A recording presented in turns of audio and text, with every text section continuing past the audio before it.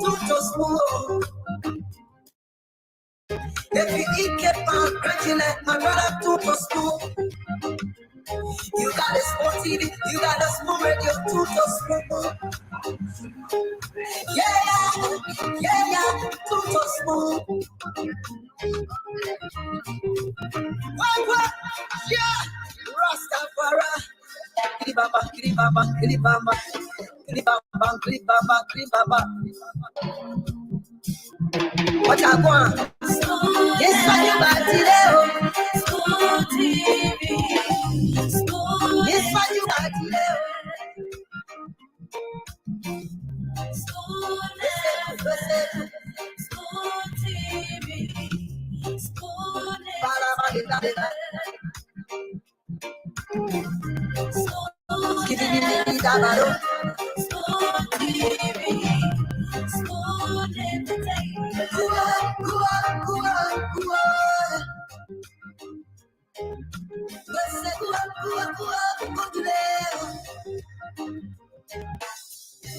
Yes, a special one from the CEO standing with the spoon. And your boy right in the south. Charges on the beat. To get your information. To the spoon. To be part of our discussion. Spoon television. Spoon radio. Spoon gonna tell you what is happening in Liberia. Spoon gonna tell you what is happening in Monrovia. Spoon gonna tell you what is happening in Africa. Just to spoon you will know. Let the children crying for starvation, just to spoon. You want to get a news update, my brother, to spoon. You want to know what is happening, Moravia, to spoon. Politicians want to make their decision, just to spoon. You want to know what's happening in the ministry, to spoon. Yeah, to spoon. To spoon. You from Vonjama, Maryland, to spoon. Yeah, to spoon. If you eat keep on crunchy like my brother, to spoon. You got a sport TV, you got a spoon radio, to spoon. Yeah, to spoon. What? Yeah, Rastafari. Kribaba, kribaba, kribaba, kribaba, kribaba, kribaba. What I want? Yes, I do today. Yes, I do today.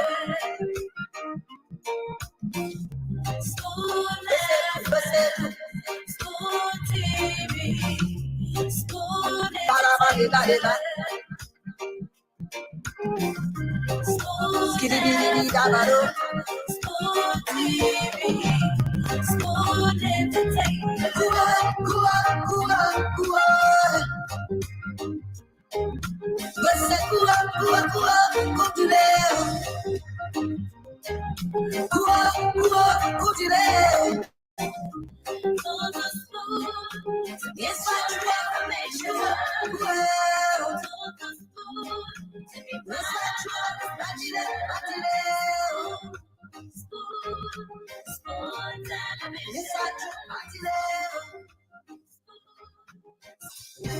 Yes, a special one from the CEO standing with the spoon. And your boy right in the south. Charges on the beat. To get your information. To the spoon. To be part of our discussion. Spoon television. Spoon radio station.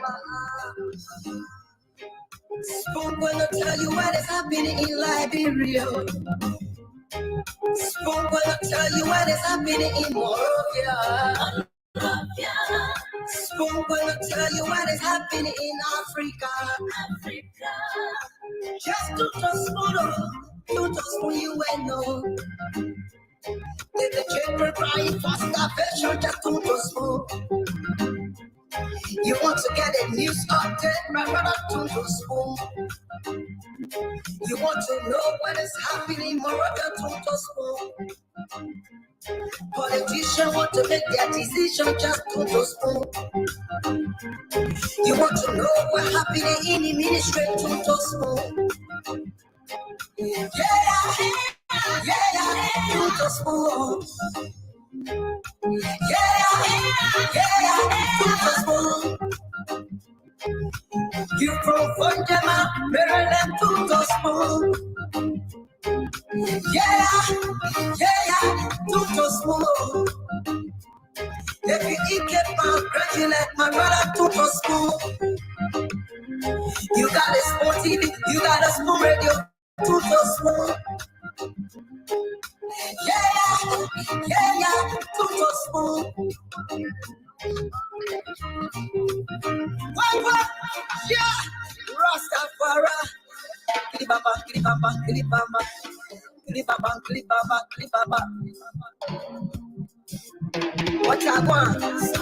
This one you back today.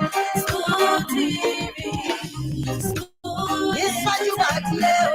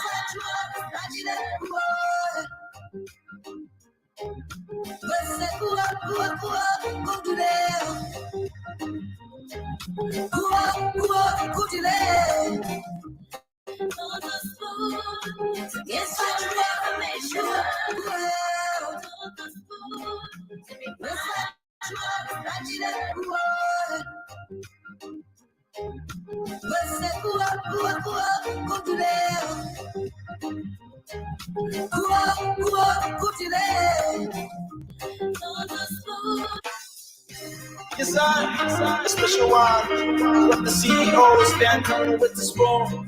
And your boy, right in the south, charges on the beat.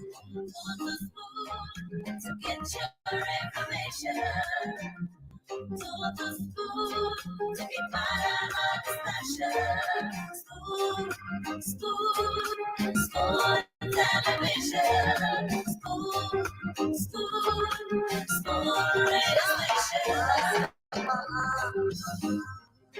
Spoon gonna tell you what is happening in Liberia. Spoon gonna tell you what is happening in Monrovia. Spoon gonna tell you what is happening in Africa. Just to trust Spoon, you just who you will know. If the children crying for starvation, just to trust Spoon. You want to get a news update, my brother, to Spoon. You want to know what is happening, Moreover, to Spoon. Politicians want to make their decision, just to Spoon. You want to know what happening in the ministry, to Spoon. Yeah, to Spoon. Yeah, to Spoon. You from Funjama, Maryland, to Spoon. Yeah, to Spoon. If you keep my prejudice, my brother, to Spoon. You got a Spoon TV, you got a Spoon radio, to Spoon. Yeah, to Spoon. What? Yeah, Rastafari. Kiribaba.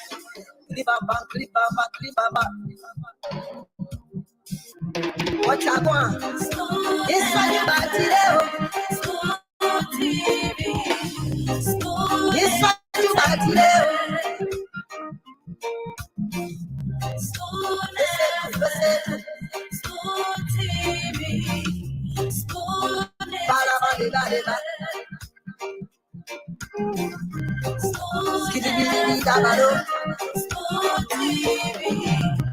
School entertainment.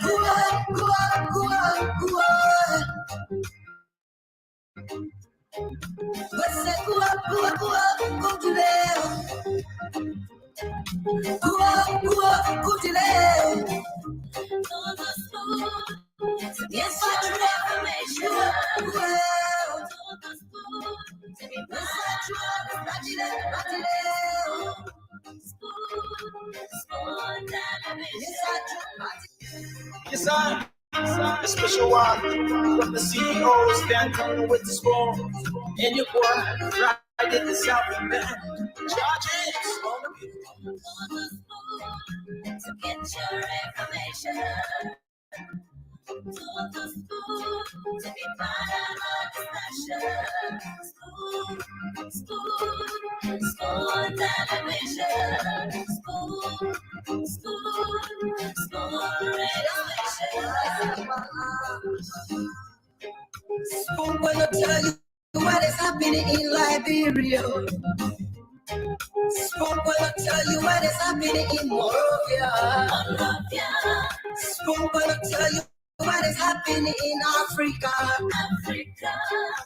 Just to follow, you just who you know.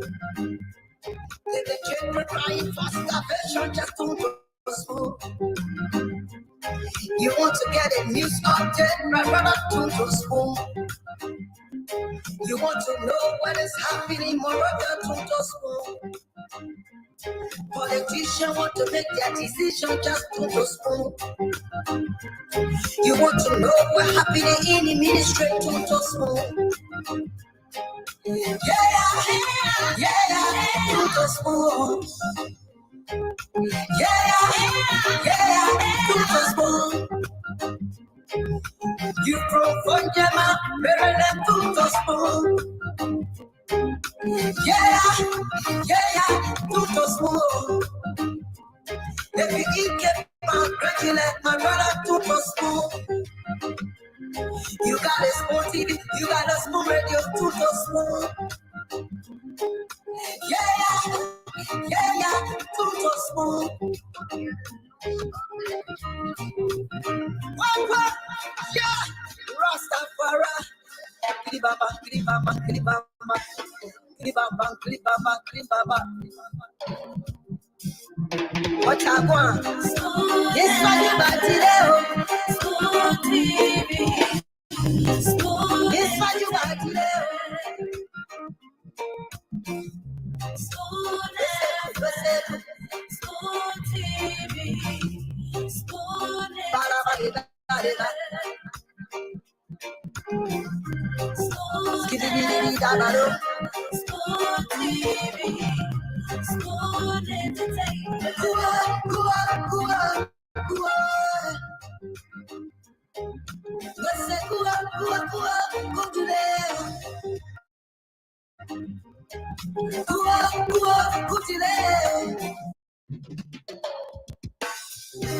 Yes, sir.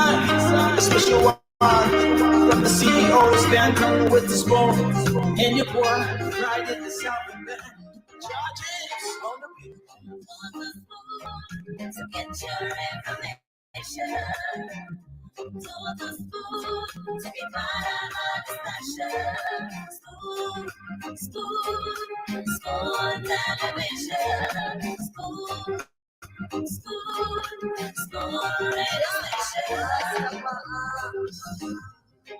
Spoon gonna tell you what is happening in Liberia. Spoon gonna tell you what is happening in Monrovia. Spoon gonna tell you what is happening in Africa. Just to spoon you may know. The children crying for starvation, just to spoon.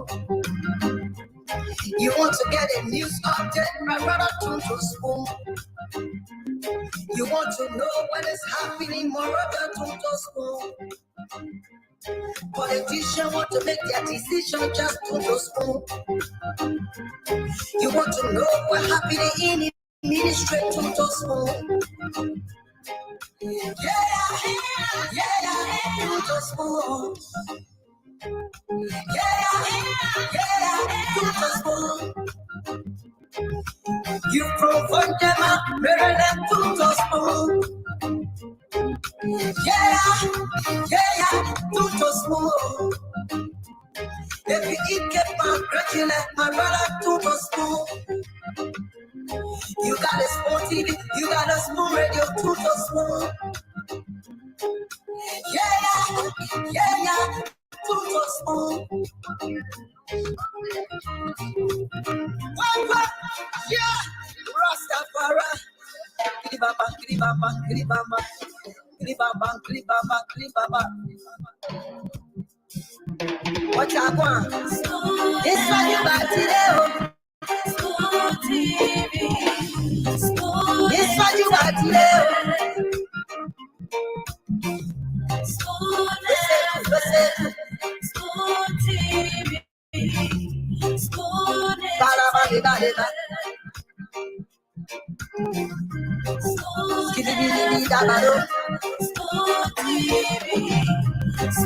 entertainment.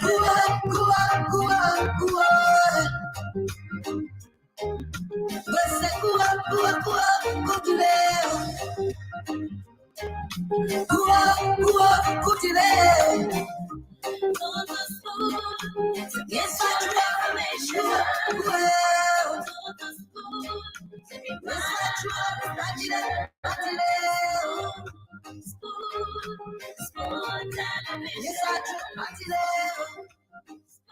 Yes, I, a special one from the CEO, stand on with the spoon. And your boy, right in the south and bend. Charges on the beat. To get your information. To the school, to be part of our discussion. School television. School radio station. Spoon gonna tell you what is happening in Liberia. Spoon gonna tell you what is happening in Monrovia. Spoon gonna tell you what is happening in Africa. Just to the spoon you ain't know. If the children crying for starvation, just to the spoon. You want to get a news update, right up to the spoon. You want to know what is happening, more than to the spoon. Politicians want to make their decision, just to the spoon. You want to know what happening in the ministry, to the spoon. Yeah, to the spoon. Yeah, to the spoon. You from Vanjama, Maryland, to the spoon. Yeah, to the spoon. If you eat keep on congratulate my brother, to the spoon. You got a small TV, you got a small radio, to the spoon. Yeah, to the spoon. What? Yeah, Rastafari. Kribaba, kribaba, kribaba. Kribaba, kribaba, kribaba. What I want? Yes, I do, but today. Yes, I do, but today.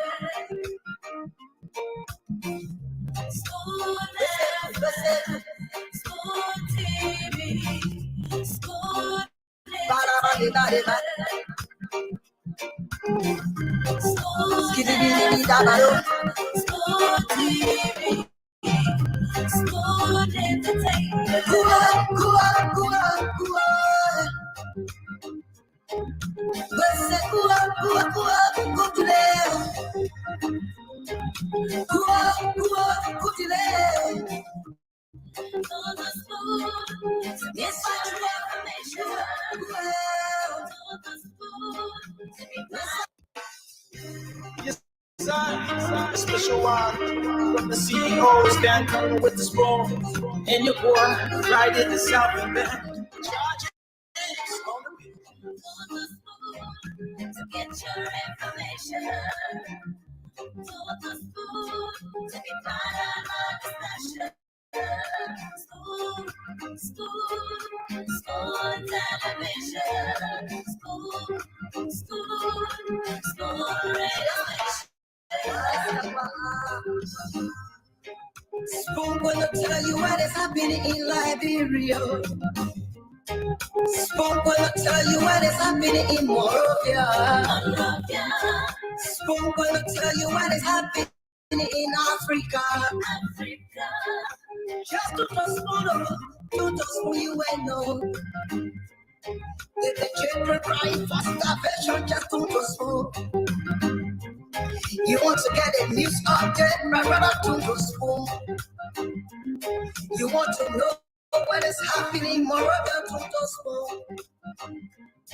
Politicians want to make their decision, just to the spoon.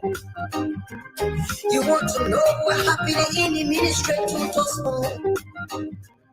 Yeah, to the spoon. Yeah, to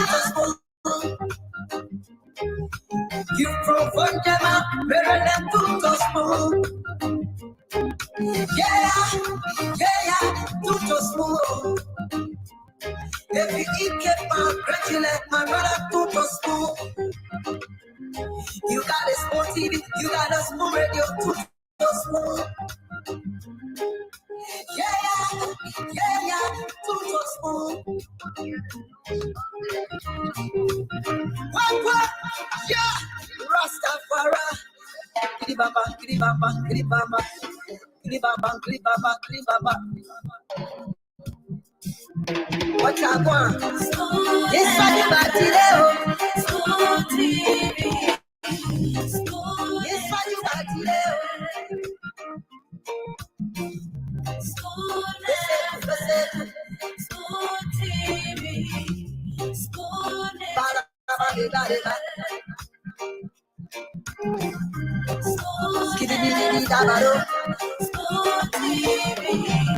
School entertainment.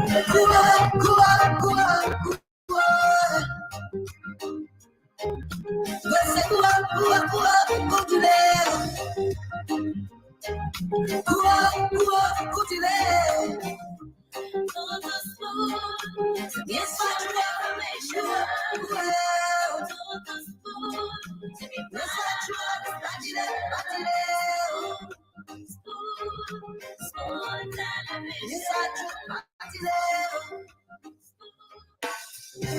Yes, I'm a special one from the CEO, stand coming with the spoon.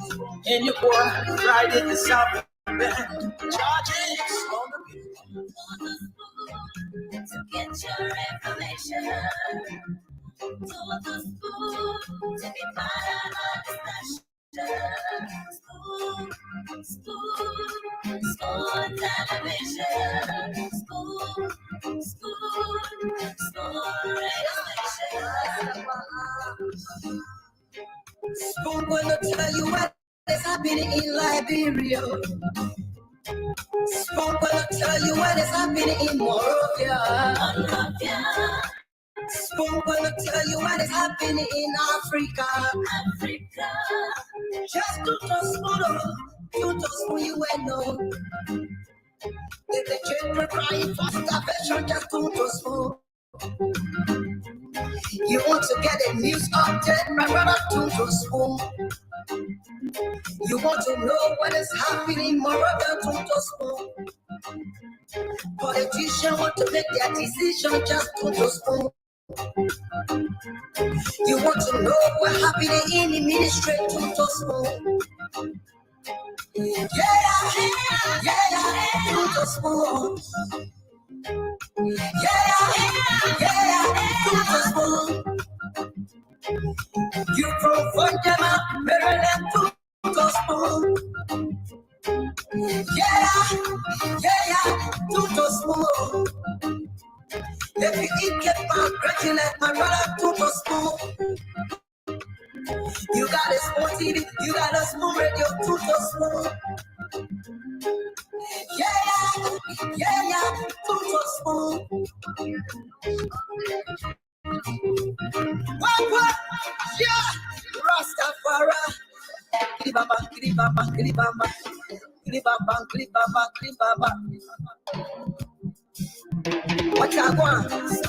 Yes, I got it. School TV.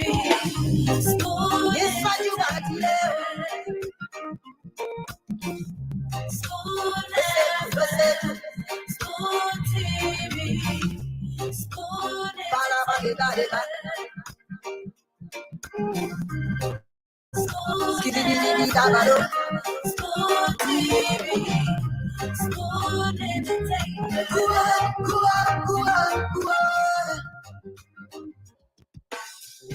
Yes, I'm a special one from the CEO, stand coming with the spoon.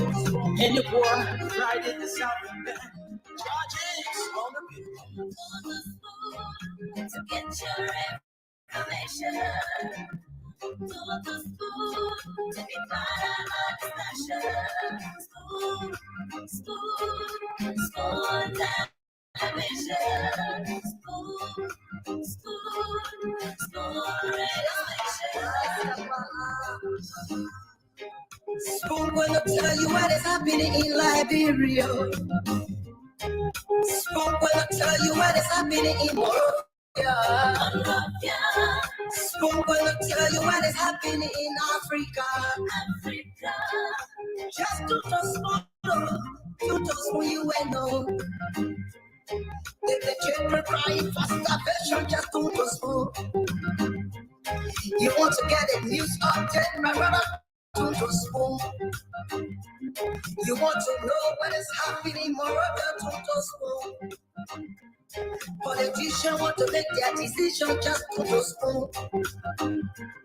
You want to know what happening in the ministry? To just for. Yeah, to just for. Yeah, to just for. You provide them up, Maryland, to just for. Yeah, to just for. If you eat get my graduate, my brother, to just for. You got a small TV, you got a small radio, to just for. Yeah, to just for. What? Yeah, Rastafari. Klibaba.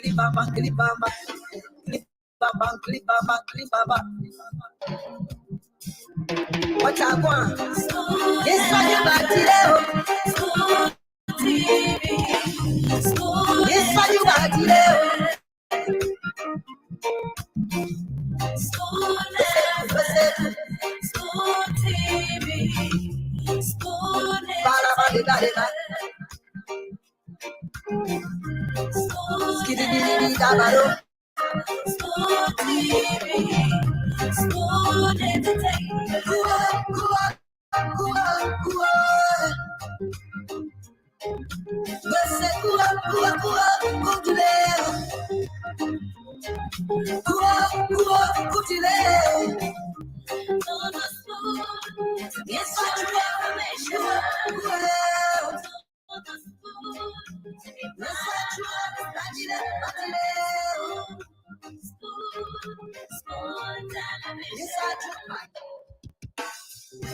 Yes, sir.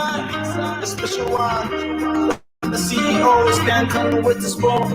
And your boy, right in the South man. Charges on the beat.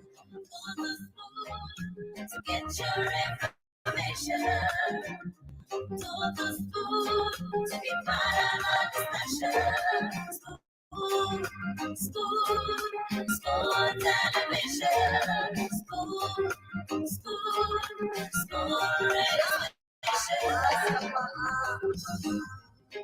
Spoon gonna tell you what is happening in Liberia.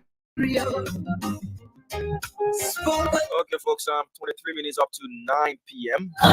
Do bear with us. I know people wondering, oh, I wonder song you're playing for us tonight. No, Spoon Talk is definitely going to come live. What we're doing is our official Facebook page is down, and we're trying to do what we can do for folks to listen to and view Spoon Talk tonight. So what we're doing is we're going to post the alternative link on our Facebook page that you can follow Spoon Talk both on YouTube and on Facebook. Those links will be posted on our official Facebook page. But for those of you listening to us via radio, all you need to do is to log on to YouTube and type Spoon Talk. That's all you need to do. Go on YouTube and type Spoon Talk, and you watch tonight's edition of Spoon Talk. For those of you on Facebook, all you need to do, the alternative link, go on Spoon TV page, and you see the link posted there with the caption instructing you what to do. There will be a YouTube link and a Facebook link for you to watch Spoon Talk tonight. So give us some time, please, folks, as we do our possible best. Our official Facebook page is down. We cannot go live from our official Facebook page as of now, but our technicians are working to see what they can do. But in that regard, you know, they say necessity is the mother of invention. So we've invented a new means for our people not to be deprived of their information. People want to watch Spoon Talk. People buy their data to watch Spoon Talk. People want to see and listen to what is happening. Someone says, I'm not seeing you, Diamond. Relax, you're getting the information. Yeah. So do that, and so that you can watch Spoon Talk. So let me run you through what you need to do again. One, go on Facebook on Spoon TV Live's page. You will see the alternative link pasted there. Once you go there, you see the instruction. One of the links is for YouTube. The other link is for Facebook. So you can click and choose which one you want to watch Spoon Talk via. Now, also, just go on YouTube and type Spoon Talk. Just go on YouTube and type Spoon Talk. You'll be able to watch the show tonight. But if you want to view the show from Facebook, go on Spoon TV's page, and you see the alternative links pasted there. The Facebook link is there as well. You can just click that link and you watch Spoon Talk. The show is coming on tonight. Tell a friend, tell another friend to tell another friend, say, Koto, we refuse. We're coming on. Yeah. They can do anything, but we're coming on tonight. You'll watch Spoon Talk on Facebook. You'll watch Spoon Talk on YouTube. You'll listen to Spoon Talk on the radio. Now on our phone. So just do that and keep listening to this beautiful theme song as we do our possible best. And talking about that, even the CEO is already on. So do I need to play the theme song any further? I don't think so. Dwalu is here as well. So follow the instructions. Go on Spoon TV's page. You see the links pasted there. One is for Facebook. The other is for YouTube. And you can enjoy your favorite radio and TV talk show, Spoon Talk, Liberia's undisputed #1 talk show as well. So that one we need to tell you again. So let me bring on Mr. Dwalu, and the CEO is going to join in as well, and we can begin the show. Birthday boy. Yes, sir. It's me, man. What's popping? So I log onto my Facebook account. Yes, I remember the birthday is birthday. I said, hey, Lord. Your birthday. Yeah. Happy birthday to you. Not too bad. I'm supposed to be traveling today, but I said, no, I won't go on the show yet. So we delayed small. You'll be on the show, so you delayed your flight. Yes. No, we driving. Not 4 hours. Road trip. Yeah, no short road trip, Okay. But to our people, man, thank you for coming. Welcome to the show. I'm trying to see I log you on Facebook. I'm not catching the Spoon thing. I want to recognize a few people. I tend to do it more efficiently on my phone than I can when this thing is going over here because I have some control, but I'm pretty sure. Can you see it on your Facebook page, Dama? No. What has been done is you can go on Facebook on Spoon TV's page. Okay. The link to the alternative page to follow us on has been pasted there. That post is there. So once you click that link, you'll be taken to another Facebook page that you can watch Spoon Talk on. If you want to watch via YouTube as well, the link is there. Even if those watching and looking at the comment section on YouTube and Facebook, the link has also been pasted there as well. So once you click on the link from Spoon TV's page, you'll be redirected to where we're using as a backup page for now. But for those who want to watch on YouTube, the YouTube page remains constant. Spoon Talk is there. Excellent. Look, it's a great day. Ladamo said we are coming on today. We have work to do. The country has to be addressed constantly. We have to make sure. I want people to keep calming down. I got 1,000 messages. What's going on with the numbers? Listen, the numbers are casting stone. I don't know how many times I'm going to say this. The Delta Brown can report from certain regions, so there'll be fluctuation in the lead. It means absolutely nothing. It's just how the numbers are being reported. But at the end of the day, 100% of the numbers have to be reported. 100%. But we got to talk about a little bit about Appleton today. Hopefully when Stanton comes in, we can talk about this guy. He's Appleton. I don't know if I can form a verb in that way. But this boy is putting out some numbers that nobody expected. And we don't know what's going on, man. No. I'm not worried about Appleton, bro. Listen, you leave Appleton alone. He's a good guy. No. I'm not saying he's a bad guy. No, why people worry about why you guys worry about him? Why? I mean, listen, worry is a strong word. He went in the race to win. True. He got in 200 votes here, 10 votes there, 20. So what? I mean, maybe the man, he was a dark horse. So let him be. I'm just saying to you, I'm not worried about Appleton. No, I'm not worried about I'm taking everything out of my pocket because it's going to be rough today. I'm not worried about Appleton, brother. Well, this thing is a fini. Let him finish. Imagine Josh Manor, we are celebrating because he winning the Southeastern region. I don't listen. Folks asking what happened with Spoon Talk. And you know, we have a little technical issue with Facebook, but it's coming on. Don't panic. You know, everybody against Spoon Talk is a whole big wahala. People are worried themselves, saying, "Oh, but where's this? Why we can't see this?" The government of Liberia is afraid of Spoon Talk. They're reaching out to the Jewish and Israeli people to create problem. But we good. We good. We good. We're really, really good. We're good. Okay. So we are 100% good. Let's change all the banners. Happy birthday to you. Look, I hope you are doing much sir. better this CDC day. will balance. Yeah, man. Beautiful. I mean, I can smell some food. I can smell some of food. I don't know. I just hear Katama just posted to his page about who. The wife cookie. Never know the case for you. No, I'm not far from the kitchen, so I think she's cooking. But let me ask you a question. Why did Ketema? I'm bringing Ketema on. Ketema got to talk to us tonight. Well, according to what he posted, he said Israel Adesanya is trying to get a video from Royal Hotel. The video, the civilians can't. Israel trying to kill Ketema. Why he trying to kill? Why Israel trying to kill Ketema? Why would you threaten to kill the man? Seriously, why? Hey, me and know Israel owe me and launch our Royal. We had a bet, so you better get ready. I will eat PB chicken and get a Eugene away. And Israel will pay for you. You love it? You muted. Go for you. Happy birthday, Twalu. Thank you, man.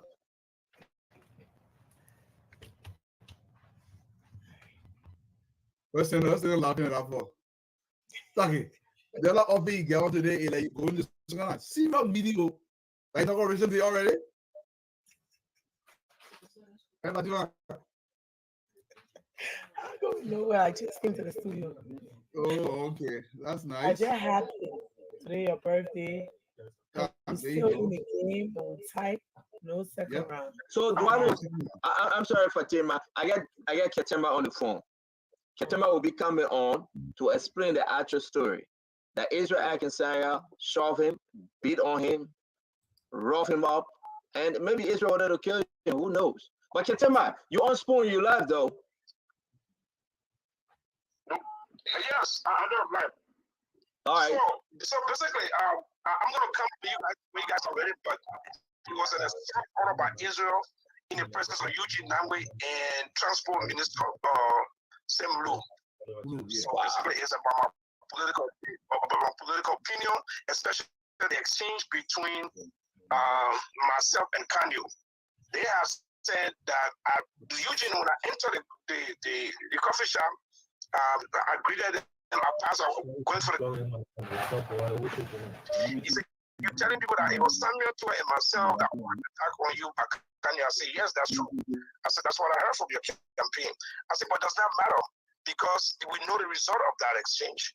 But I wonder you or to be the one to come to the studio and do the attack. You don't have to hide behind the back." Then Israel jumps up, this independent will know your position, get a strategy advice, so unity party or opposition to defeat the CDC. I said, what are you talking about? What are you even talking about? I said, the fact is that you as an official government, members of the ruling party campaign should not even be discussing somebody's right to do something that is illegal. Even if I'm not part of any political party or any campaign, but even to be obsessed with me choosing making my right to be independent, not to be independent, that's not your business. I said that's concerning to me that you even make that as an important issue to attack me on. And two, you that should be the one to be left to anybody. You pillage this country everywhere. Your issue in this country has been pillaging this country, destroying this country for years and years and years. Now you want to lecture me.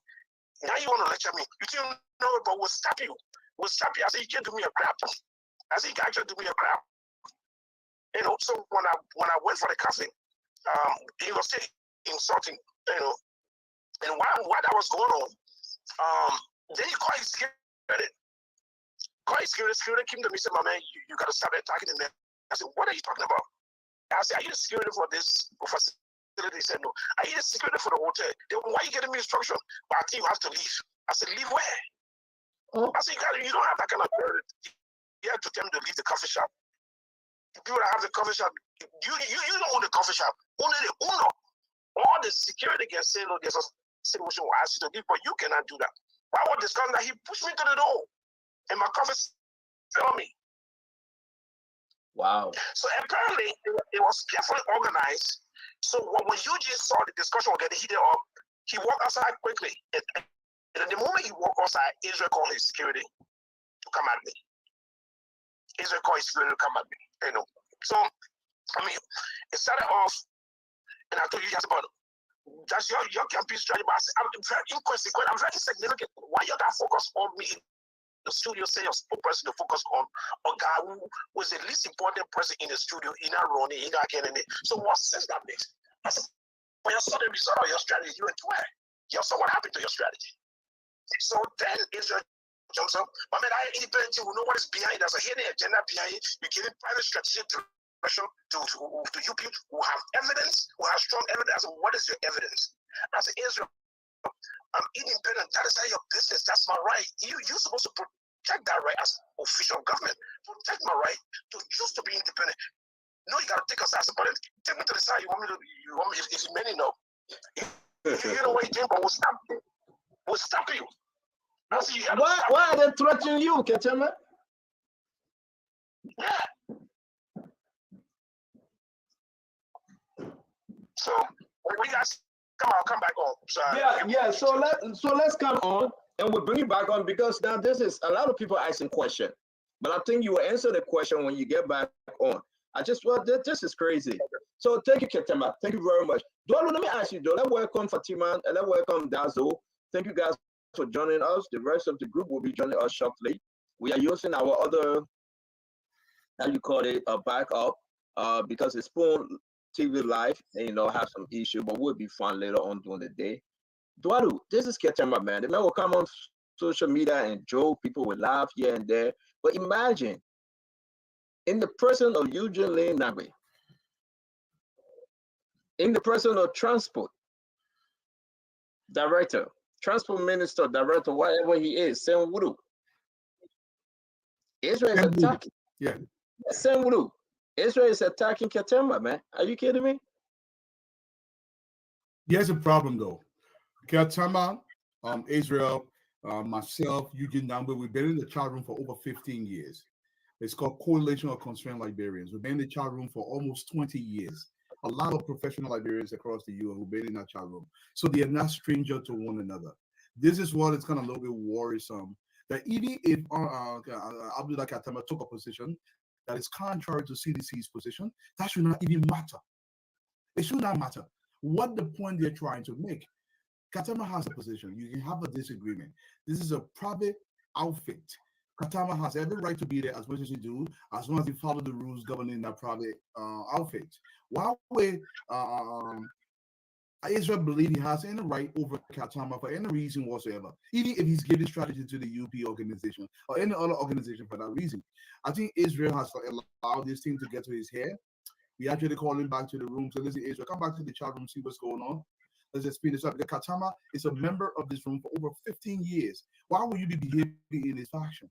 I don't understand why he's behaving like this. This guy has gotten so desperate. They believe access to government job, it is their personal right, and they must have it. So they think they're losing your grip on this thing. But let me remind them that I am fan. This is our common heritage. You could be in it today, another brother will come and be in it tomorrow. Get beside yourself. People should be free in their own country. I recognize the senator as well, man. Thank you, sir. Senator Johnson. How you doing, Senator? Can you hear us? I'm not sure whether Senator Johnson can hear us, though. Senator, can you hear us? Yeah. Yeah, go ahead and talk to us. He just... Well, in the first place, we want to take this opportunity to tell the Spoon family a big thank you for the job you have done for us and you continue to do for us. And that's why we came here tonight to discuss the issues about Liberia and our election and some of the threats coming from places and some of the looting that have started already. And I think this is unfair to our people, government offices, and those occupying the offices should not loot them because a new government is coming in. If you loot the offices, so we got to find money again to put those things back. Well, like we said, they will pay big for that. And I want to say that in the next 2 days, the election is over with. President-elect Joseph Boakai will address the nation in the next few days. I met him today. He's good. He's okay. He's very strong. And so we're there. So let me say this, Fatima, thank you for joining us again. Folks, you can follow us, or you just step in Spoon. You will be glued to the program and you'll follow us. Again, with our main Spoon TV live page, have some technical issue, and we will be fine. So just follow us the best way you can. I want to say, Fatima, welcome. Here we are again, talking about the attack on Ketamba. But let's jam this thing in because we'll call Ketamba. Something is happening. There's a post going around that CDC group, the Sabu unit of one of the many groups, they should go and attack the Unity Party War Room Center. All right, they should go and attack the War Room Center. Why are we doing this? I thought Joel was a peaceful man and he called for a peaceful election. Why Joel instructing his folks to go and attack the opposition, leading opposition political party, War Room Center? Why? Well, thank you for the opportunity, CEO. Thank you to the rest of the panelists. I think you can understand our strategy. If you can't beat them at the ballot box and you know that they've already won, you intimidate them, you try to make them feel that they are less than or they didn't. We try to input doubts in their own mind about what happened on the 10th. The 10th cannot be erased. No. Okay, I don't care what they try to do. Joseph Numa Baka will be their president. So these are the tactics they're going around. They're telling, giving data to all of their people to flood the internet with fake news of them winning because they know politics is a numbers game. The numbers is not on their side. So this is what they're trying to do: intimidate people, lie, and say that they've already won, claim the glory before it actually happens. But today I went on live and I told all of our Unity Party supporters that they should be here and they should be aware that these elections were over. The people voted their conscience. The people came in and they voted. Even the people who work in the government voted, and they voted against this government. Correct. Because they want good governance. They want policies in place that will reflect their lives. Okay, the people are living as destitutes in their own country, and of course, they voted for whatever they said that they will. You harmonize our salaries, will harmonize your vote, and they voted for them. Like I'm a very proud Liberian today. Like I told you, CEO. I was the supervisor for district number 10. The overall supervisor. I went from police station to police station, time without number. I even saw some communist people that were sitting there as monitors. They said, "We'll not spoil the food. We'll vote for Joseph Nimapaka." So that's how it was. They cannot change they cannot change the outcome of the election. So they're trying to intimidate people. But we affirm we're standing on the truth, and the truth is Joseph Nimapaka. At the end of all of these tallies, will be the next president of the United States of these Republic of Liberia. Thank you. Thank you very much. Dwalu, let's talk. Stanton, one thing I want to say, it will be very foolhardy for anybody to go to another man's fort and attempt to chocolate things there. Not only is it illegal, it's going to hurt you because I don't think the UP organization is going to sit there, allow you to enter their war room and then you go there and check that thing. This will be very foolhardy of you. Don't ever attempt to do that. And I'll actually speak to the Liberian National Police. You have a responsibility, a statutory responsibility to protect this outfit. You are not CDC police. You are a police agency of the Republic of Liberia. Your loyalty is to the state, not to a political organization. But I want to stress this point. Across the country, young Liberians, you don't need to call, you don't need to text people that own Spoon, say, listen, what's happening? The numbers can be inputted in a way that Edda Brown Lasana chooses. There's a text message from Mobile Balu. They were all angry because they said, oh, why Baka in the lead? So they're testing each other. We put her there for a reason. All of those to appease them. So the lucky they can report all of the way in the Southeast first, it doesn't matter. You can put Honorable President, we are in the lead by 300,000 votes. It's up to him. At the end of the day, like I say, I will keep repeating this. The tally sheets are cast in stone. Nothing can change them. Like I said, you can watch it with iron so it can move. They're cast in stone, they're public record. Everybody has the tally sheet. At the end of the day, these tally sheets will reflect exactly what these numbers are. Any kind of propaganda being propagated by the likes of Mobile Malu and the so-called Muyan gangs, it's not going to help them. Across the country, from Nima County to Grand Bassa County, people have voted to Margibi, Mosorado County especially. In my hometown of Bummy, they voted. This issue is it's a done deal. You go up, you come down, it's cast in stone. Your rest, no need to even argue with anybody. Just wait. There's a Brown Lasana has a job to do. I will recommend that she hasten the process so we can make sure there is calm in the country.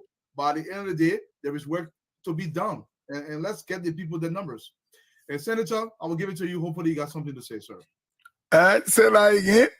I'll pass it over to you. You have something to say to add. Well, I think I would say it's a done deal. We're not going second round. It's a one-round victory for President Boakai. In the next few days, we're going more than 50 plus 5%. We're going to be around 60%. And the game is over with. We're not going to allow them to intimidate us. And that's why some of us came back to Monrovia. I was in Bombay. I said, okay, we'll come to town. And then you go and attack our premises or attack our war room. We will equally respond. We're not going to say that for anybody to think that they can threaten us and or intimidate us. We've been very peaceful. We went to the polls. Our people spoke. Our people voted. We disgraced them massively. And so, I will even suggest or call on Mr. Weah to concede to defeat. You are out. You finished. I don't care how they do it. So, I'm telling you that the game is over. It's over. We're not going second round. Braga is winning the thing here first round. We're going to get more than 55% or 50 plus 5%. We'll be around 60%. I can tell you this. We disgrace them in bombing. And if you give us the opportunity again, we'll do it more. Because our people were angry. Our people wanted their country to be rescued. Our people wanted freedom. They wanted redemption. They wanted to enjoy their sweet country. And that's what we did to them in bombing. They spent millions of dollars. Let me read this thing. Why are you talking about bombing Diesel? You have Soko Adamant Dolly. You have Murphy M. Gibson. Duana A. Kamara. Morris G. Setuma. Jeneke Alex Tyler Senior. What are the results? Let's move to the result. I want to set this up for you. You have Mr. Dolly, the man that was, they took him all around. They didn't snow. Put his hands up. The man that said he needed 100,000 instead of 30,000, that the government should give those senators the 100,000. He came up with 28.9%, right. 7,113 votes. Right. Let's see whether that make Edwin Snow happy. The man got his son, he running around, he came up with the thing. The other gentleman, Murphy came up with 927, 3.8%. The next person, Duana A. Kamara. Duana came up with 4,222, 17.1%. Let's go and see who's next on the roll call. Morris Setuma, the man that had the seat, the man that there and say, yeah, Joe, you remember? Yeah. Joel put the man up. Right. And they booed him. Joel said, if you don't want to vote, you're not reaction, you're not sedition, you're not for me. He said something like that. Right. He Joel put insulted it up. us. He Right. insulted you. Yes. Maurice Tuma. Right. That he and Edwin Snow ate the people money, $14.5, Yeah. $14.9 million. Right. Maurice Tuma. Yes, That's that's when they correct. said Charlie Kunta, that all the people getting rash and everything, they negotiated with Western Cluster. Right. The people spoke. And they sent a message to Maurice Tuma. He got 4,728 votes, 31%. Maurice Tuma. So let's go back to Alex Tyler. You know, when sedition jumping up and down like cockroach, like roaches, when sedition jumping up and down and think that it is over, then you wonder, what's going on with them? Are they okay? Maurice Tuma came with 7,632 votes. Right. 31.0%. Maurice Tuma is a projector winner from Bomi County. Maurice Tuma sealed the deal. Sorry, Alex Tyler. Alex Tyler sealed the deal with 7,632 votes. Alex Tyler, he's the projected winner. Alex Tyler, you go up, you come down, CDC can then Ziza. Alex Tyler is a senator. Yeah. He's the new godfather. Edwin Snow can put forth. Alex Tyler is a new godfather. He is the new godfather. No, listen. I'll tell you this, my brother. Bombing, all we did was to take bombing from the evil people. We did campaign. Our campaign was okay. We didn't have stolen money like they did, and we whipped them. Every individual that Mr. Snow and George we had lifted their hand, we beat all of them. Not only George we are. Edwin Snow put a hand up. George we put it up. The people said, you know what? Let me say this. When they were booing George we are, Joe said, and I mean the booing Maurice Tuma. Yeah.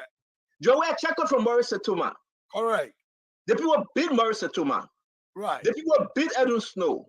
Right. The people beat all of them. Right. And at the end of the day,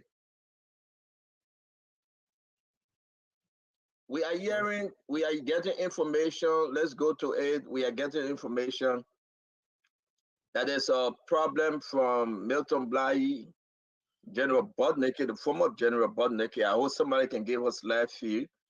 Dama, if you can call him, we appreciate. If you can call him, we appreciate. Something is going on. Something is going on somewhere right now as we are speaking.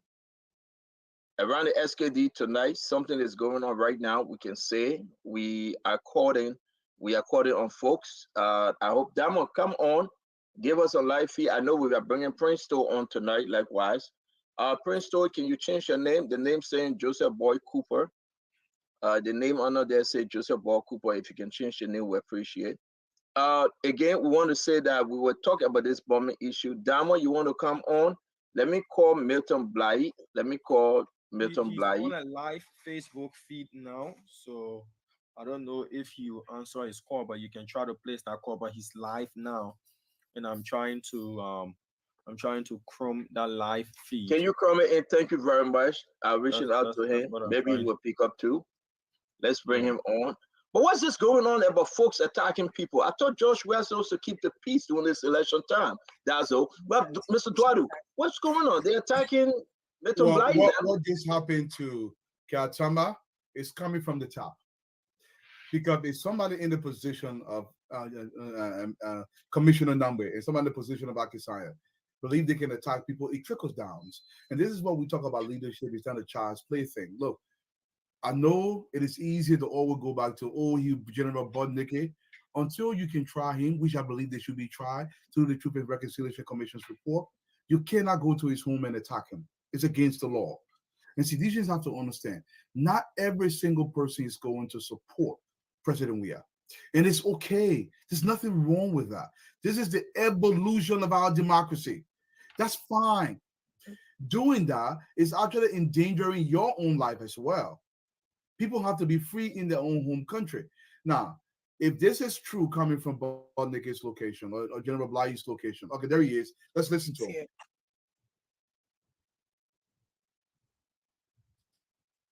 Let's get some voting, folks. Damo crewmate in. There we go.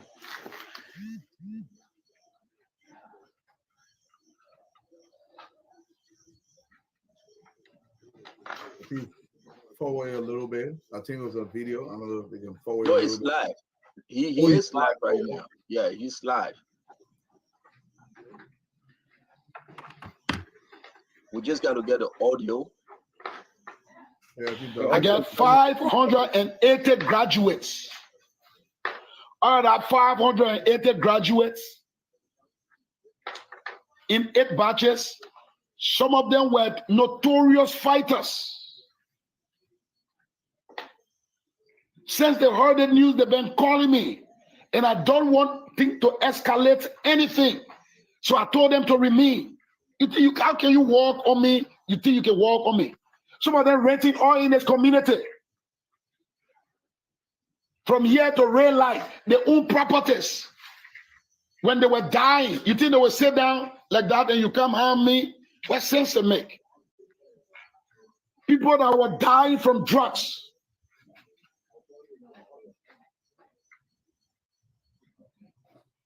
God used me to restore them. You think they can sit down and you come to harm me? Your government is there's no secret in it. The people who you even read by you, the leaking information. When you do things today, everybody know what you do. You plan something today, everybody know what you plan. So how safe are you? How safe are you? And another thing you don't realize, I said it as a warning, you don't realize it. Let me tell you.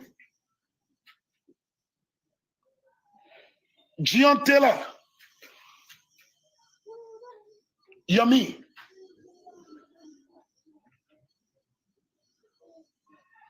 Kaifale, all those guys, they are experienced looters. I don't have anything for them to loot. If you bring war, you bring violence,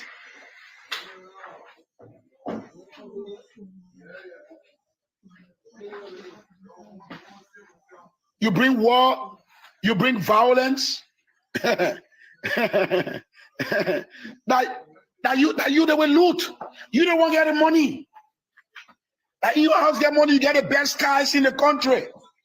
They will loot your things. When we were fighting, when there's a looter, the fighters can be waiting, hoping that their commander will die so they can loot his house. So they will be wishing you negative. You don't even know. Kuchi, Jefferson Koji, those boys will love to your many girlfriends. They will love to your many girlfriends. They will loot your cars. It's in your houses that you have cash. You don't have cash in the bank. We ain't get money. Nobody get cash. Nobody get cash. You the one get you the one get money. That you the one that will loot. That you that will loot. So the confusion, the thing you staring, the violence you staring, that you will lose.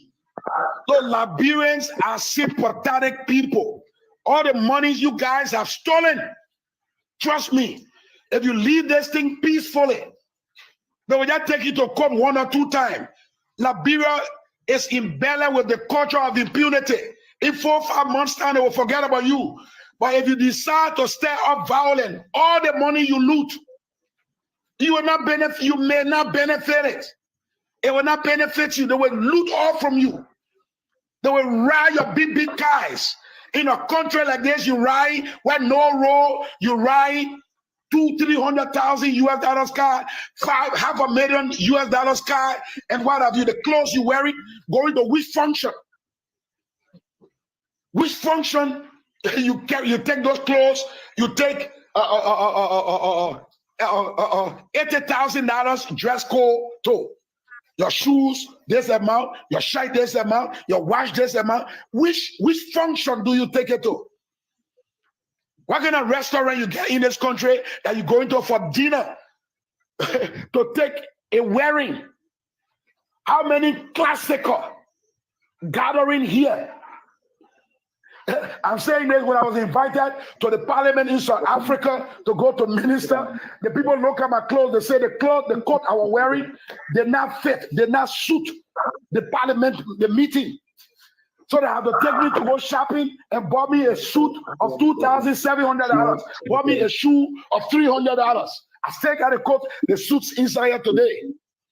Which function do you go to that warrant the expensive clothes you wear?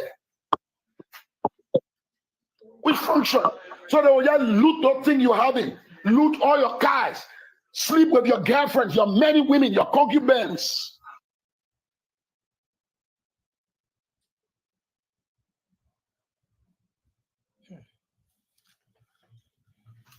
What is that? What is that? What do you want to prove?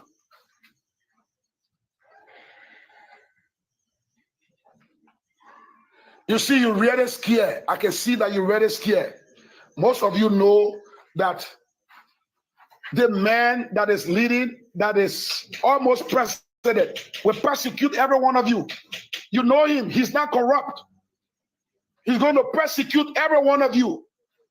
So if you like throw yourself in the sea, if you like turn Liberia upside down, when Liberia sit down, you will still be persecuted. And if you don't live before Liberia settle, God will also persecute you. The chief persecutor, Jehovah God, is up there waiting for you. He's there waiting for you. Don't repent. Don't repent. The Almighty is up there waiting for you. He's waiting for you. So die in your evil. Die in your sin. Don't repent. You almost every one of you are Christians. You are deacons in one church. The president is a pastor. He has his own church. He preached. He's a co-preacher in the Archbishop of the Republic of Liberia Church. He's a co-preacher. Every time he travels, he comes and uses the Archbishop pulpit to preach. He knows right from wrong. So if you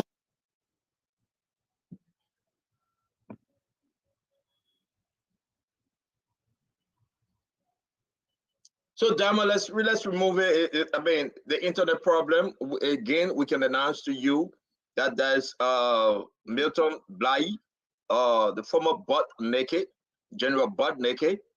He came on an attack. He expressed himself. But here we are. Again, I'm receiving message from Nimba as we speak right now. A group of guys, they call them Talks, led by Garrison Yelu, Honorable Gopu Cargo, and former county inspector. They went to the National Election Commission office in Saniquity. They disrupted, they destroyed ballot papers, interrupted the counting process. Senator Sano, Prince, welcome to the show, sir. I have to read this. It is very intense in Nimba Saniquity. This morning, to their amazement, again, they came back tonight, and that the NEC staff had to close the office and they ran for their life. That is in Nimba. Former County Inspector Reginald Mann. We want to announce, I hope this is seeking the attention of all national security apparatus in Liberia. Right now, as we speak to you, the thread was posted on Facebook that the Unity Party, where they stood, where they gathered, it will be announced on another network, Freedom FM, that the Sabu unit should go there and disrupt the process, the war room, the process, everything. They are sending folks. SKD right now is very tense. What is happening in our country? We woke up this morning and I thought it was Facebook, but it wasn't Facebook. Somebody went into our system and they hacked our whole system. That's why we are now using our backup right now as I'm speaking to you. 2 of our other pages, the temple of it, they block it. And they are saying on the Spoon Talk, giving us hard time because we want to end this whole thing by fire or by force. You serve as you are the former senator. You serve as Senator Prince Tooh. Thank you for joining us. You ran against Zacharias Gray. Results are coming up. I can say to you, I have all your tally sheet. And I saw exactly when we tabulated everything, we counted everything, we did everything, put out on the paper. I can say to you, you are the projected winner, except otherwise being announced by the National Election Commission. Thank you, sir. Everything. Thank you. Everything. And I challenge Zacharias Moses Gray to come up with his own senator me. I will take all night. It's on a District 8. We will count everything, Zacharias Gray. So we will wait. We are not making, we're saying projection, provisional results. So people got to be very clear. And let's have a great show today, guys. Prince Maxwell, welcome. My brother, Colonel Ed Remy Gray, welcome. Okay. We announced this thing that Car Friday, all the guys that were coming to town. George Banner, we have sent his helicopter, Dwalu, pick them up from Grand Jida. They made 3 different trips. And here we are now, tension in Nimba, tension in at the SKD, sending folks to Milton Bladdy, home, butt naked. The intention of George Banner, we are. Let me meet you a little bit, Prince. The intention of George Banner, we are Dwalu. You come in, then we bring in Prince Tooh and the rest of the guys tonight. What's the end game? What George we are looking for? What I would say this. It is in President Weah's best interest to make sure there is peace in the country. There is law and order. It is in his interest. And it's not just in his interest, it's a statutory responsibility of the president to make sure you protect the peace of the country. If President Weah or the CDC-led administration, in any way, shape, or form, if they are contributing to the chaos that we're hearing about, this is not going to go well down for him. The international community is watching. The Liberian people are not going to accept this. These votes must be protected. It's what we are hearing from SKD. This is the national voting place.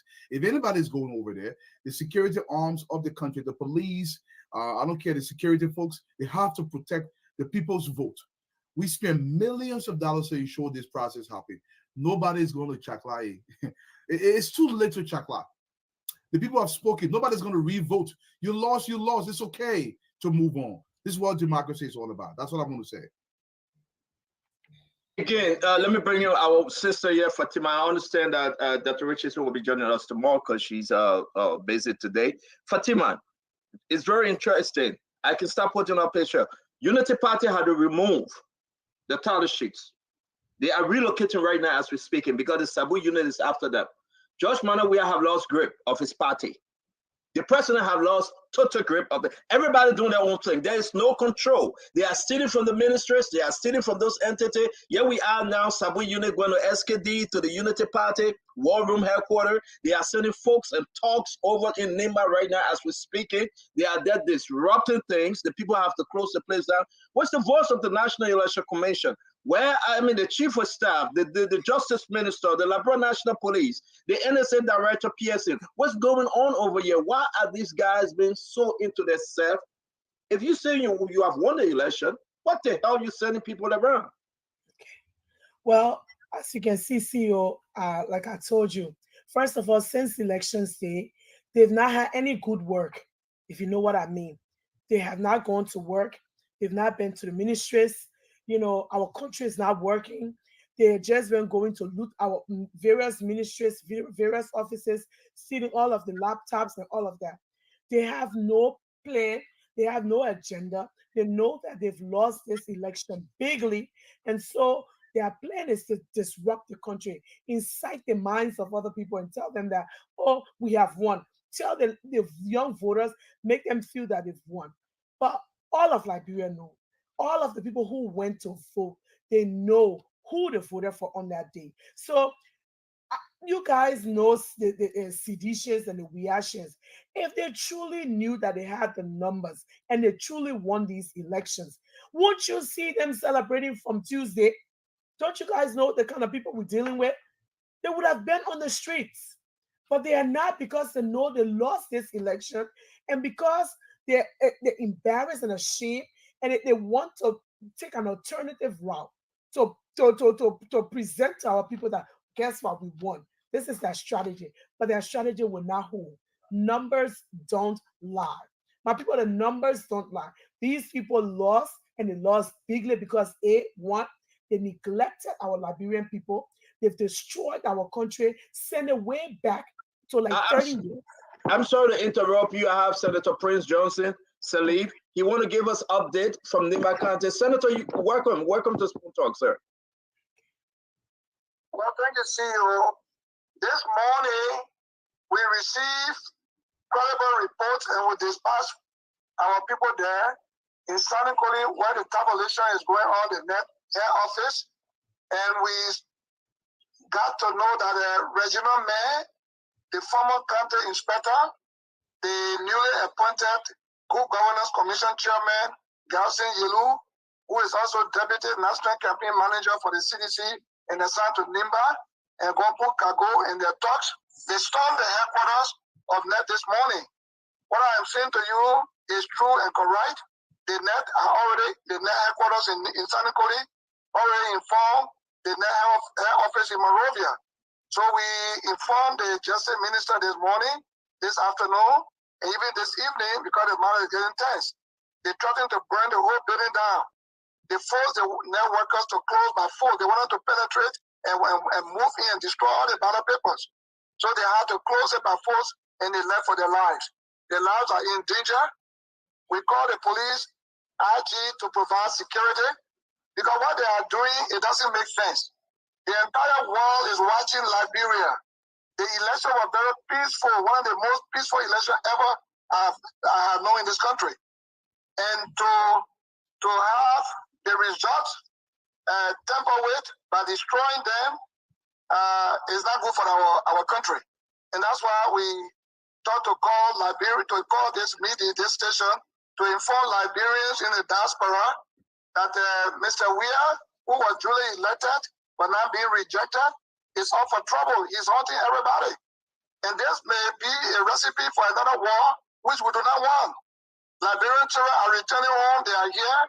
People want to move on with their lives, and war is not good. It destroys things.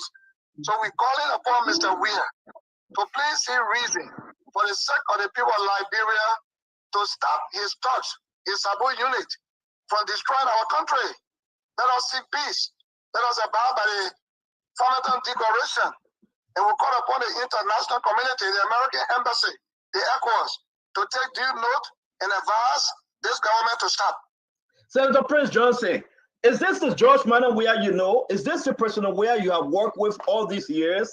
Why is he so fearful? Why he bringing in folks from Grand Judah? Why they establishing and re-establishing the Sabu unit? Why they creating a home in Vartown and Bannersville to store former combatants? And today, Milton Bly, former General Botneke, is under attack as we speak it. Again, Unity Party, that your party have collaborated with and collaborating with, they are under attack. The war room is under attack. Sabu unit is going to invade that area. They have to remove the title sheet. They have to remove the boxes. If you are watching online, folks, this is what happened today. Dama, can you pull it up? I want you to put this up before Prince Johnson, Senator Johnson, answer the question. These are the things that Unity Party begin to remove, folks. The Sabu unit want to disrupt. They want to destroy this high evidence that Joseph Yeman Boaka is in the lead and he's about to whip George Manneh Weah one-time first-round victory. They have to relocate. Senator Johnson, is this the George Manneh Weah you know? You know, power can pollute people, especially when you are in charge, when they elect you and you produce bad governance. And for example, the auditors, the 3 boys, and many other things that they don't run in the country, they are afraid of prosecution. And so they must keep power by force. And that's what's happening. Now the army of Liberia must take due note and protect the lives and property. The army is a democratic army. It's not a regime army. So we appeal to the army to make sure that the country is safe. It's safe. We appeal to them to protect everyone. It's not good to destroy our country. The army consists of different tribes. So if you go after one group of people, the army might likely divide. The security might divide. If you put the Sabu unit to kill people, to grab people and destroy, the other people in the army want to protect their citizens. I'm from Nimba. You can't destroy me because my people will defend me. You can't destroy Grand Jada people because we are united to bring peace, to make sure there is peace in our land. Let's work together. That's my appeal to Mr. Weir. Let's work together. I'm 71 years old. I'm not after war. But if you want to go after us, our people will definitely defend us. But we call for peace. Peace in our land. Peace, please. Guys, you have a question for Senator Johnson. We'll start with you, Senator Sano. Your former colleague, Dazzle Johnson. Prince Johnson is on the line for Nema County, the godfather, the senior senator. Let's start with you, Dazzle. Well, I can say this. There's a plan. There is the plan. That is what they want to do. And former President Salif, and I'm not going to, whatever I'm saying, I'm standing by that. Their plans are to disrupt the process, to ensure that President-elect Barker is not inaugurated. They want an interim arrangement that will allow them to go free. That will allow them, because when you have an interim arrangement, they will not be audited, they will not go to court. That is their plan. I mean, these are their plans. And so it is good that the international community, everybody is watching. It is not a joke. That's what they want to do. Disrupt the entire process so that there will be no report. I mean, there will be no result coming up. The military will be constrained to come in, seize power, and then you have an interim arrangement where they will go free. And we're not going to accept this. Our people have spoken. Our people have voted.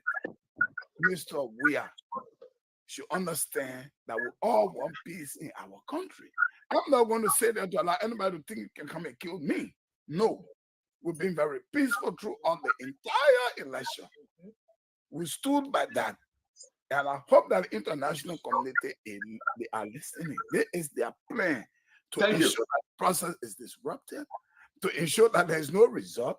I told you. Thank you. Mr. Barker will win more than 50 plus 5%. That's why we get Prince Johnson on the phone, Senator Johnson on the phone. Let me bring in the candidate, the projected winner as per the document we have received, Prince Toe. Prince Toe, Mr. Toe, we have Senator Johnson on the phone. Talk to us. Do you have a question for him? Are you concerned? All this disruption, are you concerned? The work of the Sabu unit, are you concerned that George Manneh will send his helicopter to bring in talks from Grand Jide to start this disruption? Talk to us. Thank you so much, sir. It's very concerning for the peace of our country, and it's very concerning for the democrats of our country. I have similar experience with Akara Moses Green Dish number 8 on the election day on Tuesday. On the night of Tuesday, October 10th, he unleashed gangsters and thugs in the street in Dish number 8, all in the name of harassing us so that we cannot protect the ballot boxes on Tuesday night. You have people coming after the voting hours to go and vote, like 8 o'clock, 9 o'clock. He was trying to stuff people in the voting places, And by the help of God, we have people firearms. We have some assurance that we all these kind of people attacking us and doing different things, carrying firearms. But we made it through. We survived, and I sure that we did a lot of damage to our votes, but we made it through. And then, we good. But I think it's very dangerous for our country to see our national leaders not putting the people's interest first, but instead putting their interest first. Liberia is bigger than anybody, any one of us who are running for elected posts. So we should put the people's interest first. If the Unity Party government is winning the election, the government should accept the result. It was the action in 6 years that led to this result. So Nobody gonna turn this around. The people have spoken. Thank you very much, Prince. And I know we're going to talk about district number 8. Just hang with us, please. We're begging you. So Senator Johnson, here we are right now. Your final message to the people of Nimba and the people of Liberia, and your direct final message to President George Manneh Weah and Vice President Joel Howard Taylor, sir. Well, my message to the people of Nimba is that I am your senator, you elected, that you love so dearly. I don't think you will sit down here for somebody to kill me in cold blood. I need your protection. I need your defense.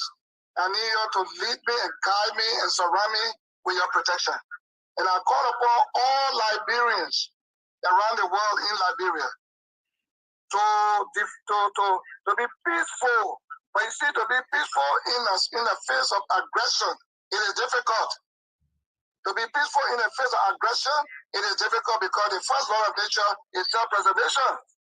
You cannot say in your heart to come and kill you in cold blood. You have to defend. And when you defend with color, with stick, or whatever, it will lead to a full-blooded conflict, which is not good. So we were inside this thing, and this is exactly what Dwayne was doing. And we appeal to Mr. Weah. Mr. Weah, we appeal to you to be peaceful. Liberians want peace. The army is there to protect lives and property, to protect democracy. We are not a threat to democracy. The election was very peaceful, no trouble. It is you bringing trouble, unleashing terror on the people of this country. Please, if I die today, I don't give a damn. But we appeal to you, you are our son. Be careful. We do not want the police, the army, and the security forces to split, because there are different tribes in there who believe in democracy. They will not go at the days of dictatorship. Go at the day where you apply any acts of aggression against innocent people. So please, we are one. Let's remain one. Build our country. Move our country. When you are defeated, get out. That's all I will ask of you. Do you think that this election is one-round victory for Joseph Yema Boyka? Can you speak to that? Indeed, one-round victory. From the tally sheet we got, it's just that we have every indication to believe that Boyka is the next president for Liberia. We don't have a confusion, because if you start destroying the tally sheet, the ballot boxes everywhere, the people of Liberia can declare Mr. Boyka as the president, and they can defend him. What are you looking for? Full-scale conflict? It's not good. It's not good. There are children in this country that want to live their life. There are people that want their life to be peaceful, and they die in peace. Mr. Weah, don't be trouble to Liberia. Don't allow people to fool you, because they who fooled Samuel Doe was our in-law. They fooled him. He could not have taken weapon against Nimba. He was deceived. At the end, they ran away from him. People fooled Charles Taylor, is in jail. They escaped from him. People are now going to run away from you. Please, we are calling you to order in the name of God as a pastor. Then you stand in the pulpit to preach. That's all I can say. Thank you very much, Senator Prince Johnson. And congratulations, because the projection coming in that you have won Nimba County again. And we said with those provisional results, you're looking good. We want to say thank you very much for joining Spoon upon the last broadcast on Tuesday. You're now appearing for the first time on Spoon Radio and Spoon TV. Thank you very much, sir. Thank you. God bless you. God bless you. All right, we will also be bringing in the former General Butt Naked, Milton Blai. He will be joining us after that live program that he just had. He will be coming here to explain. We are asking folks also from the war room, wherever they are, that the Sabu unit have stormed, that they will send someone to speak. But as we can see, and what we tell you, Unity Party were forced to move all the tally sheets to another location. Prince, you are here with us, Prince Toll. Thank you again. Talk to us about district number 8. Your tally sheet, man. You did extremely well. You are muted, sir.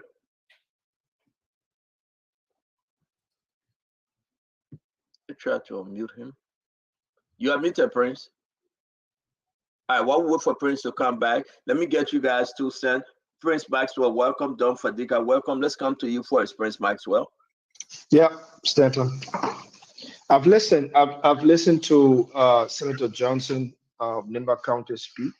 I've listened to my colleagues speak. I think we are Liberia is now in a gray area where we all have to be very careful how we walk on the margins of the conversation and the words that we are using to describe the situation that is unfolding right now in the election. This is a serious time. I'm hearing words like war and conflict, war and conflict. It's becoming synonymous with 1990 rumors of war. It's becoming synonymous with Octopus, April 6, and many of those other times that we had trouble in the country. Let me just simply say that this issue of electoral disruption is becoming very, very serious because it's not just only the panelists on the show that's talking about it, ordinary Liberians are talking about it.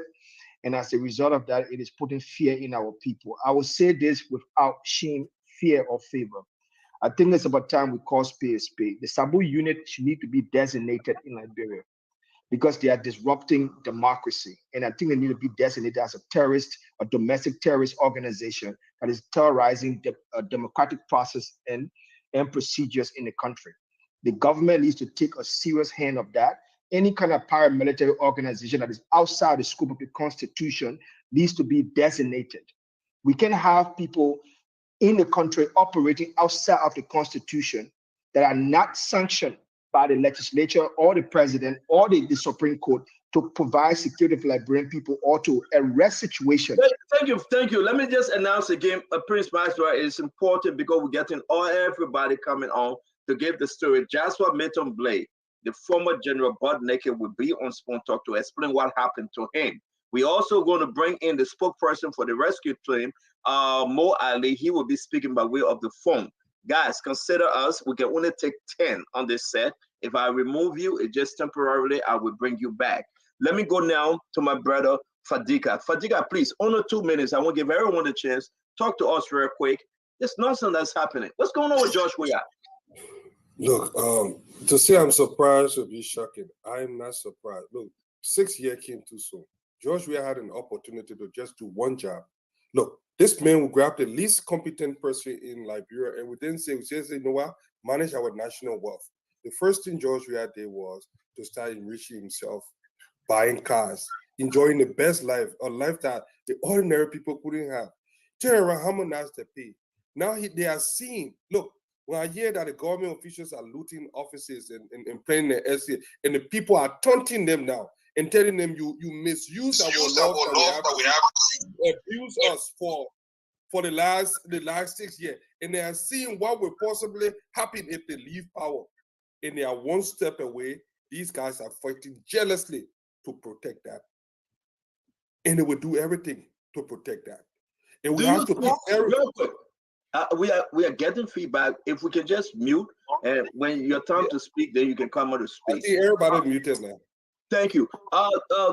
General, I will come to you. Sorry, Reverend Blay, I will come to you. Let me bring in Prince Toe because he was speaking. Then we'll come to you. Bring in Prince Toe. I will go in the back. Give some. No, Prince Toe is on. We're good. Yeah, we'll be in and out. You're right. Go ahead, Mr. Toe. Thank you so much, sir. Thank you. Thank you to all my supporters and thank you to all those who supported me over the years. It's been 14 years since we started this process. And finally, we have gotten to the end where our people have won. We've had gray on us, the white unrest for many, many years. He has imposed himself on the people of District Number 8. In 2017, we came very close to winning gray. It was fraud involved in the process. He always tried to impose himself on the people of District Number 8. But this time around, we're in the lead, and by the grace of God, everything is working for us. We have made our district a place where you have a lot of talks, a lot of gangsters. My home in many occasions will have people in my house chanting, breaking my fence, and breaking through things and what have you. But by the grace of God, we're all right. And we will lead our people. We will support what is right for Liberia. We'll stand for our country and we'll stand for the good thing for the future generations so our country can progress. That's why I'm in the process. I want to thank everyone for the process, everyone that was involved in the process, everyone that supported us. I'm grateful. Thank you.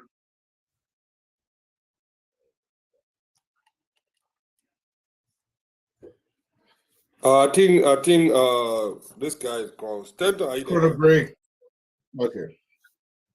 Yeah, thank you very much. You know, this thing that happened, a lot of phone calls coming in, a lot of information we are gathering. It's scary for Liberia right now. I'm not trying to sow the seed of fear. Right now, the street is quiet. On election day, that morning, there's a truck came from Ivory Coast. It was escorted by some security individuals coming directly. So folks at the border thought it was ballot boxes. That's all. They went after it. Some of them took picture. But what was in that truck was photo. Guys, Liberia is the only country we have.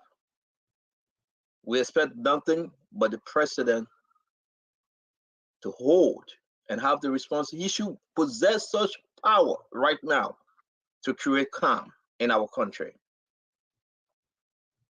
I'm going to give Mr. Bly the chance to speak. Are you with us, Mr. Bly? Then we'll come back to that story because I want the photos and I want to share it. Mr. Jasper Milton Bly? Okay, are you with us? Hello? Hello. Yes, thank you. Yes, thank you. Thank you very much. Can you lower your you listen to something? Can you lower it? No, I'm not listening to anything. I'm almost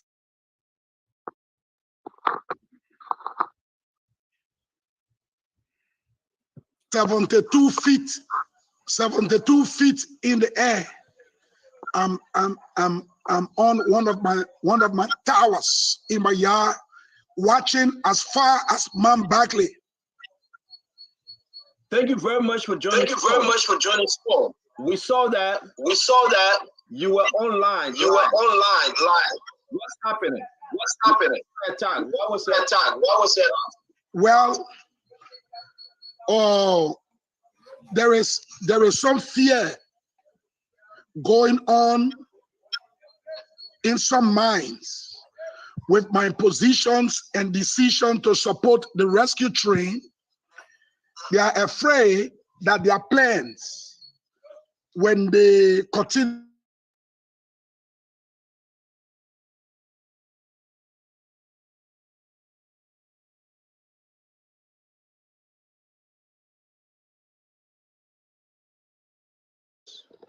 I'm calling him.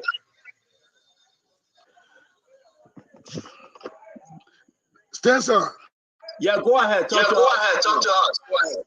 you hearing me now? Yes. So they believe that whatever plans they have, I am able to thwart it. That's what they believe. And so they decide to bring in people that they think are equal forces to come and assassinate me.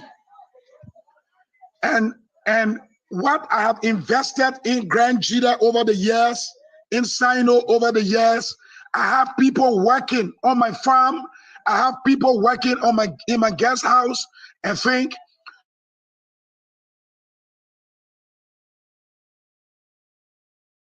so. Information reached me yesterday that some group of guys were brought from Grand Jita to Monrovia to assassinate me. And so when they come, I should not open my gate to them. All right? All of a sudden, this evening, you know, I have 580 young men who have graduated from this project. And when you graduate, the project settles you. So I get people who graduated from this project, clean from drugs, from here all the way to Red Light. They get their boots, they get their taxis, they get their motorbike, they get their keke, they're running their own businesses. So they gave me information that they see these people around Mount Barkley here. That their base is somewhere around 72nd. And they see them around here tonight, and they say they are coming as armed robber to attack me. So it will be like armed robber came to attack me. But I have 103 people here who left the street to come and leave drugs. Besides those 103 people, I rescued some lady. There was a girl who was being abused by a guy. Imagine, she was 14 years of age. He had the first child by her. She was 15. He had a second child, and the child was 2 weeks, and he was about to sleep. He was forcing her to sleep with her, and somebody told me, and I rescued this girl and her children, and I brought them here, and the baby is now 1 year plus. Now, with this type of young people here, I don't want them to be part of such violence. And besides that, most of those other children, there are a few guys who were ex-fighters, but most of the children are 17-year-old, 18-year-old, 16-year-old. Their parents brought them here. I brought them, some of them from the street. They're here. I don't want them to see that type of violence. So I was just sending a message that they should wait. Let's play the game of violence tomorrow, so that I will put the people cheering outside, then they can come in my house to do anything they want to do. Wow. So have you seen, okay. Mr. Blake, can you go out and come back in? All right. I don't know how to do it, but let me try. Remove from stage. All right. Yeah. I think the feedback too is coming from the studio. That's what's it's not from the studio, it's from him, Conor Gray. Now we're good, right? You're not hearing anything. It was from him. Duadu, let me bring you in. Duadu, this is one of the things. President Weah is losing it though. The president is losing this thing very, very fast, Duadu. This is President Weah's job. If this is happening, he has to address the country. He has to step up as a leader and address the country. His words will carry a lot of weight, because the Sabu Union, we know for the last 6 years, the Sabu Union has come from the government. So the president can speak out and say, listen, gentlemen, we have to protect this democracy if he wants to stop this right now. So we have work to do. The president, he can lose it all he wants, but he still has a constitutional obligation to protect the Liberian people. This is not optional, Mr. President. You have to speak. Come on, I don't care if it's tonight. If this is going on, you have to speak to the people. You have to speak to them directly. You have to protect. The vote is not just something. People are not going to rerun these elections if you feel you win. This is not an option. Nobody's going to agree today, especially that we know Honorable Baka has already won this election. Nobody's going to agree to a rerun. It's a waste of money. It's a waste of time. It's a waste of resources. At the end of the day, the president has to address this very aggressively across the country and say, listen, Liberian, I want you to be calm. Stay away from these election vote counting areas. Let the people do the jobs and announce these results democratically in a peaceful manner. This is the message that should be going out right now, Stanton. Thank you very much. Reverend Gray, thank you for joining us, man. Prince Johnson is speaking. Bud Naked is speaking. We'll be bringing in Yaka Koloba. He's going to speak. These guys, that took them from Grand G there. Okay? The president is losing it. When we announced it the other day, guess what? They got to place the keeping them in Bannersville and that of Vartown. But imagine the president own helicopter. He sent his helicopter to pick these guys up and bring them to town. Talk to me, Conor Gray. Well, I mean, I think it was Yeka Koloba that used to accuse this president of having contact with Model and other armed gangs that existed during the hyper. You got a bad feedback.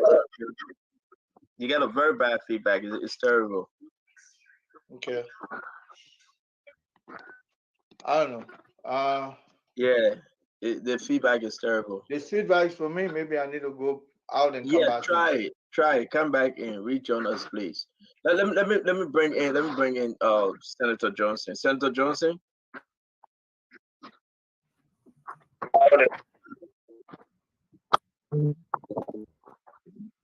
You want to say something? You want to say something to what you heard, Senator Johnson? Yeah, I think all of us have said what we're supposed to say.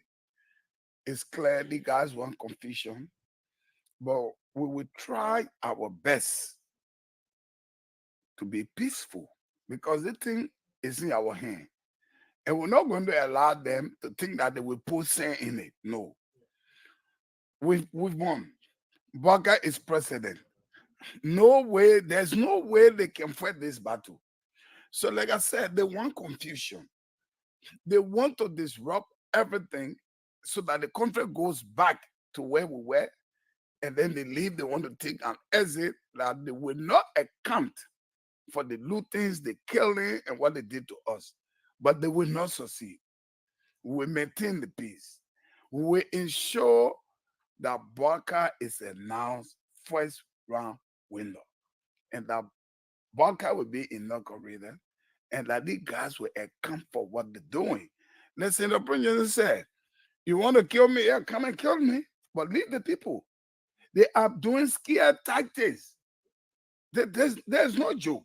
What if I was just reading some posts right now, and somebody was saying that they are firing guns at the neck office in Nema.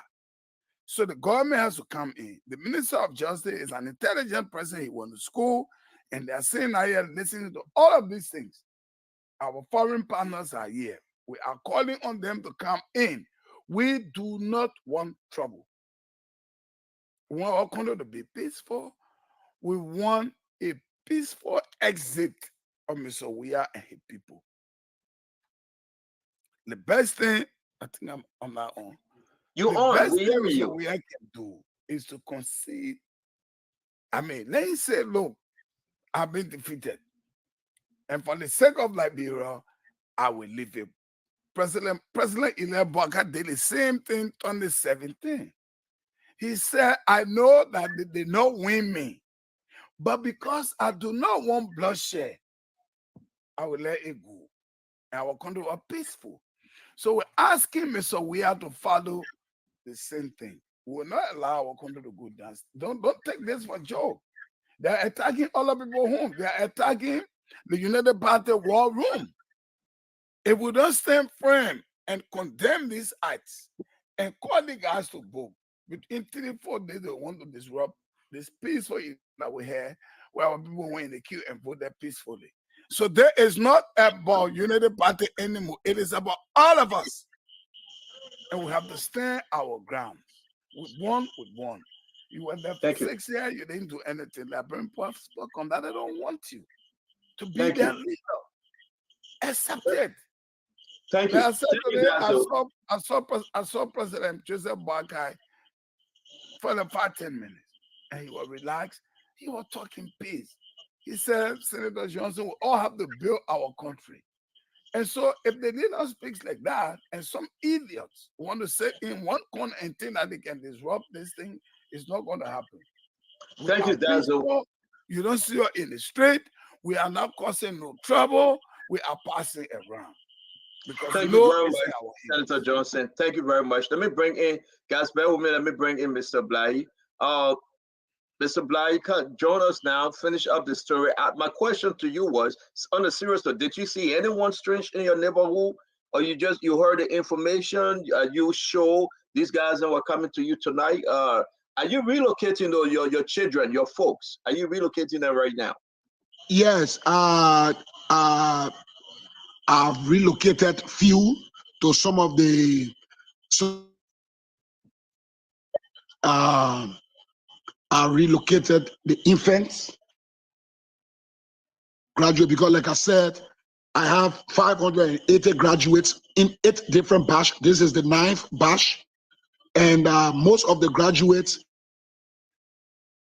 and I asked them, instead of them, stay, let them take the children to their different homes. So they carry them 2-2-1-1 and think. They break, all the parents all the children who parents, the parents will come for their children and carry their children until after the campaign. They declare Honorable Joseph Boakai president. After he win and the country is settled, then I will continue the project. But the older ones, they can also go if they want to stay, they will stay. But for the younger ones, any who did not have violent experience, I don't want them to witness violent experience. So I've taken them already from in the compound. Only a few more here, and other people will take them before anybody reach here. So we're still waiting. But do yes, you think that there will be violence? Do you think that there will be trouble? Definitely. Wow. Definitely there's going to be this is what happening. The government, the campaign they ran, they took raw cash from the covert. Raw cash. They went to the banks. They took raw cash. Those cash that they have to account for. So they're hoping that there will be confusion so that they can burn ministries to destroy some of those evidence. That's their tactics. Those guys don't want to fight. They are not able to fight. They don't have what it takes to fight. They just want us to follow them in the violence, for them to destroy things. They're not even thinking about this election anymore. Trust me, Stenza, they are not thinking about the election anymore. Even some of their employees looting offices and running out.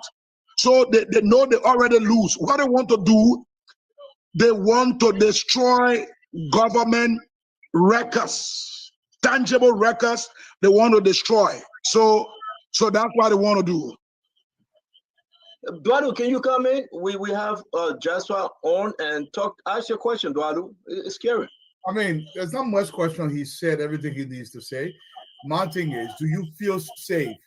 Do you feel safe tonight? So let me tell you something. Let me tell you what I know, what many people don't know. You see, 1996, the strategy that I use, listen, I'm not a regular soldier. I was trained as a witchcraft. I was trained as a spiritist. And in worship, you harness the energy of humans. So when April 6th were coming, when I took those people to the barrack, when I put almost 73,000 people in the barrack, I wanted them to crave for protection. Then I harnessed their energies to use it and project it as a fear against anyone that were coming to me. Now, it was only 73,000 people. Now, more than 4 million energy is against this government. So just watch it. Everywhere violence went on, let's be honest, they are the one who feed the casualty. It's because the energy of the people are against them. The energy of the people are against them. And so with that energy, they can do nothing. They are actually paralyzed. The paralyzed in war, you fight for the energy, for the side of the population.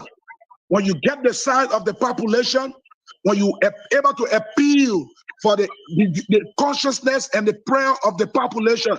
So that's why I just did. When you saw me going live, I was bringing the energy of the entire country in my favor against anyone that will come. If they ever come, you will hear the story from now to tomorrow morning. Who do you think, I'll bring in Don Fadika, who do you think coming to attack you? Who do you think sent them? Who sent those guys, and who coming to attack you?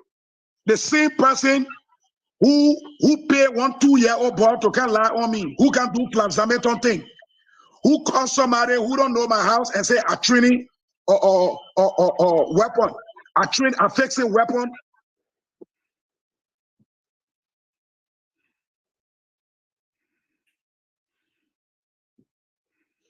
Okay, Fadika, the attack on Unity, go ahead. So Koji is the only person that I know that have this violence out here. Koji, chief of staff, said on your show that Kochi was buying arms. He said it. He said it on a recording. We heard a recording. Then Kochi also is the same man who I saw with a little boy lying on me. So Kochi is the only person that even a boy who I got boys that graduated from this project. They went back to crime. They were in prison. William Smith, Kochi freed him from jail, and he's on Kochi death squad. And people from there gave him information from among him. So he's the only person that is doing this. Fadiga? Milton, I haven't talked to you for a while. It's been a while since I spoke to you. You are from Grand Jide. Grand Jide has supported George Weah throughout from 2005, 17. You have received enormous support. Now you're supporting Ambassador Boyka, and I don't want to sound tribalistic, but it is what it is. The vice president is from Nima County. I see this unity between Nima and Grand Jide. What message do you have for your people to let them know that they are treading on a dangerous path and people could get hurt? What message do you have for the people sitting in Grand Jide today? As far as, I mean, they're all entitled to choosing a side. But what message do you have for your people today in regard to what is going on?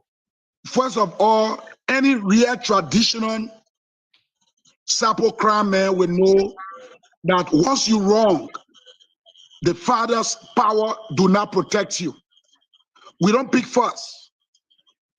The reason why the battle was against us 1990 because we were in the wrong. When Doe have already died, the war was supposed to end. But the war was still against us. So we became the ones in the right. That's where we had those type of strange protections. The way to harness the blessings of the father in the Crown tradition is to be right. And so the fathers know their children who are taken from Grand Jide to come to Monrovia are not right. They are in the wrong. Number two, we have been used. People know the energy between the Kra or the Grand Jidians and the Nibadians. And they always love to use it to see that a son from Nima County is a vast running mate to the team that have already won, just a matter of time, or in the league, for their children to come to Monrovia to cause this trouble. They are re-sparking the violence between we and the Nimadians. The fact that a Nimadian is a vast running mate. Any violence should not come from the Crown side. It should not come from the Grand Jidians. It should not be supported. If he win, he win. If he lost, he lost. For us to send our children, to allow our children, and we're not talking. And I know there are people, or Kaifale cannot be controlled again. He's the superintendent for the people. For him to leave that is high and mighty presidential position, community presidential position, the people are not able to advance him. But at least let it come on air. Let people know that they are not part of this. You see, when the war was coming, there was a Guillaume man who spoke on air. I think Ome Kwenu something. Ome Kwenu. He spoke on air to warn his people. That man stayed in the barrack and survived with us until the war ended. Because he spoke the truth. No crime man helped that man until the war got finished. When the war finished, he was even with us on refugee camp. So when the fathers hearing us, they should come on air and distance themselves from anything their children are doing now. If it is lie, if they came in town for different thing, let their children speak and say, no, we didn't come for that violence. Let them call their children, because it is dangerous for them. Let's bring in Prince Maxwell. Prince, do you have questions? Yeah. We got to get Mo Ali on the phone shortly. No, I do not have question for Joshua, but I would just like to support his position on the fact that he has come forward to Liberian people to inform the Liberian people that whatever rumors is out there, he's not a part of it. This is a good step. This is a right step in the right direction, because this is on record that he's informing Liberian people of that. But let me just say this, right? What we need to be careful with here right now is a symptom that has existed in our entire war period. The factionalization of everything else in Liberia. What we are seeing here right now is the consistent conversation that's around people who were factionalized coming back into the fold and trying to reassert themselves back into our when they do not belong there. We need to also be cognizant of the fact that right now around the world, there is no peace in this world. We see the recent chaos with Israel and Palestine. We're looking at the issue with Niger and ECOWAS. We're looking at Russia and Ukraine. If Liberians do not pay keen attention to democracy and allow democracy to be dragged to the slaughterhouse, ain't nobody's going to come and save us, because America's hand is too full. France's hand is too full. Great Britain hand is too full. The European Union hand is too full. We need to be very, very careful, and our senior citizens need to be very, very, very mindful in how they talk about this issue. This election is meant to be peaceful, not disruptive. This election is meant to drive Liberia to a peaceful result, not to drag Liberia to a conflict position. It is shameful that everybody right now in the country is talking about war. It is shameful that everybody is talking about conflict. It is shameful to President Weah. It is shameful to our legislators. It is shameful to the Supreme Court and the Chief Justice. It is shameful to the police director. It is shameful to everybody in the country, including myself, that we will be sitting here and talking about war and talking about conflict and talking about instability. It is shameful. We need to desist for that kind of language and talk about moving forward. Thank you. Thank you very much. Joshua, do you have anything else you like to share with us? Because folks now are saying they are very concerned about you and the group of folks that you have with you, and you're saying that something will happen. It's kind of disturbing, Milton. Do you have anything else to share with us? Yeah. Let me say, you see, those boys, they flew from Grand Jida to come to Monrovia. Those guys know what they want. If they think those guys can risk their life for them against me, they lie. Those guys, even though I am a clergyman, those guys are still afraid of me. And those guys will do exactly what they want just to get the money from them. And to please them, they could hide other people, and the people will not sit down to look at them. But Kogi do not have what it takes to win any violence. He don't know. He don't have what it takes. He's just endangering the future of this country. And the truth of the matter here, trust me, Stanton.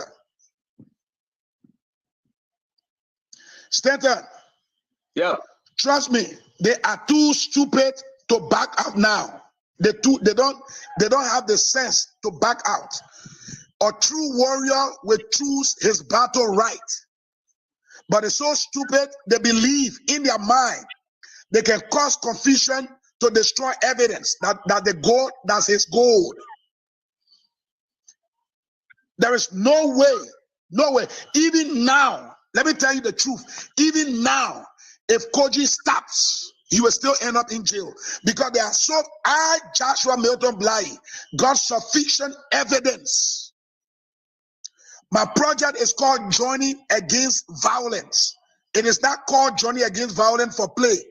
I have cataloged a lot of violence and waiting for the time that Liberia will answer to the War Crime Court, so I can present this evidence. Agorin and many people who continue violence will go.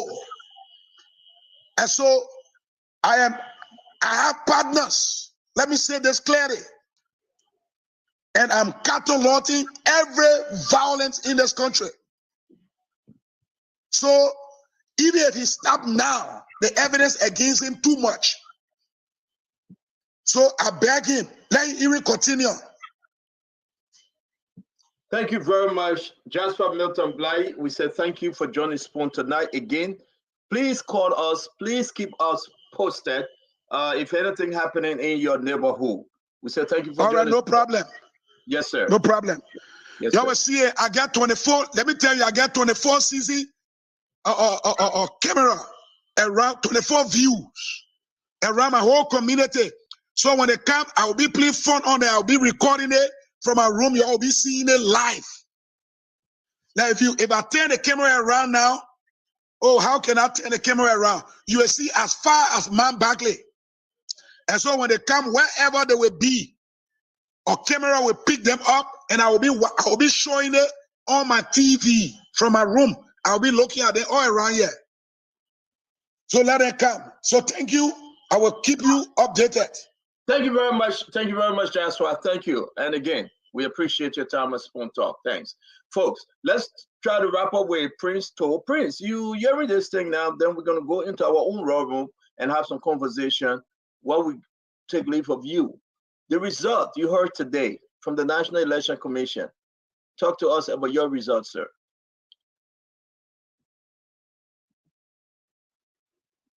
Can you unmute, please? We know we won the election, so we are not surprised by the result that's coming out. And we're gonna see. Let me give you a situation of what happened. How so much fraud was in our election, right? I have a tally sheet here right now from NEC that I won the Senate, all the Senate. That's polling station 1 from Richie and Lincoln School. And then in our center, you had 381 person registered to vote in our center. In that very center, we won by 112 votes. Akara Gray, Moses Gray has 75 votes. And then others are like around 115 votes. So when you tally the total vote, you have 302 votes in total. Because they want to steal vote like they always do, Akara Gray now want a fair election. The CDC, they don't win fair election. They believe in violence and they believe in cheating, right? The pool officer, after allowing our people to sign, he went there, took the book, put another one behind the 75, and gave Akara Gray 175. While every other parties that was in the room recorded 75 for Akara Moses Gray. We have the situation, we have quarantine our backs. We have reported the NEC. We're going to open this box very soon. We'll have journalists, we'll have people involved in the process to make sure we're going to end the fraud, big fraud. And there's just one case. We have so many cases in Liberia. Gray have never won a fair election. And everybody knows Gray lost the election. Our people deserve better. Gray time is over. So we are going to lead our people to betterment. I stand for the people, and I can assure you all my Liberian people that I will not let my people down. I will not let you, the Liberian people, down when I'm representing in Parliament. You can be assured of that. Our country is the document we received, Prince. It's only when the split. Yeah, but you got 8,993. I calculated everything. Akara's Gray got 8,930. Is that what you have? Are we on the same? I will send you the total record tonight. I will forward you the record before when I close up. I will send it you very soon. There's a bulk group, all right? We have the total tally. We'll forward it so you guys can post it. We won him by over 80 votes. Over 80 votes. Yeah. So then my calculations seem to be correct. 8,993 for you, 8,919 for Akaris Mosi Gray. Plus or minus. Let me give you the final tally from our room. I will give you the final tally in a few minutes. I will post it on there so you can post it to the public. I'll do that. Thank you very much. It's good seeing you, man.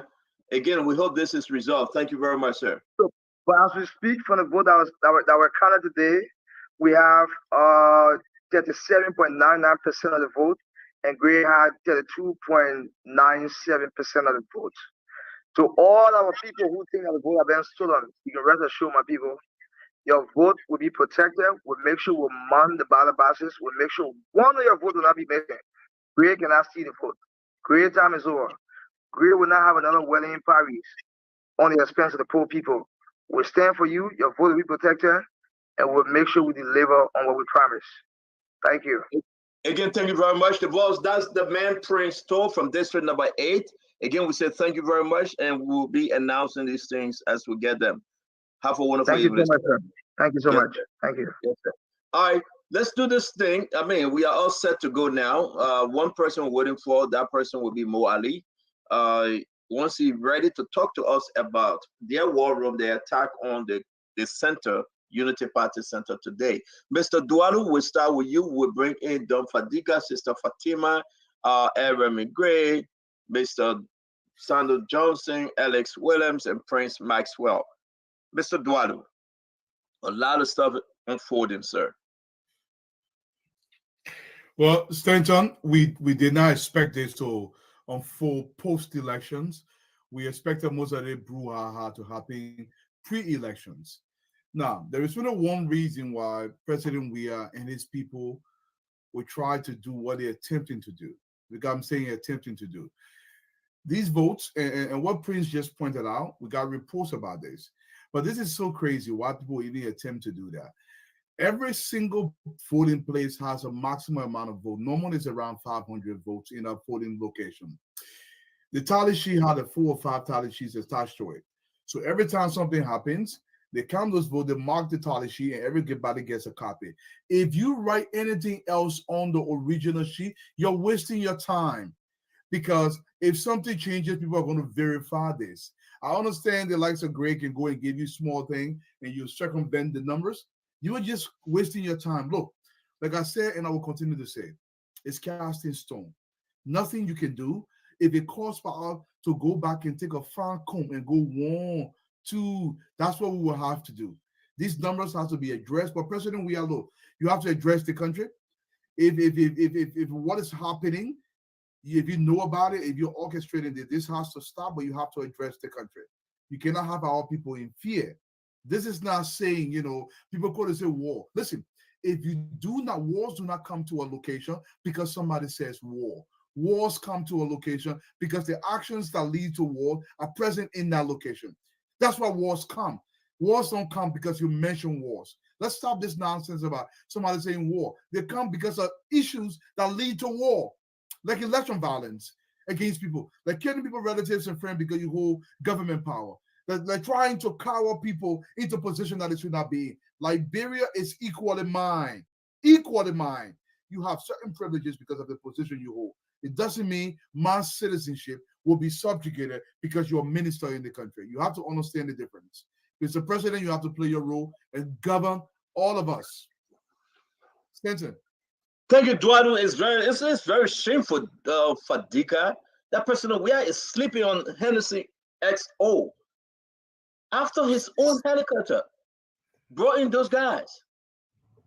Look at Milton Blaine. Look at Prince Johnson. They are ready to defend this election. They attack on the Italian Center tonight, and the police refuse to go there. Come on, man. Where's President Weah smoking? They can call doomsday preacher, they can call what they want, but honestly, it is becoming glaring that President Weah doesn't have command and control over the people. And I'm very concerned about this proliferation of small arms in Liberia. We heard about those things and having those arms in the wrong hand and having a president that doesn't seem to have control over what is going on the ground. That's a toxic cocktail that can spread out and quickly things can spiral out of control. And we are seeing it happening. George Weah is looking at what might happen to them few months from now. The people are angry, they are taunting them, and they cannot stand the sight that they will be out of power soon, and they will not even be able to live in this country, that they have denigrated everybody, they have fought everybody, he has so many ex-friends, they abuse the love that the people have for them for this short period of 6 years that they gave them. So they are looking at what could happen. And when I hear Milton Bly, I hear Prince Johnson, and I hear other people, like Dwalu said, speaking about war doesn't bring war. When you bring about extrajudicial killing, when you start to trample on the people's rights, when the people waited patiently while you went out of the country to be with Jackie Appiah and lavish their money, and they waited patiently for their one day, October 10th, to protest against you, and you try to take that away from them, of course they will come at you. And I don't think Liberians should be afraid. I don't think the sub-region want war, but we need to cause good trouble in Liberia. And what is good trouble? Staying on the street. Do not run Sierra Leone. Do not run Guinea. Do not run Ivory Coast. The people tired with us. All these countries fought war. Liberians need to stand up as if your life depends on it. Do not go anywhere. Stand up against tyranny. We have one day to defend our right in our country. And the Liberian people, all women, they came out and did that. Nobody will take it from them. I have strong confidence in our people, just for the fact that they woke up 5 a.m. in the morning, went to the polling places, and voted this Buka Denso out. I believe that they will jealously protect the vote. They will Thank you very much, the King Don Fadika. Thank you, Prince Maxwell. Though, before we go to our own pop on the show, Dazzle Prince. Yeah, man, Joe, we are smoking something, man. Maybe that's not the Kush. Maybe that's not the cocaine. Maybe that's not the Hennessy XO. Why he waking up sleeping giants? Let me say this to you. Let me say this quickly to the president of the Republic of Liberia, because by constitutional mandate, he's still the president of the Republic of Liberia until January. President Weah, I have nothing against you. When I first met you, I told you directly, I have nothing against you. Liberia is blessed with a lot of smart people. I do not consider myself smart, but I do consider myself a survivor of the brutal war that took place in our country. And a lot of people like me remember that. President Weah, Liberia is going through a psychological, chaotic moment right now under your leadership, at a pivotal moment where our democracy is close to the slaughterhouse. Liberians who can read and write know fully well that a sub-region is not stable. The global community is not stable. The only place they have for their peace, stability, and tranquility is Liberia. And it's in your care. I cannot presume to know what you're going through in this moment, but there is one thing I can presume to know. The fact is peace, that every Liberian wants you to help them maintain peace during this process. We can agree to disagree, but we cannot disagree on peace. You need to come out and speak so that the calmness of Liberian people's mind can begin to take effect, so that the temperature in the room can begin to calm down. That is your sole responsibility to Liberian people. I know you say you're men of peace, but we see the evils of the past resurrected. We see those memes being spoken about in the press. We know what those memes did to people in Liberia. There was blood on our streets just 2 years ago, Mr. President, and you know that. You need to come out and reduce the temperature in the room and tell Liberian people your democracy, your election is safe and everything will be okay, will go the right way. You cannot sit down and allow the frog to boil. You need to come out. That is your sole responsibility, Liberian people, because on January of 2017, after you won in 2018, you promised us that you would protect Liberia. This is the moment for you to shine in terms of your protection. You cannot sit back in the executive mansion and allow things to go the way it is. I know you're under stress. The Liberian people are under stress. There are little kids that are just being born in Liberian hospitals today. They do not expect a conflict nation. You need to do so, Mr. President. The Liberian people need you to speak to them. That is your responsibility. Thank you. Thank you very much. Let me bring in Dazo. Senator?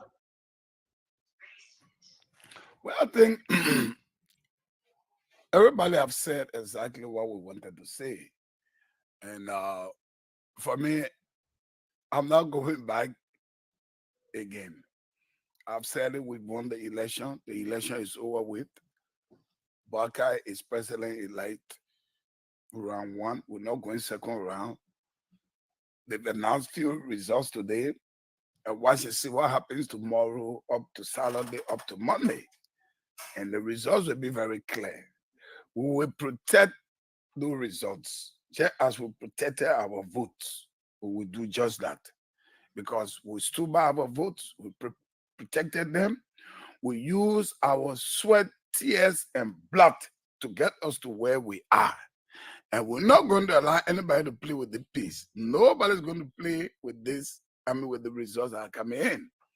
Like I said, you go all you can down, bombing is done. There's nothing issue, there's no more about bombing, and you will see the results.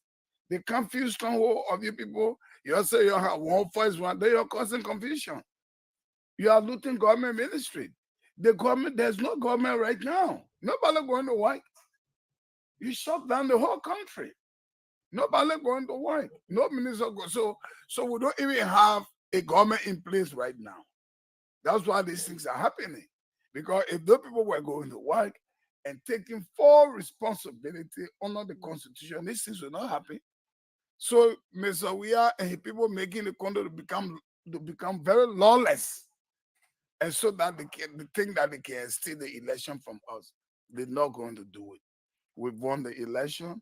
We call on all of our people to remain peaceful, do not get in the street, do not join them because they want us to spoil it. And we're not spoiling. We're not going to spoil this thing. It's finished with. We'll be peaceful, and the international community and our partners are watching us, and they got to come in. They must come in to tell Judge Mr. Weah, stop. You cannot disrupt the peace. The Liberian people said they didn't want you. 2017, they voted for you. They gave you power for 6 years. You mismanage it. They're not going to continue with you. So we are all Democrats, accept the result. You go to election, you get defeated, concede and say, yes, I'm defeated. But you don't come to think that you will disrupt this thing because you want to go scot-free. You want interim government that will allow you to run away from here. It will not happen. Liberia is not going to have any more interim government. People go to election, they win. Baka is the winner. You can check the result back and forth. We're not going second round. Baka will get more than 55% of the total vote. Watch my word. I said it in bombing. I will say again that if Baka did not win bombing, they should execute me in the street. I said that and we disgrace them. Until someone they run their way, now they didn't even know what to put their faces in for me anymore. And I would say this: if we don't get more than 55% of the vote, they will put me in the street on the way and execute me. Because we'll get it. There's no joke about this. We got all the results. They won't go burn our how to call it, our war room. We are tactical. Those things are protected, Mr. Waterspoon. They will not be able to destroy them. And so this is my last word on this. We are calling everybody. This is about Liberia. We are very peaceful. Our quiet tune does not in any way suggest that we are weak. Let me say this. Our quiet tune does not in any way suggest that we are weak. We are not weak. We won these elections. We are very, very peaceful. We have disgraced them. Let them accept the disgrace and give peace a chance. And allow Mr. Barkai and his team to come and take over our country, do what he needs to do for us. build our country, unite our country so that our country can move on. We're not going to allow George Weah to put us to where we were in 1989. No. We use our sweat, tears, and blood, I will repeat, to protect our votes. We use our tears, sweat, and blood to protect the results. As we did on October 10, we will do the same thing. We said it. Mr. Weah, if you're going to win on a clean slate, we're going to tell you you have won, we leave it. But we won, and you want to bend the rules, those rules will not be bent. No, and we will not allow you to disrupt the peace. We'll maintain the peace. We're calling all of our people throughout the country to remain peaceful, be home, don't get in the street. Nothing will happen. It's a scare tactics that Mr. Weah and people want to do. We will not accept it. Thank you. God bless you. Thank you very much, former Senator Johnson. Thank you, Fatima. Well, it's sad Thank you, to sir. say that these people are not so losers. The fact that you went to an election and you lost, you accepted. Our job is to unite our country, bring our people together. Our people spoke loud, and it said the voice of the people is the voice of God. We come here to tell you, our people, we continue to tell our people to be peaceful. We're not singing no war songs. Our people stood in those lines for hours just to make sure that their voices were heard. And everyone heard it loud and clear. We are waiting for this. We know the result from day one. We are waiting for the election commissioner to announce the results. And in the end, we will be victorious. Liberians have waited all these years. They waited for George. We are his people. They sat patiently when their salaries were harmonized. They sat patiently when the 3 missing boys were missing, and up to today we have not found them. They sat patiently when the auditors were killed. They sat patiently with all the injustices that are going on in this country, and they waited to go and speak at the ballot box. The right thing to do in a democratic nation, and that's what they've done. So we're not going to accept anything less than that. We're going to wait for our people. Thank God that we educated them on how to vote, how to express themselves, and they did. We're not going to sit there for anyone to steal. We're going to stop this steal, and we'll stop it democratically. So our people, like I said, the voice of the people is the voice of God. Now people have spoken, and they are heard loud and clear. So we're just waiting, and we'll celebrate the inauguration. We'll come back to this country to inaugurate Joseph Nimo Boakai. Okay, Colonel Gray, thank you, Fatima. Colonel Gray, you heard from Budnicki, you heard from Prince Johnson, you heard from Sandow Johnson. This thing is getting crazy. I know you have not spoken, but the president will remain silent. And here we are again talking about probably some serious issue about to hit the country. Can you hear me, right? We can hear you, sir. Okay. I think it was Yeke Kolivas, I was going to say, who said Mr. President was not all clear with his non-involvement in the war. He accused him of direct involvement with Model or one of the warring parties. And you look at Yeke knows a lot. He knew exactly who some of the actors that were engaged. But because we did not know clearly who Mr. Weah was, we cast aspersion or doubt on what Yeke was saying. But some of these things that are manifesting today, clear indication. I don't feel good to be on a platform with a gentleman like Milton Blai or even Prince Johnson calling. It's all because we have not prosecuted the past. And until we do so as a society, we're going to have this intermittent lawlessness going on. People define the process. It's not because, firstly, the elections is not over yet. I would say, hang in there, let them finish with the counting, as Fatima said. And I think that's the right thing to do. That's the most responsible thing to do. Until the counting is over, hold your breath. We know some of us have predicted that based on the returns that were coming from the elections field that a few days ago, 3 days ago, definitely Mr. Buckeye is probably in the lead. But until the Elections Commission is done with its work, we should not be, circumventing the result until it comes to us officially. But when it comes to, being on people beating war drums, it's because we have not taken the bold step to prosecute the past. And until we do so, whether it's going to be an ambassador maybe to become a President Buckeye or a President Cummings, until we muster the courage, this kind of things can't happen in Sierra Leone anymore. Because you know what? All those idiots that were doing harm to that nation, they all either gone to jail or have been put away for life. Until you do so, Liberia will continue to see this kind of upfront and outright, defiant to the will of the people. I think it was Mr. Dwalo who said we lost millions of dollars. I would say we lost thousands of lives. The cliche, the 250,000, thousands of lives. But we're still talking everybody, the likes of Adazo Johnson will come in and will fight with our sweat and blood until you prosecute the past. Bring people who have done harm to us. Until you prosecute our past, you will always have this kinds of situation.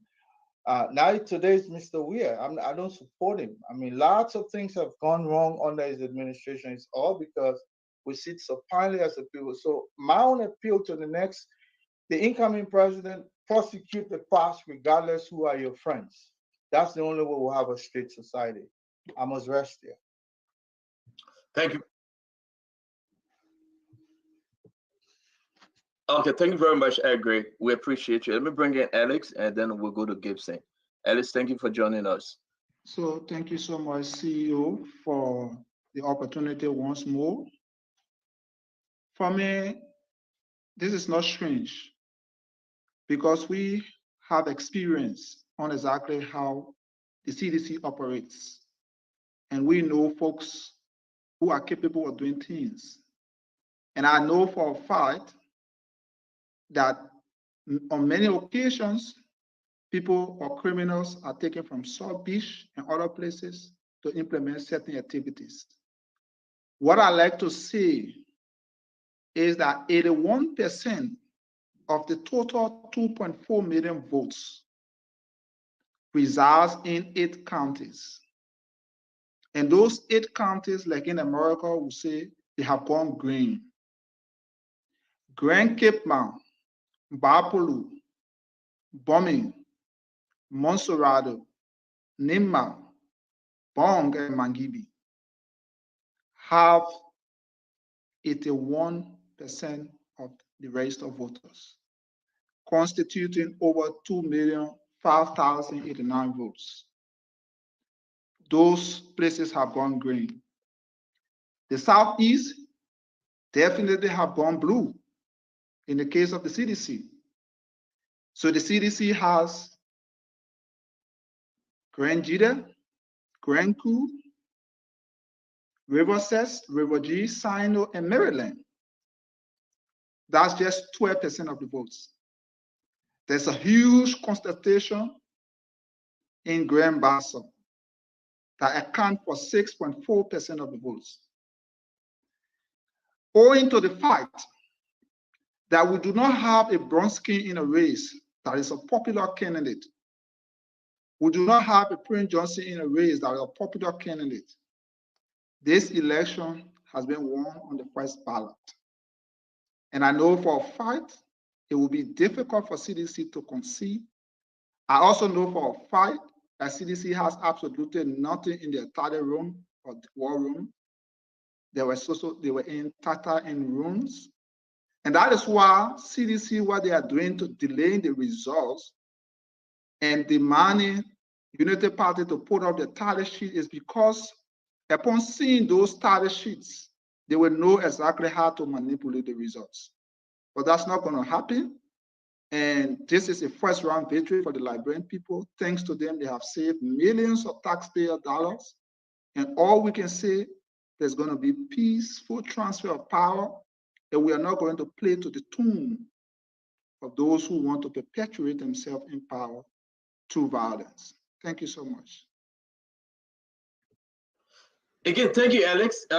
You came ahead of our game, but I'm going to put up what we have put together. Some of these preliminary results. I'm going to surprise Dwalu, or my brother Dom Fadika, or Prince Maxwell.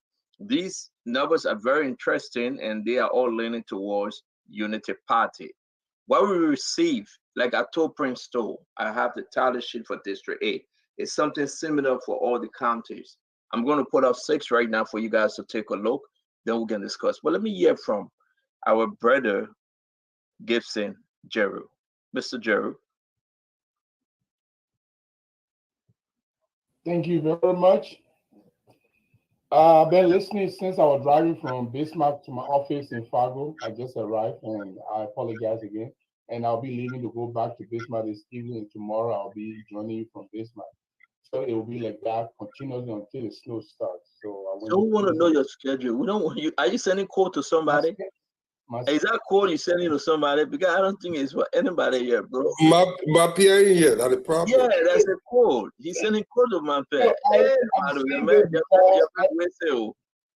You don't allow us to be driving, to be on. I could have done that because somebody else was driving, but you say you don't like that. So I just like to always come before I jump. So, thank you very much. That's what I'm telling you. It's just a matter of courtesy. I appreciate it. But look, first of all, I agree with everyone who says that these elections should never be tampered with. The people's votes must be respected. The aspiration of the people to have a change in government or to maintain a status quo must be respected. And I agree with all of you. However, I'm suspect of some of the information that is spewing out. As those of you who are politicians, I don't mind, because you don't have the responsibility to be suspicious of any information that's coming. That is the hallmark of journalism. Every information you receive in journalism, you are suspect of that information. I don't believe Bob Neke any story. I must tell you, I'm sorry to disagree. Bob Neke is an innate liar. This man is a man who killed 20,000 people in April 6th that lasted for 3 months. I don't know how many people left in Monrovia. He killed 20,000 people. I don't believe anything he says. But here's the thing I'm concerned about. When people are beating war drums, those of us who went through the war, we know how it looks. Remy Gray here was one of them. He was there throughout. We know what it means when propaganda begins to spring up. So those of us who are on this media, we have to be careful how we spew information out. I don't care how you believe it is true. We have to be careful because the radio Kikari started just like that, playing with information little by little, and later on killed the cockroaches. It started, and people started to massacre people in Rwanda. So radio is very powerful. People that Bob Neke do not have the credibility to tell us stuff that we want to listen to. They are beating war drums to get credibility. But I agree with those of you who said, I don't think Josh Weah should even tamper with the reports. Josh Weah, if he loses, I tell people he must lick his wound and call it a day. Because the rejection of the people, it will be your own doing. If you are doing well, they will not reject you. If you are doing good, they will not reject you. If you are not doing what the people want, if you are not listening to the voices of the people are dying, you don't speak to it. Criminals are behaving in ways that bring aspersion on your government. You don't speak to it. Corruption is happening. You don't dismiss people. You don't change people around. And people are telling you this other minister is not good. The Liberian people know what is happening. And you think that you cannot listen to them, then the people will take the vote that they want to cast the vote they want to cast. And if they cast a vote against you, you better not tamper with the votes. Because I will be one of those who will advocate for protest, not war. And I like what you said. We will do it the right way. We'll stay in the street corner. Protest is a right. And so I will encourage that. But George Weah should not tamper with the votes in this election. That would be the worst mistake that he will make, because now even the international community will take this kindly, because these elections are so crucial and they are so vital to people. People are indebted to the result that are coming up.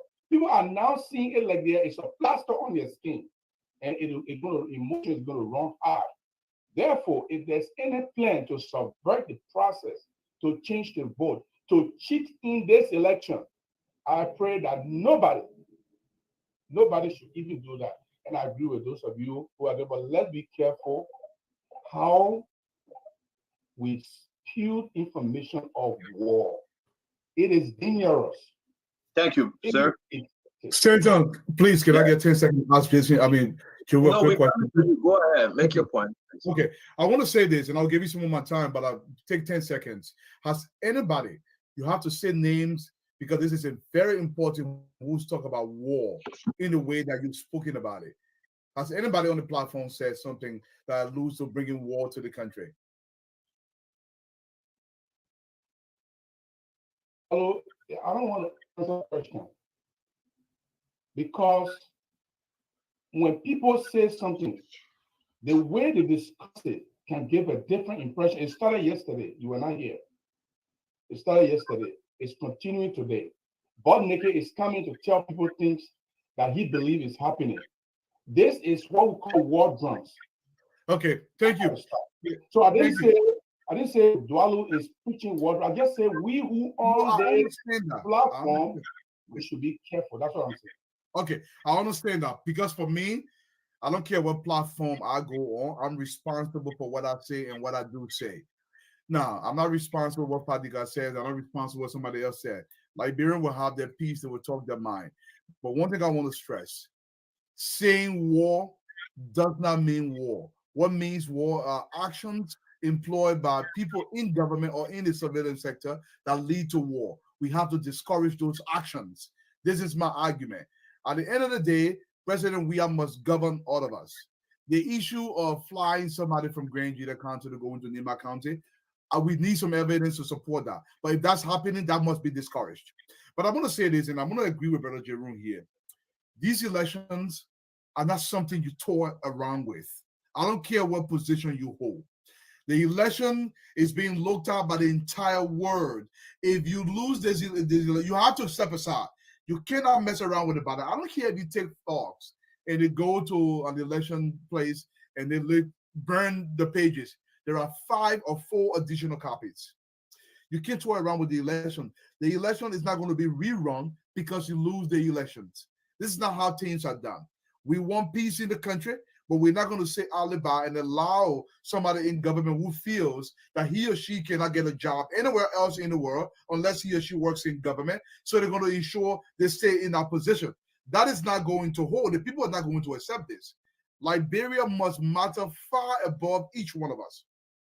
Peace will only come if we all subscribe to peace, whether you're in government or you're out of government. There must be a consistency. I implore the Justice Ministry to take its proper place and make sure not supporting anybody in the government or out of the government, but supporting the institutions that should be protecting the Liberian people. This is my argument. Stanton. All right, Fadiga, come on, please. Well, that's just to agree with Dwalu. Look, when the Liberian people didn't have the chance to express themselves, they were easily manipulated with guns. Wars can be as sharp as bullet, but wars don't burn down houses. Wars are not straight bullets. Wars are something enshrined in our constitution for us to use. By stating the obvious, I don't think is beating a war drum. Look, it's an experience. My dad always says experience is the best teacher, but the tuition is hard. We pay that tuition. We have paid dearly, a very expensive tuition for our experience when it comes to war. The South region, I don't know whether you are paying attention. We're probably one of the few dumbest people in the sub-region that still even thinking that there can be war. There will not be war. And I think George Weah is exploiting that. The fact that the Liberian people do not want to revert into civil war, he's exploited that. And that's why the people were patient. Look, how many times, 3 elections, we had 2005, 2011, 2017. This is the 4th time. That's not a hallmark of people that want war. We are getting into that democratic process where we want to go to the ballot and choose our president. Look, George Weah have done some things that in America, he probably wouldn't be president. Imagine the American president leaving the country for more than 2 months. He will not have a job anymore. Imagine this president buying or living lavishly, building multiple condominiums in America. It will not happen.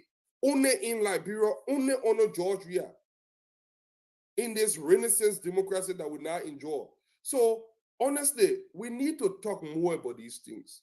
We need to put it out. That's why I enjoy, like him or hate him. When Milton Bly spoke, he didn't speak as Grand Gideon. He's from Grand Gideon, but he supported someone from Nima. That is the unity that we want. That this is a Liberia call. And George Weah bears the greater responsibility. The fact that he's remaining mute, the fact that he has not said anything. George Weah is the ringleader. He is the chief architect. I know sometimes we try to minimize it. Oh, the man know, and this and that. How can bad things keep happening under this man's watch? And all of a sudden we keep blaming Jefferson Koji, we keep blaming Akara Gray, we keep blaming people, and the main corporate will keep leaving him. George Weah is the architect of violence in Liberia. He threw a rock and had a hand behind him. So the buck stopped with him. And I will tell President Weah something. If you are hear me well. There is something called The Hague. More than 10,000 Liberians die in that country under your watch. You are out. You're not even going to stay anywhere on this earth. If the people die under your watch, George Weah, you are going to The Hague. If you don't know that, it's going to happen. Chancellor did not go Sierra Leone to go kill anybody. There's no history of Chancellor even killing anybody or gun or anything or something. But he bears the greatest responsibility. He was charged with aiding and abetting. So the fact you say, I know Jefferson Koji never did that or something, it's not an excuse. Your role as the commander-in-chief of the army and the head of state of the Republic of Liberia, you bear the greater responsibility of anything that happened in that 43,000 square miles. So you need to be serious. Look, the Liberian people are like, so I don't know what it was Alex that said, they are very forgiving. They are willing to forgive you. They are willing to let go of this thing. Just need to leave. The people do not want you anymore. You abuse the authority, you abuse the love that they have for you. You exploited them so much until they can see right through your nonsense. People voted for you because they believe that you could actually solve the problem. I know people that genuinely believe that George Weah would have solved the problem. You can't carry on this vain project. Chare, Baku, we just food in. We just go do this small thing. You think that's that child play? 5.something billion people depending on you, they can, you know what? We just go pay one story. It was all a charade, a mirage. There was nothing, no genuine interest in solving any problem in Liberia. You came to power to enrich yourself. You thought that, oh yeah, well, that black money, my man and I shoot. You shot for the Liberian people. And you didn't know what to do with the money. By the time you realize 6 years gone, nobody know what you did with your 6 years. You will get broke again. You will not even be able to live in that country because you guys are evil and selfish. Thank you. Thank you very much. Let's do this. You know what? Something that really disturbing George Manneh at this result. I'm going to go back again, guys, so we'll do another round of this.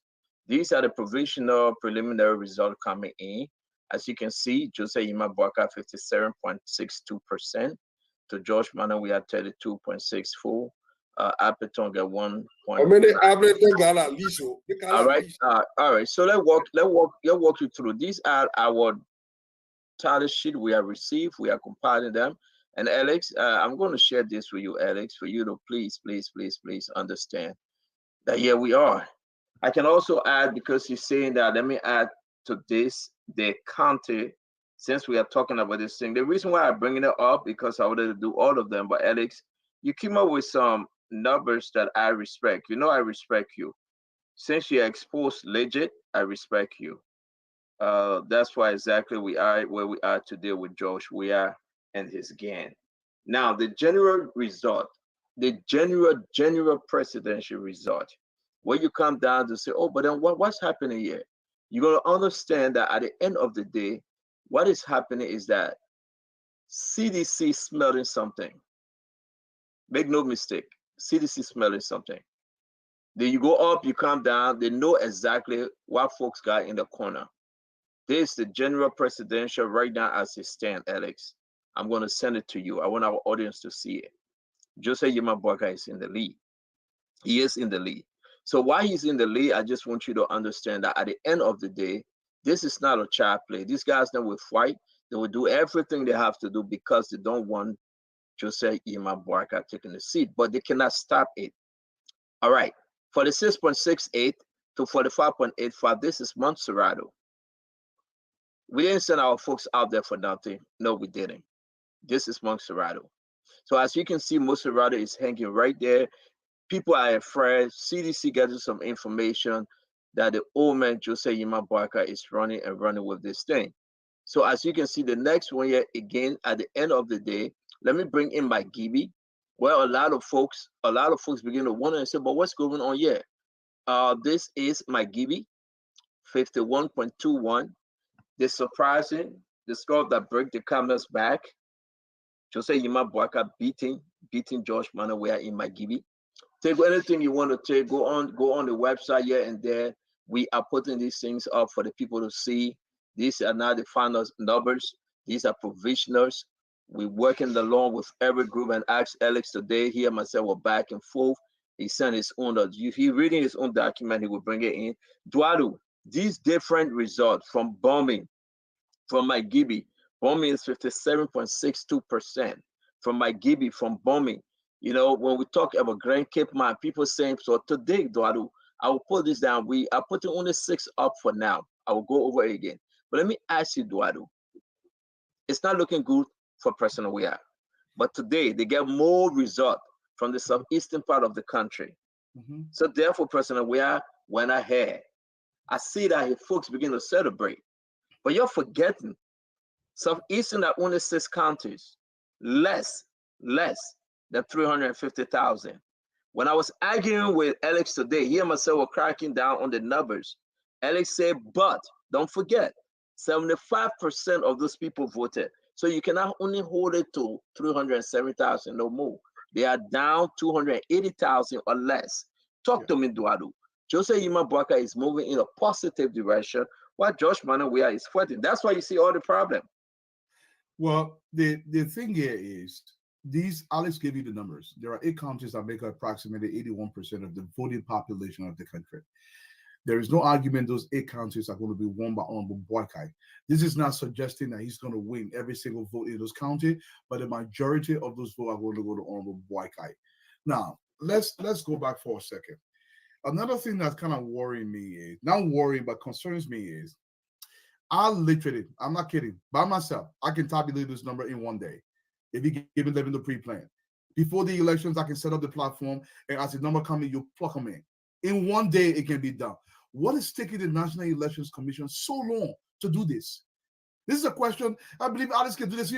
So that your platform is built, the numbers can be tabulated. I get it. It takes, you do the representative, the senator, but you can set up a team of 3 crews. They run this number, 1 for representative, 1 for president, 1 for the Senate. It can be done very aggressively. My thing is, the longer these numbers take, because we have a very highly illiterate population, the more probability for chaos in our society. This is something we do now. One, and my intention is not to rush the National Elections Commission, but I want them to employ at least a higher degree of urgency to the numbers that they are running so they can give the people the numbers to know what we are doing.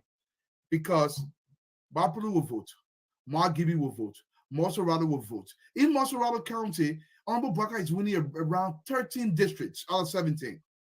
So you can go around and say the numbers, you can delay the numbers will be inputted 100%. I don't care where you draw the numbers from. Look, CDJ can celebrate. I saw a text message from Mobile Malu where they're talking about David Etta Brown. Lasana was put over there for a reason. She's bringing in the number of seditionists are sad about this. They can employ the number to give seditionists some false hope. Okay, I call it a Perry victory. They think they got some victory today because they are in the lead. This is less than 30% of the votes tabulated. We need them to bring a more urgency to this process. Let these votes go along so the people, look, all this small bickering, we can put an end to it in 3-4 days if they announce this election right away. I'll say 2 days and announce it. It will work 24 hours and announce the elections. But I don't know what's going on, man, Stanton. That's all I can say to that. Again, it is concerning. Look at all the focus right now moving towards. I'm going to give you guys this result. Don't worry about it. I'm going to share on our pages, right? We are working with all these things in Snapchat because the people need to know. After they have named all of the southeastern region, 6 counties directly, once they put down Lofa and name back, they will can't get no ballots with the Okande. The Okande, my house, I wish them well. I wish them well. But again, we got to share this again. Prince, I want to bring you in. Something is just not looking good. That's why Josh Runner will continue to drink his Hennessy XO and he continued to smoke some kush or cocaine. He taking something to unleash Jefferson Koji, to unleash these guys and say, go out there and create problem. Here we are today, a president that cannot control the country, the president cannot control his own political party. Here we are today with these numbers, and these numbers are concerning. George Manning, we are there. Know what I'm going to do. I'm going to send it to him. I'm going to send it to all of them. The entire team, I'm going to send it to them. I want them to figure, I want them to understand that again, when we send our guys on the field, we send our guys on the field. All right? Prince Maxwell, this is Grand Cape Man. So can we meet a little bit? Something is grinding in the back, please. Prince, this is Grand Cape Man. George Manning is 40.16%. Let's forget about our brother Edo Appleton. You know, but Dr. Yeman Bwaka is running away with Grand Cape Man, 46.28%. Let me tell you this. Let's move on from Grand Cape Man. People want to talk about the other stuff they got up there. Let's move on to another beautiful story. Look at Montserrado. George Manawea is coming close, but Joseph Yeman Bwaka is up, and he's going to win Montserrado County. This is Montserrado. This is Montserrado. Can we bring in another numbers? Folks, you got to pay attention to these numbers because CDC doesn't like what we're doing right now. You know that when they hack our first 2 other pages, they will do this thing and the election will be over because we'll be on Facebook. But here we go again. And this is very important for you to know. This result, 47.25, that's the presidential result as of today, the overall. Okay? When you get our young man, you want to call him president, that trying to unleash his talks, Joseph Yeman Bwaka is running with this thing. He's running. It's no mukbok clock ball. He's running with it now. He's running 51.21% in Magibi. Can President Weah come close? That is a little over 10% in Magibi. Magibi, that Miguel is projected to win. The people rejected George Manawea. They said we'll vote for Miguel, but we're going to reject the president. Magibi in the president's own backyard. So if you see CDC going crazy, then you say, but what happened? Folks, there's a reason to their madness. Look at bombing. We have Sandra Johnson here. This is bombing. 57.62%. George Manawea it is almost 50% that Bwaka is leading George Manawea in bombing. We're going to share this with you guys. So since this morning, people have been calling me Maxwell. Center, what's going on? Da, da, da, da, da. I said, I got my mind made up and I won't turn back because I want to see my Jesus someday. I'm not worried. Listen, they can take 10,000 for Sano. They can take 15, 12 from Grand Crew. But look at these results. And let me hear from you, Maxwell. Stanton, I do see the numbers that you are saying, but I would like to correct that since we are not official announcer of election result. I would like to caveat that by saying provisionally. Exactly. Not provisional, my brother. I was No, very clear. no, Let me I'm, get I'm, clear again. We got Prince I'm Johnson. speaking now. Stanton, I'm speaking. Stanton. Fatima smile, he get confused. Everybody heard me saying provisional. Fatima, please don't start on the show. I beg you, I'm don't speaking. start. I'm speaking because, like my brother Dwalu say, whatever I speak here, I will be held responsible. And the corridors of power that I have been in, people who watch the show will definitely hold me accountable to that. So I have to. And the man still running his wire. Go ahead, brother. Let's be clear. Let's be clear about something that I want the Liberian people and my panelists here to remember. This is President Weah's legacy election. This election is President George Weah's legacy election. This is the election that if he wins, his legacy is solidified. This, whether it is a good one or a bad one. So I do not expect CDC to go down with a fight, to go down without a fight. I do not expect that. I do not expect for CDC to sit back and not deploy every strategy in the book of politics. I do not expect that. Because this is a defining moment for the CDC institution. Are you saying that it's okay for them to fight and bring in war in the country, knowing that they can fight a good fight? No, that's not what I'm saying. That's not what I'm saying. In time to fight, is that the fight you're talking about, Mr. That's not what I'm saying, Stanton. What I'm saying is I understand that they will want to fight, but where they are fighting and the language that they are using in this fight and the reality that is being created around this fight is daunting for Liberian people. It's fearful. And it is horrible when you look at the reality. Now, what is the reality? And that's the reason why I've now come to talk about what the reality is. The reality is that tomorrow morning, Liberian people will be waking up to go about their normal business. Tomorrow morning, mothers and fathers will be going to the market to go and buy fish and everything they need to get prepared for church on Sunday. All right. That is the reality. The Liberian people, in their mind, they've moved on from elections.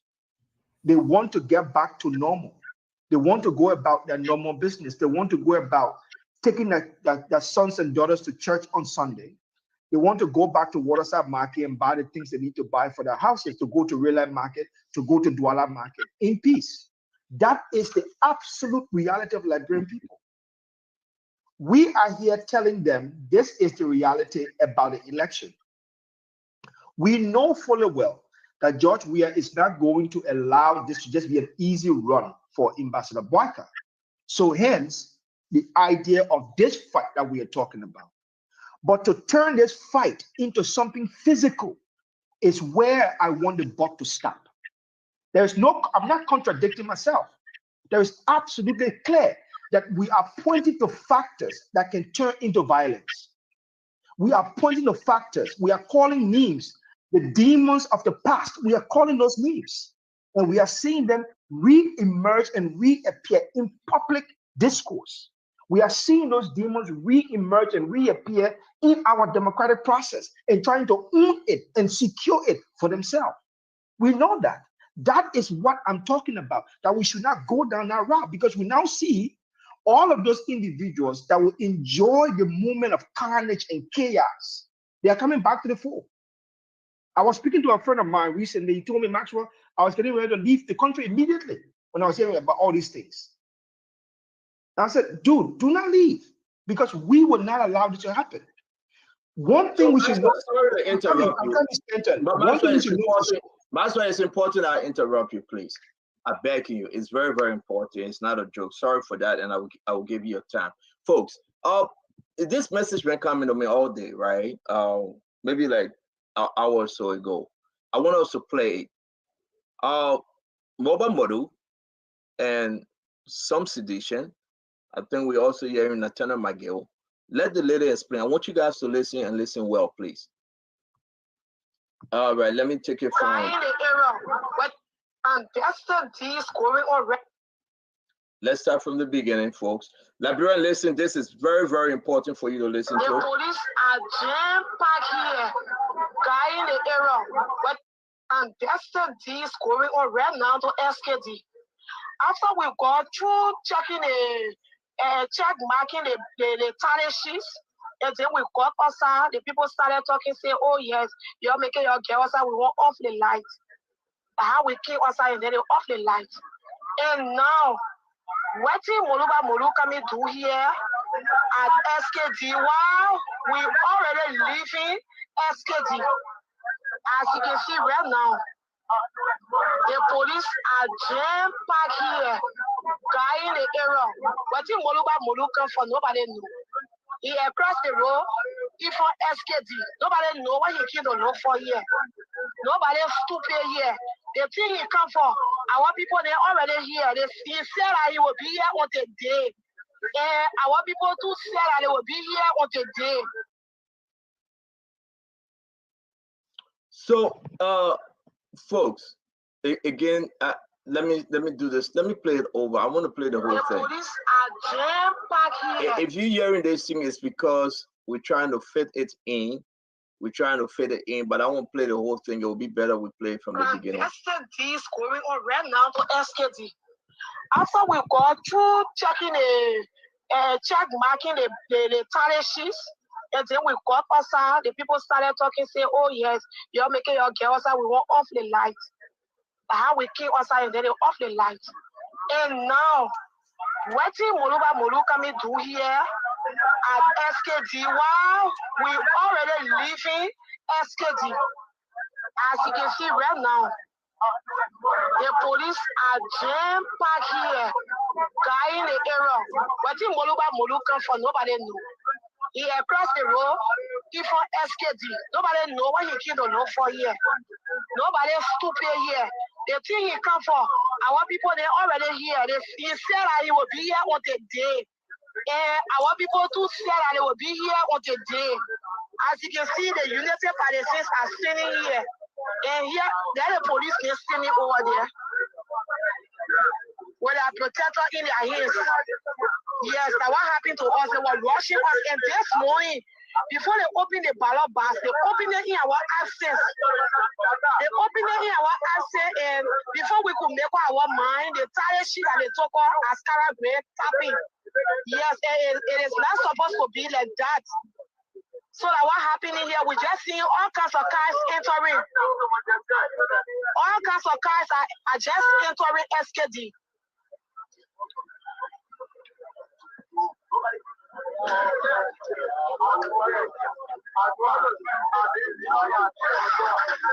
If you know y'all got one round territory, why is it that you're sneaking all in the dark to go to neck people? Why y'all sneaking around? Why y'all sneaking around? You're just supposed to sit down and then your territory come to you. All kinds of guys, they just entering.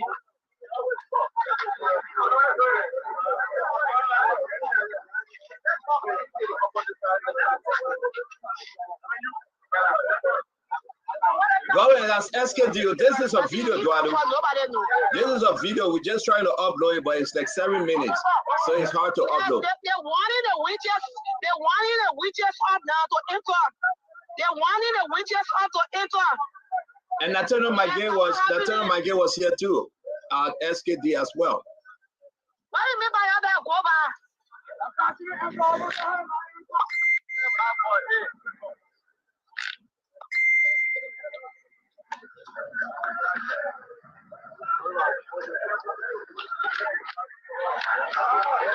And you know, SKD, that where they took all the stuff to come, right?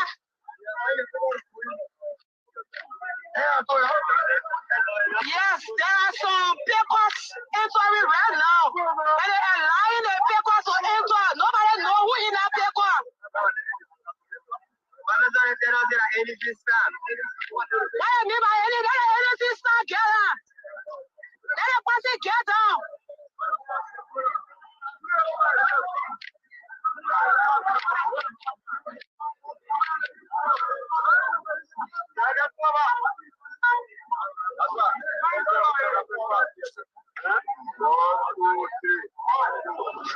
You hear the guys counting the amount of vehicles that are entering? They said that they get close. So what they opening there for people? No trust there. What they opening there for people?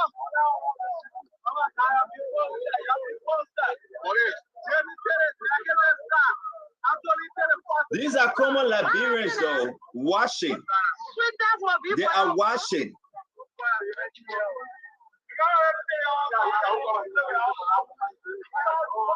But that's what they won't do. That's what they won't do. That's what they won't do. No car will enter there because they rush to get outside. They rush to get outside. And they even open the ballot box here while asking their money. They delay people's time. They open the ballot box here while asking their money. They feel that I sweet them. Why is it that y'all say that neck boss? Why the neck that rating on that paper? Why the neck that rating on that paper? Liberians are washing, Fadiga. She's asking a good question. If that neck pick up, why don't neck license plate no sound? Molu here. We saw him clear. We saw him clear. He across the road. Fatima, your friend Molu was there. Maggie was there. Let the people their money. They want to open ballot box in their access.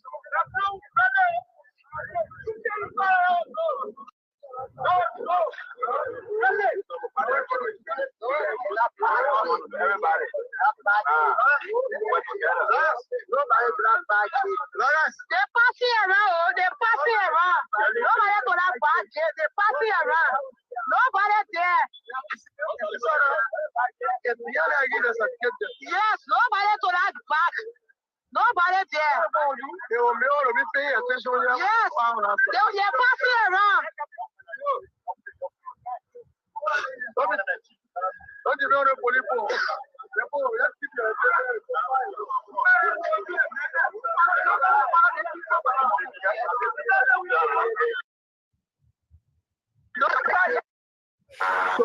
So that's where you have it. Let me come to you then.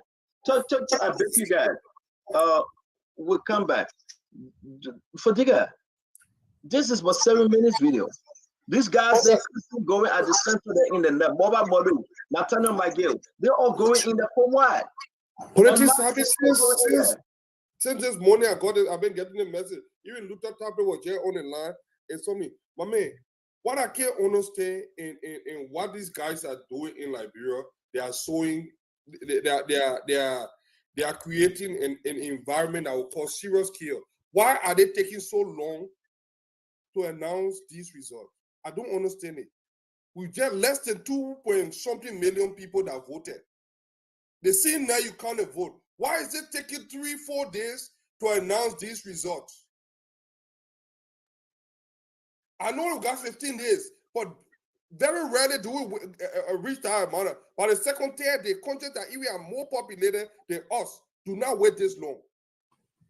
Why are we sorry, Fadiga, but the thing is very simple. Like I said earlier, the CDC war room didn't have the results. It is a wait and see game. Correct. Imagine within 24 hours after voting on the first day, you were announced 13 out of 2008 polling places in Montserrat. What sense that makes? And you also notice that there are other representative districts where the number of polling places reported are more than the national. Alex, just wait, let me make the point, and then you can come in because you told me. What I couldn't understand was the numbers that were coming up as compared to the something 6% in 2 days. When I went, the last one that they had, I think was 6.7%. And we're making prediction on those numbers, the party. It's not even half a while to get any kind of thing. We are something. So I don't know. Either they're trying to get their words in order or get their cheating in order, but it just makes no sense because the neck should bear responsibility too. Why are they delaying in announcing these results? Go ahead, man, Alex. Make it make sense. I mean, like I said to you, this is very simple. First thing, let me walk you through the process. You go on election day, voters vote, the votes are counted, the tally sheets, which is called record of count, 3 highest political party candidates sign on to them. These results are placed in the ballot box, sealed up, and transported to the tally center, which is called the Magistrate office for that particular location. In the case of Monserrado, it is the SKD.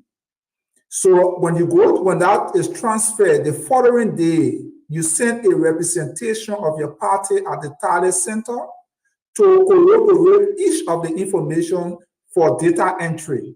So whatever tally sheet that was supposed to be generated at the level of the polling places when the vote were counted, it is that same information that you enter into the system during data entry and everyone see. And when you have any issues, you raise it.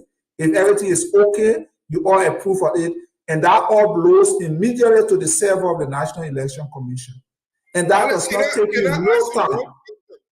Why will Morba Molu or the CDC be going to that tally center? What possible harm can they do by going there?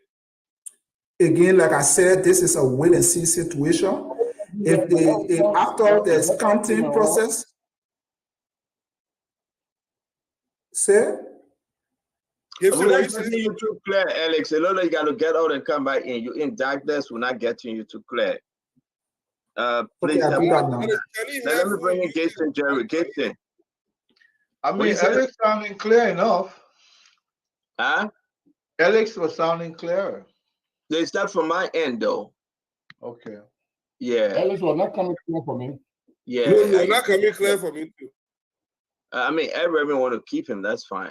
Maybe you get something to. Look, I want to make a comment.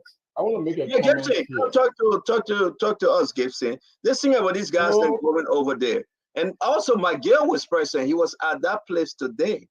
Nathaniel Miguel. But Gibson, I beg you, forgive me. I got a question for you. I was thinking all day. I know Nathaniel Miguel is projected to win by Gibson, and I want you and Dwadu and Conor Gray to really help us on this. Bill Twile is expected to win. He's projected to win, River says. The Americans saying that we got our document to present, that these guys that have been placed on sanction, persecute them. Do you think Joseph Yeman Boakai can go after them with those documents? Credible document to prosecute them and prevent them from taking this. They will take the seat already, but you think they can be removed based on that persecution? They don't necessarily have to take their seats. Say that? There is precedence here for this. They don't necessarily have to take their seats. If Honorable Boakai is elected after he's elected in January, they can use those documents. They prevent a bomb in Samoka from taking the seat up in Lofa County. They can use those same measures. They can look at the documents and listen, based on what the Americans are presented here. They have already taken their seat because as representative and senator, they must take the seat before inauguration day. You understand? They have already taken the seat. Can they be removed still? Because these documents are with the Americans. Can Joe Boakai request for those documents and go after them and say, listen, the law is the law, and allow justice to take its course? It's a catch-22 situation. Let me tell you what's going to happen. It's a catch-22 situation. It's like you do, you damn, you don't do, you damn. If those guys are elected and they took their seats, 3 things are going to play out. The first one is, can Joseph Boakai prosecute them on the basis of the evidence that the United States government will present?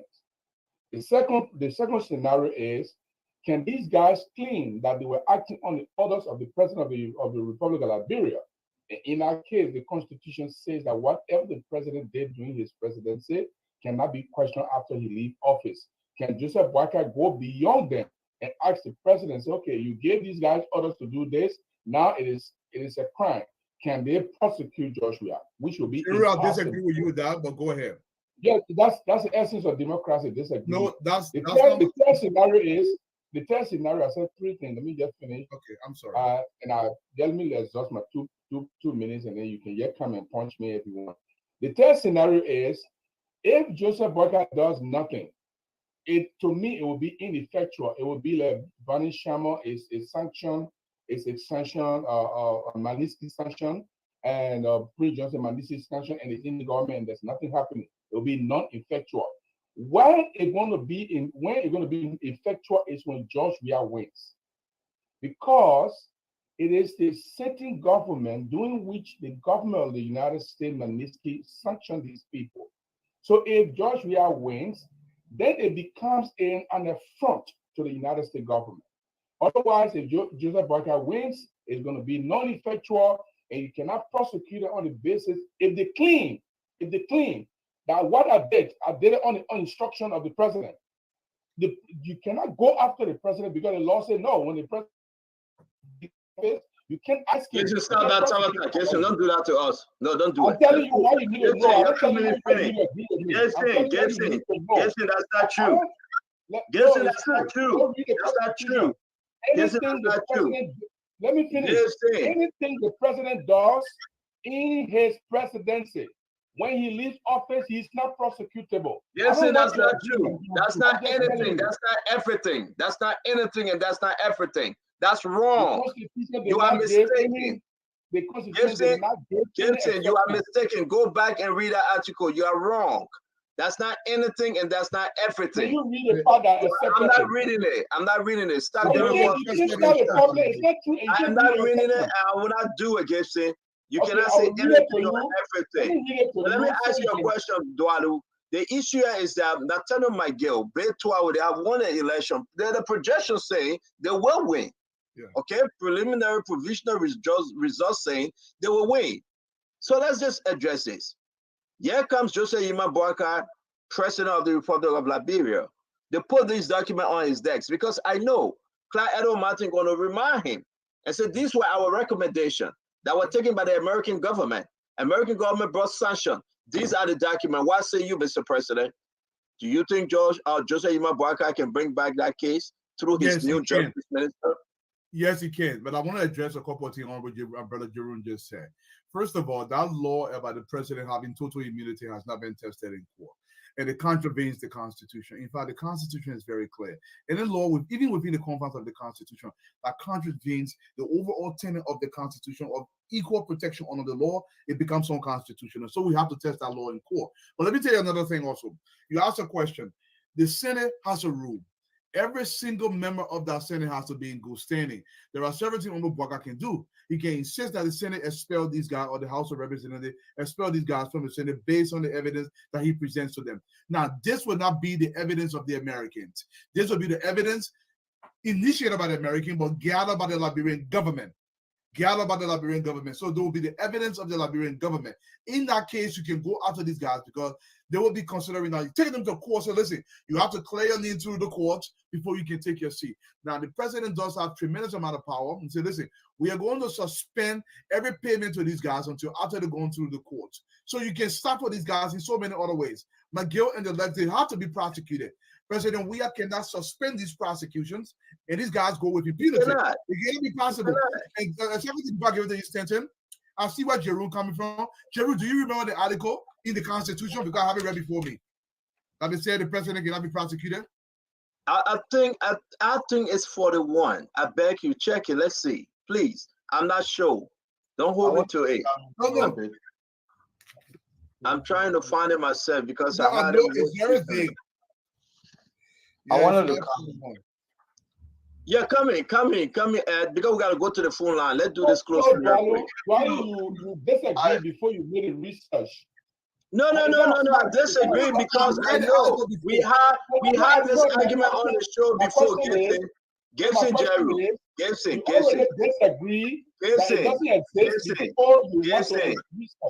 Gibson, you don't. Maybe the delay is giving you problem.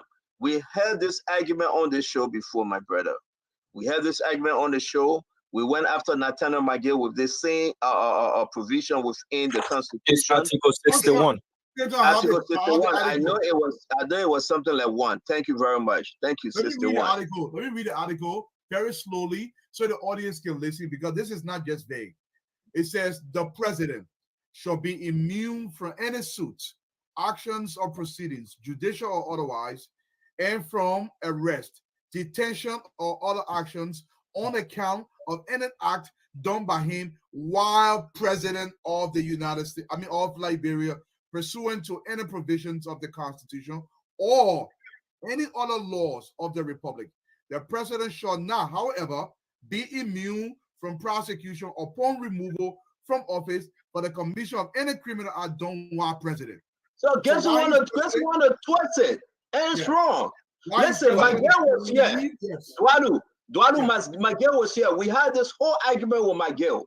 How can Gibson say Joel will fly free? That's absolutely wrong. Let me provide an overview. My argument was with Joel argument, I like what Duadu said. That's whole another ball game. His chief of staff, his NPA director, we are talking about them. Can Joseph Yima Boakai, a newly elected president now, force this thing? Bring these guys to justice. Abide to the American system that say, these are our recommendations. The reason why we put them on sanction. Can it affect them? Okay, let me speak now. Let me speak. Santa, let me say. We all are not lawyers, but if you read something upside down, you need to read it again. There are two parts of that reading you read. The first part says, anything he did, you cannot hold him responsible when he leaves office. The second part says, if he was removed, and now is the president removed by impeachment, if he's removed for criminal acts, that's different. I just know it's all time, man. Can't eat that so great. That's why you see sometimes I can get fair with you. I can only say what I know. I can't help it. I can't help this. I can't have to say what I have to say. Gibson, this issue was tested with the removal of Kabina Janet. This issue of immunity, that whatever you did while actively serving. Gibson crafted a document to remove Kabina Janet. Gibson did that document. He did. I'm sorry. So the issue that people can be prosecuted based on their action while serving has been tested. And the Honorable Supreme Court also, like the presidential immunity clause, is invoked with justices, the chief of, the head of the Supreme Court, and so on and so forth. Was that crazy? The fact that this man was persecuted, was found guilty and impeached, that serves justice to that process. But let me say this. This is one of the very reasons why I would say if you associate, our folks can say if you sleep with dog, you end up with fleas.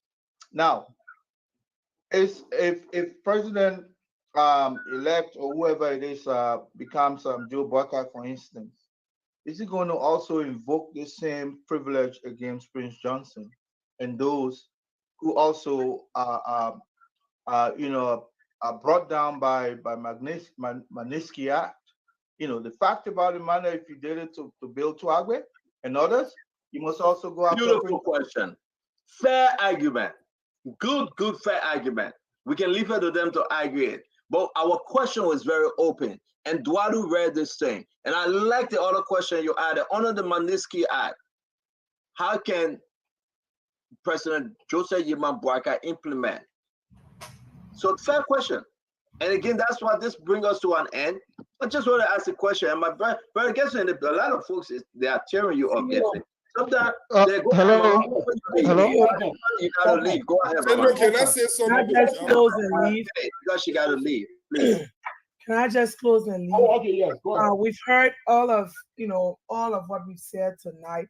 I just want to encourage the Liberian people to remain as peaceful as they are, as the votes are being counted.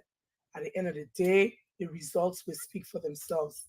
We've come here all during the elections. We educated you, we told you about the candidates. We did everything we had to do. And on October 10, you guys stood your ground. You went and voted your conscience. So I'm just asking everybody to be calm, to wait for, we know that this is a slow process. We didn't expect it, but to wait until the votes are counted and the decision is made. I know that I will be back here for inauguration of Joseph Yima Boakai. I thank all of you for listening to you. I thank you for the opportunity. I thank all of the panelists, and good night. So are you leaving now? See, you are picking. I'm leaving in a couple of The days. studio. Are you leaving the studio, the white man? In a little bit. Okay, thank you. That's what I'm saying. I don't know. I asked you how the guys leaving the studio. Want to send somebody behind? Why you asking the woman she leaving the studio this late time? Don't tell her anything. Just go. You see, today is Dwalu's birthday. He cannot participate because his wife watching him. So I'm just saying, I'm not going to say anything. Thank you very much for. But look, let me finish my 1 minute. Let me finish my 1 minute. Okay, I want to speak on something else. And Satan, look, if I start praising Joseph Boakai, the whole background will be praising me. They will be praising me. I will be the hero. So I don't mind them viscerating me because they don't like opposition. They don't like different voices. Here is the problem we have right now. The votes are done. Campaign is done. This panel supposed to discuss the pros and cons of these numbers that are coming in. You show some numbers. Let me give the pros and cons of these numbers. You show some numbers from parts of Mosorado County that show 47.25 for Joseph Boakai and 44% for George Weah. Gibson, we'll do that tomorrow. This thing over, Gibson. Today I'm not. What you say? I didn't get you. I'm not going to say it at 8 o'clock, Gibson. I beg you, for the goodness' sake. I'm using my 1 minute. I'm using my 1 minute. We're not closing yet. For the sake of Taiwan Gonglo, I beg you, Gibson. I beg you, when you hear Taiwan, you agree with me. I beg you, brother Gibson. Let's go to the phone line. You guys don't like to hear opposing voice or what? Yeah, I'm using my 1 minute. Right now, I hear opposing voice. Right now, I do. To tell you the truth. Okay. Let me tell you. Dama, can you come on? Or whichever back there. Go to the phone line. Yeah. But I want to be But I get something to play for you.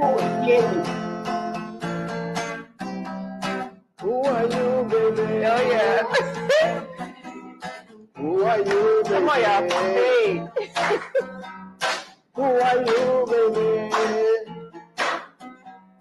Who are you, baby?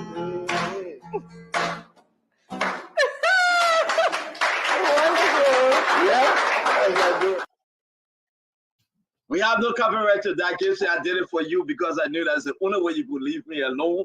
That's Stewart said. Gonglo, that the way he said he bowed out of the race. He said he was leaving. He fought a good fight, and now he's asking his daddy wife, "Who are you, baby?"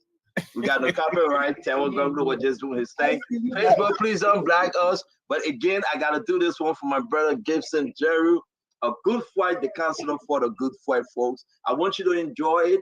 He got some swag in him. I didn't know he could play the guitar, but he got something in him. Let's try it one more time. Facebook, we got no copyright with this mix of Taiwan Gonglo. Let's try this one more time. Who are you, baby? Oh, yeah. Who are you, baby? Come on, y'all. Hey. Who are you, baby? Who are you, baby?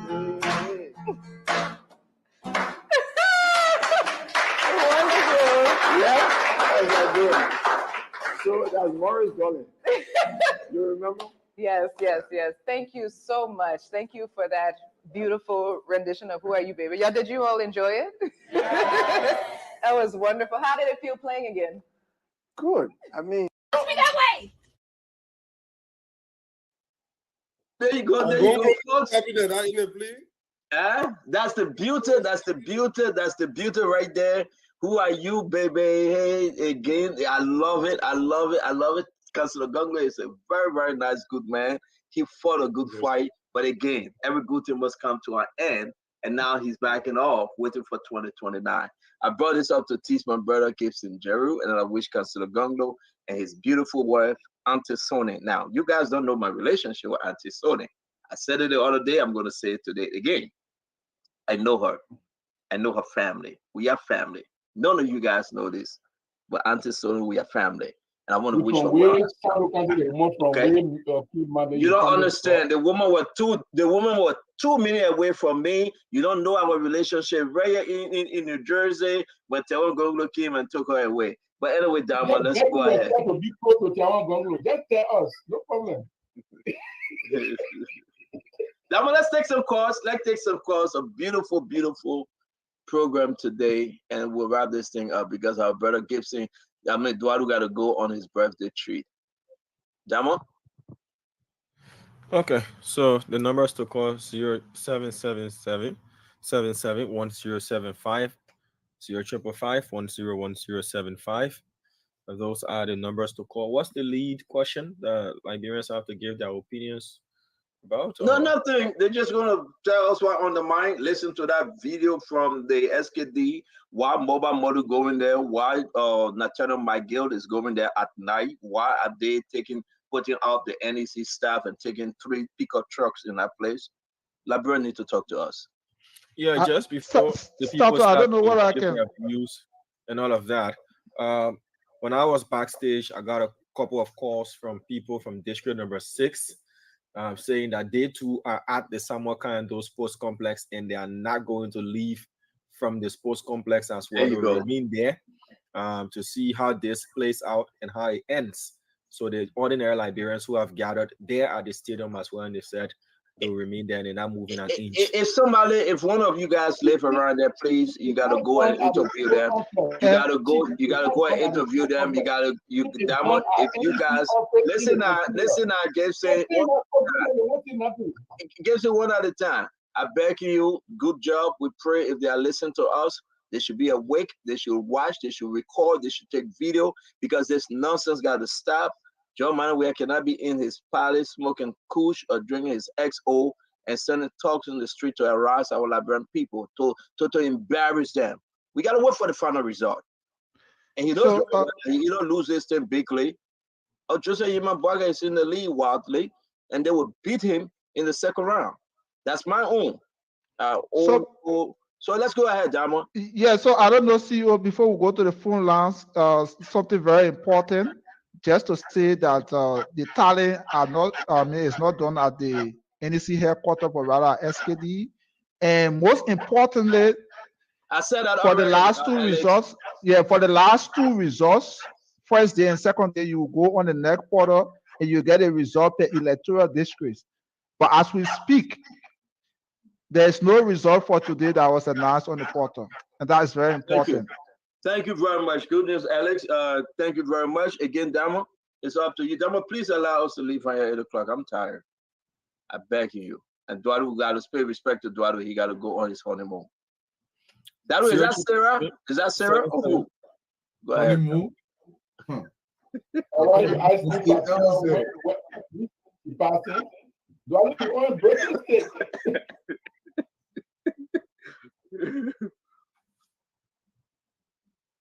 We're ready, Damo. Let's take calls. Yes, sir. 0777 0755 101075. Hello. Hello. Hello. What? Okay. Yeah, do I talk to us? What Damo could not talk to us? Okay, so I want to speak to 2 points. The first point was the last point that Giro raised. Listen, this thing has been tested already, all right? When Ellen was president, when I think happened with Samakar, it was Ellington. When George got into power, what he did, when Samakar won the election, they took him to court. They wasn't doing Ellington. Ellen wasn't impeached. Ellen wasn't removed. Ellen turned power over. So if whoever comes to power, whether it's Joe Walker can also prosecute these 2 guys if they win the Senate and the representative. So it can happen. They have already been tested, so it's been proven, so they can do it. Thank you. Thank you very much, sir. Go ahead, Damo. You got somebody there? I do. Hello. Hello. Okay, let me take this person. Hello. Good evening, Damo. Good evening. Let's hear you out. My name is Josiah Small calling from the Congo Peace Island. Let me say thank you to you and other panelists. You know, those I continue to say, even from the initial stage before we do the peace, I continue to say, who is in the peace? When people speak, they say in the peace. The National Election Commissions that call the authority now is the one that is in the peace based on the act of what Sound like this. Look at the video. I should have video. Sound like this. What officials or other people are going to do to the SKD when you got a session document to that place? Look at what we are going through now.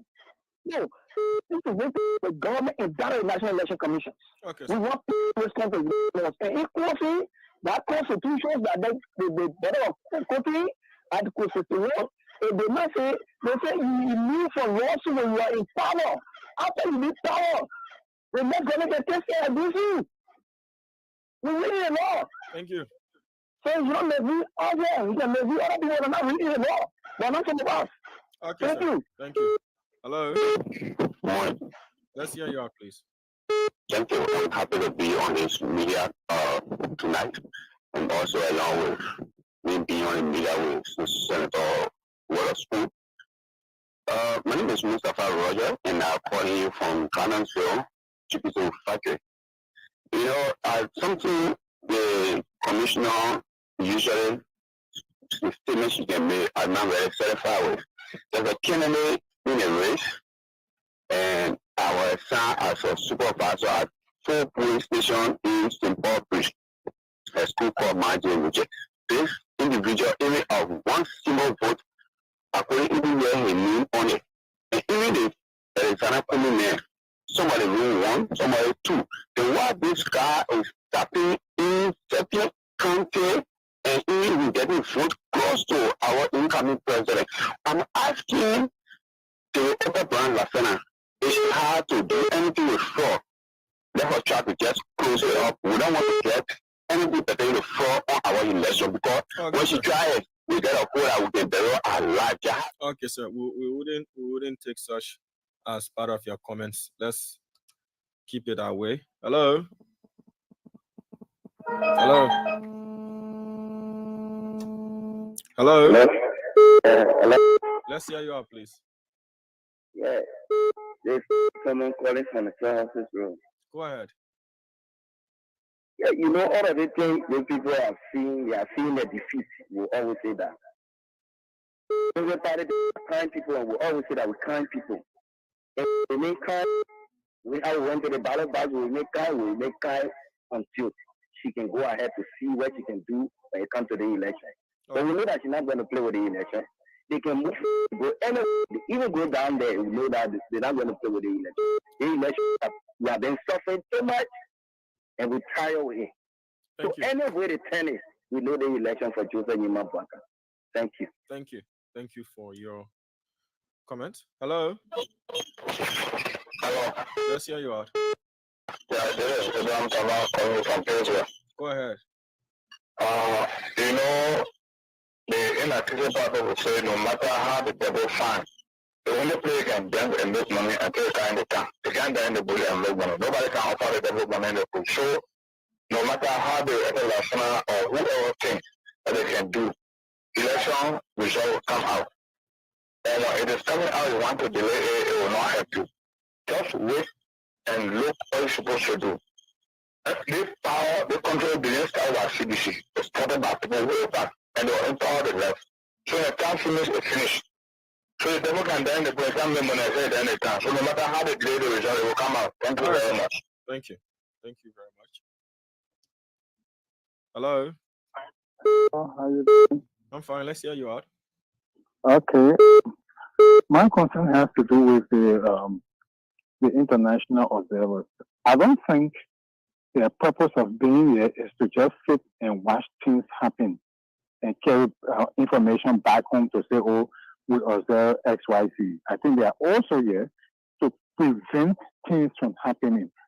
With all of these situations going on, I really haven't heard a thing. The only thing I've heard say is Ned has the final say. If Ned has the final say, why did you come here then? Look, why would people be forcing their way through to where they are keeping ballot boxes?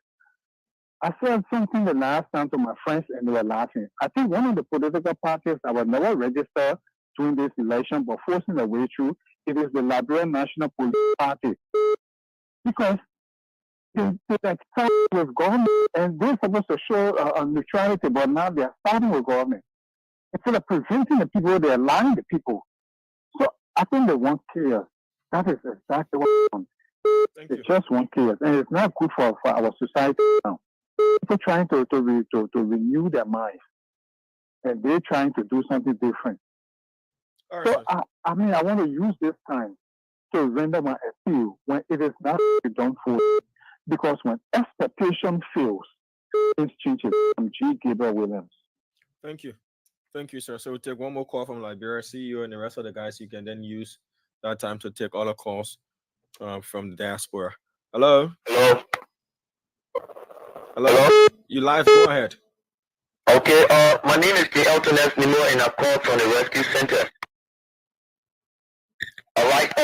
There's one thing we need to make our people to understand. Our people need to remain kind as these processes are ongoing, and to make them to be assured that the Unity Party is in full control of every other polling places and every other center that we are being represented in. We got our power sheet, we got our results, and our results have been proving that our incoming president or our president now is Honorable Joseph Yuma Boakai. So we need to be deterred. Whatever they're doing, we're playing this game, and they know that they have lost the game already, so they want to capture the group. Let us remain focused and vigilant. We should not join them in destroying our country. We should not join them in causing chaos for our people.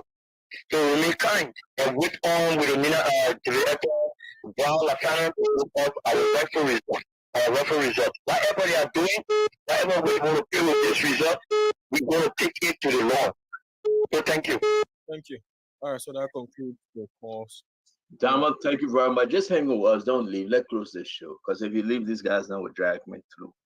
Please, I want to say I appreciate everyone. We have some serious technical issue today. I think tomorrow will be fine. We'll get back on our regular page. All the pages that we just went down on, again, a lot of hackers out there, people trying to come after us. We want to say, please, just follow us. Wherever we are, we'll share with you. We appreciate you today that you have joined us. We had a wonderful show. They went after Butt Naked. They went after Nima folks in Saniquete. They were there at the SKD and all this different stuff happening in the country. We call for peace. We should all remain peaceful. My fellow Liberians, as you listen to me tonight, this thing is over. The only thing CDC is hanging on is to beg for second round. Dualu may disagree with me. Fadiga also. Even Alex will disagree with me. But I think if President Weah get what he asking for second round, he will regret it. He will never run again for any political party. With the result we have in our possession, and as we begin to go through them, you will see it bit by bit. Given George Weah all of this of Eastern region, and giving only 25 to 30,000 votes to Joseph Yuma Boakai, it's over. I heard somebody crying and say, can you give him Grand Bassa? He have lost the Western cluster all the way to Lofa. Nimba, gone. Monserrato, gone. Magibi, gone. Where else can Joe Weah win? He will go down in the history as a one-term president. And we wish you, the Liberian people, well. For the good nation, a better country, and a better people, we say thank you. We'll be back again tomorrow. Again, to my brother Dualu, enjoy your day, enjoy your night, and be safe, my brother. Thank you, folks. Dualu, you can come in. Yeah, let me close real quickly, gentlemen. It was a great show today to the audience. All my well wishes. Thank you. I appreciate the birthday and well wishes. But I will say this to my president, President Weah. Every single Liberian in Liberia has a stake in our country. You have a responsibility to protect this democracy. You have no option. You must protect this democracy. You must speak to the nation. I know it's something you've not done in the past with all world days, but these are crucial times. You must speak to the nation.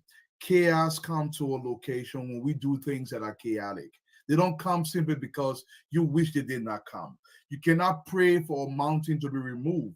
You get dynamites and you get bulldozers and you remove that mountain. Prayer don't do that. So let them be naive and say, oh, we're being chaotic, but chaos is not going to come to this society. We want peace. We want fair elections. We want the National Elections Commission to hasten the process so we can deliver to our people the victory that is awaiting Honorable Boakai as the next president of the Republic of Liberia. These delays are not going to help. Let's count the vote hastily so we can go ahead and let the people get calm in the country. Once again, people, thank you so much. It was a great show today. Thank you very much. Again, Fadika. Well, it was a great show. I mean, we had some technical difficulties, but like Stanton said, we will be here tomorrow. But I will close with one of my dad's favorite quote. He said, "Hope for the best, prepare for the worst, and take whatever comes with a smile." We were hoping for the best. I think the best of Liberia showed on 10. The worst could happen with these guys that are desperate to cling on to power. But we should not be deterred. People, we just want you to know that we are fighting. We have people that have not forgotten Liberia, the Americans, the European Union, African Union. We have people. We are not living in a vacuum. We are not living on an island. We are part of a community of nations that want to ensure that we do not revert to our dangerous past. And George Weah is trying to apply the checkerboard strategy. They're not going to win it. Beginning can win. They can't win. They won't scatter the checkerboard. We should not allow them. We should not give it credence. Let us remain patient. Let us remain calm, but we should also remain vigilant. Do not be afraid. If you become afraid, this bad governance will be your reality. That cannot happen. It should not happen. And the only way we can ensure that it doesn't happen is to vote. You have done that process. The second step is to ensure now that the voting, your votes are counted and the result is announced. We already have our tally sheet. We know where we are. There is election based on everything. Until we can get the official result, we already have our preliminary result. It has shown that Ambassador Boakai and Jeremiah Kwankun are going to lead Liberia for the next 6 years. Do not allow George Weah to change that. I like what you guys are doing, jealously protecting your vote. If you have to come at those polling sites, stay there. Those tally places, you remain vigilant. If you see something, say something, but do not allow them to scare you. That's what I can say. I'll give it back to you, Stanton. Thank you very much. And we're bringing out Brother Ed Gray. I'm going to keep Brother Gibson for last. Once he starts to speak, I will just leave. Brother Gray? You know, I think it was Dwalu who said. You always keep me for last. You know, one of the first things they teach you when you go to a place called Command and General Staff. It's for Hey, senior, you got with military examples and I mean, everything. it's reserved for senior level officers. When you go there, all they teach you is about peace. And at one time I said, well, I'm a soldier. Why every time I come here, I hear about peace, peace, peace? But the thing is, they say if a man says yes and the other one says no, that's war. So in this case, the Liberian people have said yes, but somebody else is saying no. That's conflict. That's all I intended to say. The thing is, Mr. Weah was never a part of the sour grape that some of us, you know, munch on to be alive today. So he doesn't know how it looks like. So, you know, all of these other, you know, scare cockroaches, as they can call them, or scarecrows that are running around, you know, beating the war drum and so on and so forth. Some of them really did not taste the wrath of war. Nobody wins when we fight. So the democracy that brought Mr. Weah to power saw the lives of some 250,000 people going down. Mr. Weah was one of the least Liberian citizens. Never mind the fact that he was world best, world this, world that. But when it comes to the leadership of our country, somebody like Mr. Weah could never have made it, but because of democracy, he became. Anybody else should be able to benefit from that grapevine. If you can give other people a chance because you think that this republic, where when you wake up, you go outside, people lining up behind you, because that's what he enjoys. You know, Mr. Weah, You have to set him down and tell him that, like a 3-year-old child, a president necessarily does not have to have 2 terms unless the people want you to be the president, the re-elected president.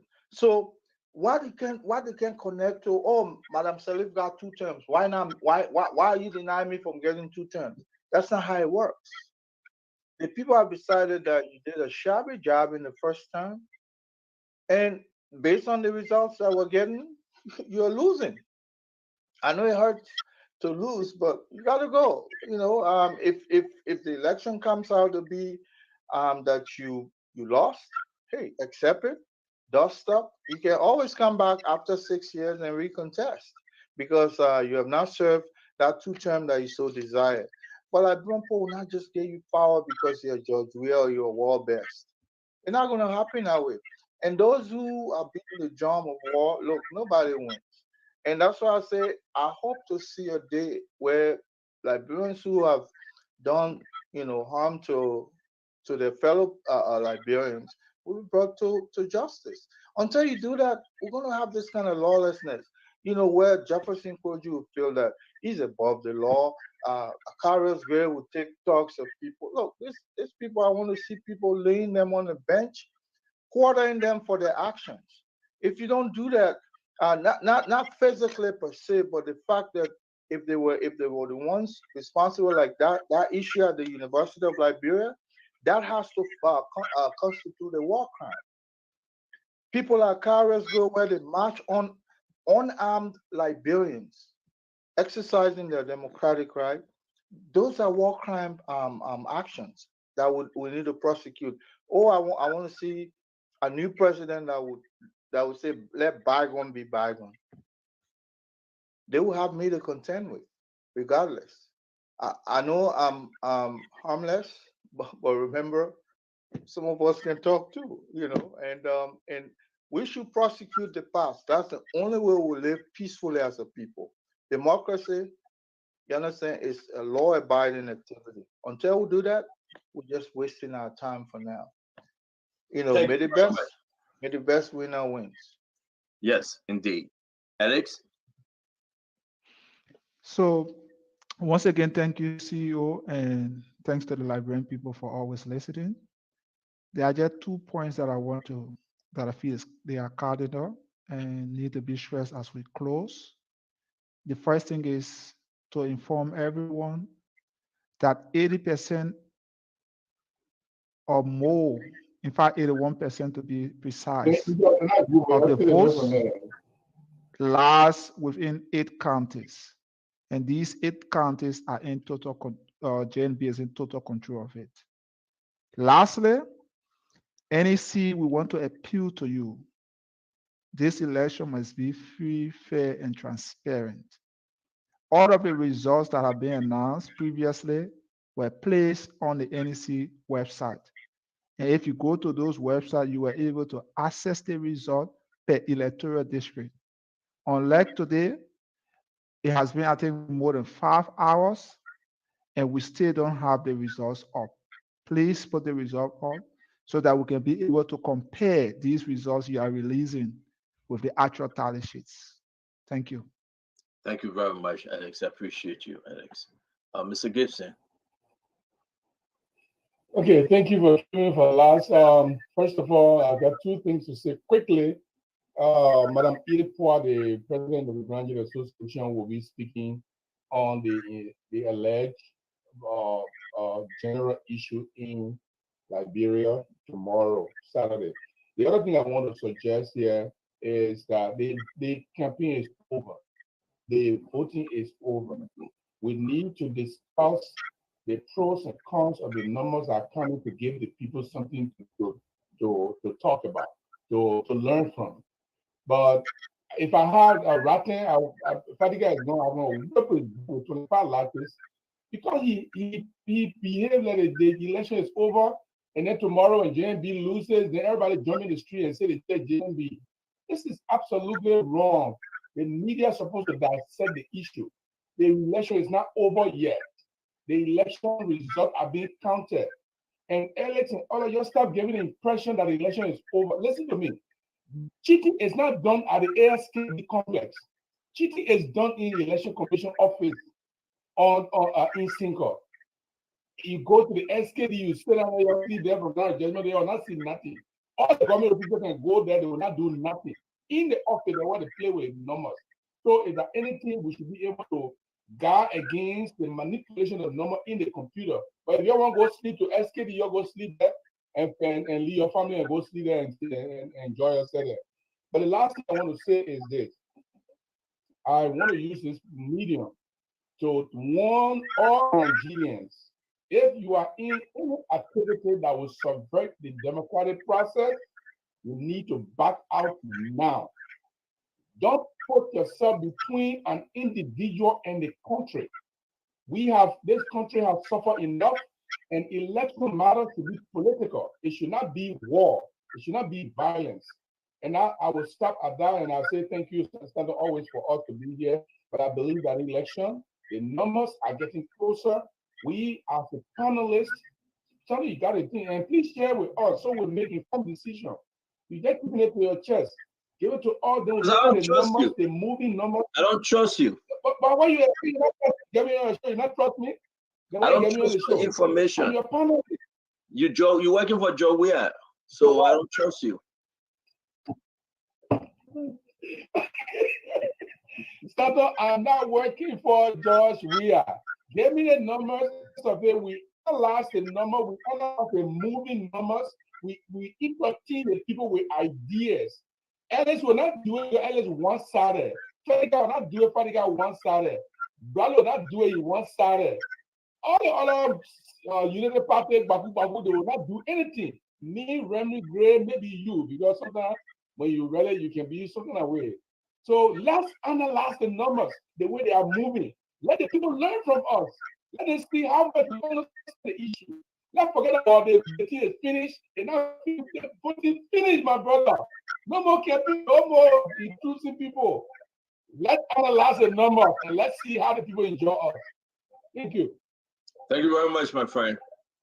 Again, folks, good program. Dama, are you dead or Nelson? Well, Gibson, why me I can be sung away? Huh? Gibson said I can be sung away. Yeah, I don't trust this guy, man. You got look at somebody said don't give it. Listen, Remy, somebody said don't give it to him. Don't trust him. They said they got a history of Joe. Gibson was working with Joe Weir. Joe Weir messed our country up. Okay, if I want to support the I'll be fair. I will say openly. I don't care how they put this to Remy. They cost me. They say I'm ugly.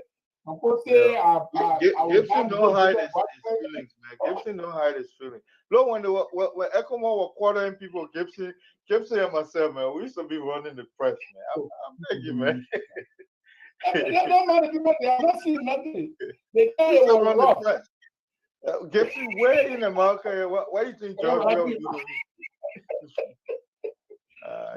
Now that Fadiga was still wearing diapers. He didn't know what he's talking about. You see what he's saying about Fadiga? I will whoop his butt. If you are close to him, I'm going to whoop his butt. Well, I just want to say thank you very much, my dear brother. Yeah, man, thank you, bro. Thank you. Pleasure having you. And I want to say to everyone, it's a good thing, a good program. We're still working on our Facebook page. Again, relax. All shall be well. Dama, are you in the back? What happened to the Facebook page? They took the thing down, man. Send me your Facebook password. Let me post some safety net there. I got some. You know what Gibson saying? We must send the Facebook page passport. You will send the whole thing to Joe Weir. They will see all of our secrets. Gibson says, send me your Facebook passport. Hey, you see that? You're making me to side with it. I will post some safety net. What do you need a man Facebook page for? Yeah. You know that? Gibson cannot be trusted. All right, guys. This is X edition. You cannot be trusted. But I want to say thank you, Gibson. You know I always love you. Thank you. And we'll see you tomorrow. By God's grace. By God's grace. Alex, not Alex. Alex, hang with me. Let me bring in Damo. Where's Damo? Who's in the back? Nelson, somebody. Come on, let's close the show. It's 8:10 in the country. What a day. Alex, so let's talk about the numbers because maybe we can hang around and talk about the numbers real quick, Alex. Your projection that JMB win first round. Put something up, Alex. Put something up. You're muted. You're muted. Yeah, so I think we have 25% or better state, 26% of the votes that have been counted so far. And I'm seeing that most of the votes in the Southeast is being counted. I see in Grand Jide, 22% of that. In River G, you almost have 50% of the results have been counted. So I see 42.86. In Maryland, 28% of it. Grand Crew, 20.91%. Sino, 23. So a good chunk of that has been counted. And what we are seeing so far is that I presented a worst case scenario for JNB and a best case scenario for the CDC. Give me the worst case. And in the worst case scenario for JNB, he's going to win with at least 51%. That's the worst case projection for JNB. So we gave the entire 51% is not winning. It's 51% plus 1. 50 plus no, 1. it's 50% plus 1. I take it back. You said 51%. Thank you. Yes, so he's going to win with 51.23%, and CDC going to get maximum 39%. And the reason this is happening because of the dismal performance of the other candidates. So that's why pushing CDC up to even 39%. So, for example, there are places that CDC was projected to have almost like 90% of the votes or 85% of the votes. What we are seeing, they are not going to reach to that amount. And then taking into consideration their invalid vote and voter turnout, comparing and contrasting that with places like Nema that has come up big, places like Lofa, for example, right now in Kolahun and in Zozo, as well as Bonjeman, the margin between the CDC and the Unity Party in these areas, we almost 50% cancel the margin in the Southeast. Alex, listen, Bomi, 51 to 38%, 51.77 to 38.20%. Bomi County, can you imagine? Can you imagine with 36%, 35.6% reporting? So in Bomi County, JMB is going to get nothing less than 55%. Wow. Bon County, 42.7%. UP, 43.23%. Buffalo, again, UP lead, 44.65%. So let's finish with that thing and let's go to Grand Cape Mount, which is so unique. This thing is not looking good for Jowiah. When you're saying that, then people say, oh, we're not supposed to get results. These are provisional results. You can announce it. But this thing is just not looking good for any which way the twist. And I think they know that Jowiah is in hell. They know that the Shiko RT is coming down on him. Because there is no way they can try to tweak it. There's no way they can try to hide it. They can try to fix it. Because something about this result that George Manawea is in serious problem. George Manawea is in serious problem because he failed from the beginning. And Gibson is right. But today's election announcement over, we'll continue to tell the people and remind them that George Manawea is a faker. He faked his way into the presidency. He faked his way into his leadership. He got no idea how the country was being run. There's no way. Jowiah can put his finger on anything. But where's Sematwe? You're not hearing nothing from Sematwe. Sematwe is finding his way out. So, look at Grand Bassa. Look at Bakpadu. Grand Jide. You know Jowiah will win Grand Jide. We know Jowiah will win Grand Crew. Let's just be frank now. Talk to us. Yeah, I mean, like I said, the entire Southeast, we have given it to Joshua. because obviously he's going to win it. Right now, I'm trying to look at the voter turnout in the Southeast and compare that with voter turnout in Montserrado, Nimba, and Lofa. That's what I was about to do. And from our indication, I think the turnout in Montserrado and these big counties were higher than those in the Southeast. And so that's also could really, really, really affect the CDC. So if these things that happen like we are saying today, and CDC find themselves just on the other side of the river, man, some of the ministers are quoting. Some of the folks that are close to Joe where they are concerned. Some of them say that even if this thing goes second round, they will not campaign for Joe Ware. They will leave the country. Joe Ware was bad to some of his friends. Joe Ware took himself, he thought he was a god, but the God brought him down. So Alex, what you are saying make a lot of sense. You know, I respect your numbers coming up. You are the numbers guy. But imagine, Nimba County, 55.99%. UP is up. Yeah, I mean, in Nimba County, the last time I spoke with the colleagues there, the margin of vote is just too huge, absolutely huge. I mean, I think they had calculated 60% of the result, and JMB was saying 100 plus thousand, while CDC was still crying around 40,000. So it's massive. So here we are, and with these numbers, are you comfortably going to bed? Like I said, worst case scenario for JNB, he's going to win with not less than 51.23% of the results. That's worst case scenario for the Unity Party. And the maximum CDC can get based on the decimal performance again of the other candidate is 39.21%. And this is what we're going to see. We're not going to see anything less than that in terms of the performance of JNB, except it's going to increase probably. And from the trend that I'm also looking at, the voter turnout in the southeastern part of the country wasn't really high. I don't know exactly as to what was the reason, but I see the voter turnouts in Montserrado, Nema, Lofa, these places were very high. And so CDC, like today I gave you an example, you know, when we were having conversation, 75% of the votes in the entire Southeast is just a bit over 230,000.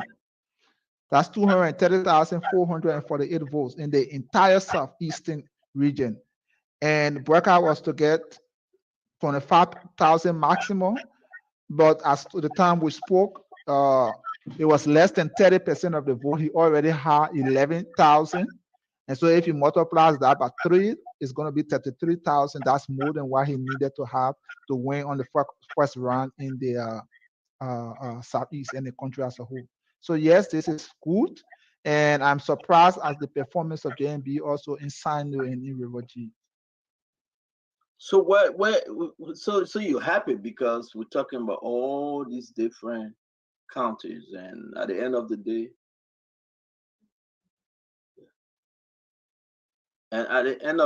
hold on, Ellis.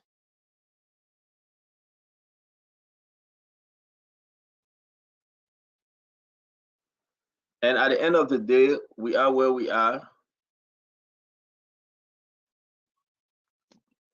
I mean, Breakout is coming so strong in River G. So strong. He has over 20% of the votes there. And that's very good. In Maryland, he's also doing well. And one of what I've noticed, they have calculated the rural part of Maryland, most of it. And if you go to the urban part of Maryland, like Harper and other places, JMB is doing far extremely well there. So it's going to be very incredible for him there. Well, we are. This is where we are. Who's in the back? Can you come on? River says is also so good for JMB. He's reaching 30% or more. And I mean, it's going to be unique. So for all the 6 counties in the southeastern region, you want to give JMB 30,000? Definitely, he's going to get more than 30,000. Then you from what we see. comfortable. Then you Yeah, have. sure. Wow. Let me ask you a question. Just a scenario. Give JMB the 6th county. Give him Grand Bassa. Not Jeremy, sorry. Gave Joe Weah the 6th county in the southeast. Gave Joe Weah Grand Bassa. Let's play with the numbers. And give him 60% of Bon County. Will it be your first round state? So he cannot get 60%. That's the first thing of Bon County. No. I want you to make it like that and tell us whether would there be a first round. I can Because do you that got the numbers in calculation. front of you. Yeah, I can do that calculation for you shortly. The So election it's commission doesn't know for you. You are so good with these numbers. so it's right now we have, if you combine Grand Bassa with the rest of the other county, you have 18.84%. That's the total vote in Grand Bassa, and that of CDC 18.84%. And so if you do the math and by adding these two, If you say adding, you're looking at something. Can you turn what you're looking at? Can we see? That's the unfortunate part, because I don't know. I cannot switch my camera at the back. No. Are you on a laptop? Yes. But move the laptop. Just move the laptop and take it away from you and put it to the computer. I want folks to see exactly the work you do every evening. When you leave from on Spoon Talk and we give you all these tally sheets and you plug in those numbers, and because what we are doing with the tally sheet, like district number 8, you are on the money.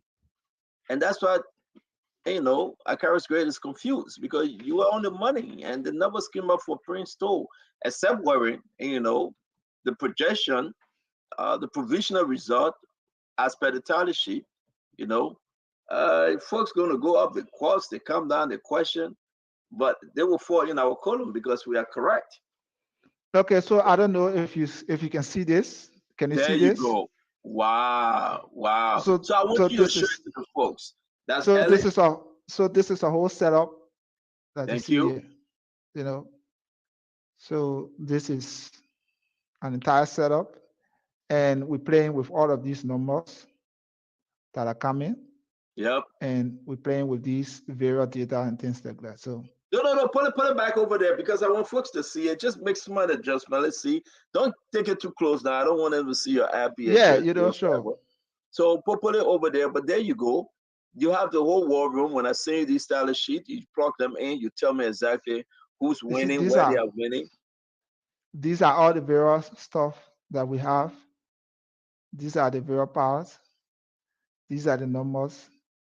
These are the scenarios. So we are very good. Don't show but I want to say, Alex, listen, and that's why you see I'm working along with Alex, because these numbers, Alex is going to tally them, and we're going to give you exactly what we have. It's not looking good for President George Weah, folks. It's not. And you guys are thinking about calling Alex. Don't waste your time. You won't pick up your call. He won't give you the numbers that we have. But it's not looking good for President George Weah. Listen, we went up, down the mountain, try to see how best President Weah can get to, to second round. It's just not working. It's just not working. You see how John King can say, but we'll move the number from here and we'll put it here, and we'll move this one, we'll put it one here. We're trying to figure out the way George Weah is comfortably in second round. We except worrying like they're doing, going to visit this place tonight and plugging some tally sheet. It's not helping. George Weah losing this thing. And he's losing it with a wide margin. So going to second round, if there would be second round, Alex, listen, I'm pushing Alex, and Alex said, listen, Stanton, no way. I gave him the number up and down. He said, no way. I gave George Weah the entire southeastern region. Listen, let's count it, Alex.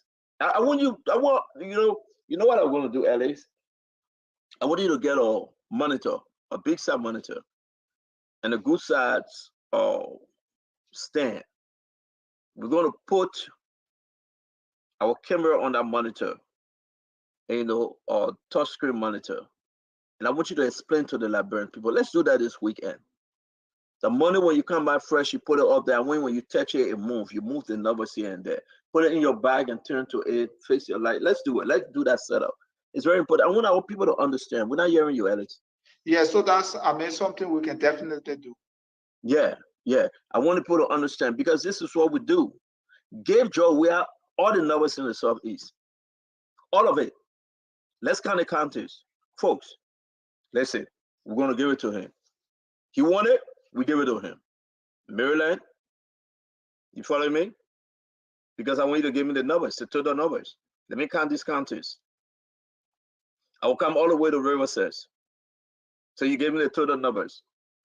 Maryland, Grand Crew, Sando, Grand Judah, Riverside, and River G. 6. What's the total numbers? We're not hearing you, brother.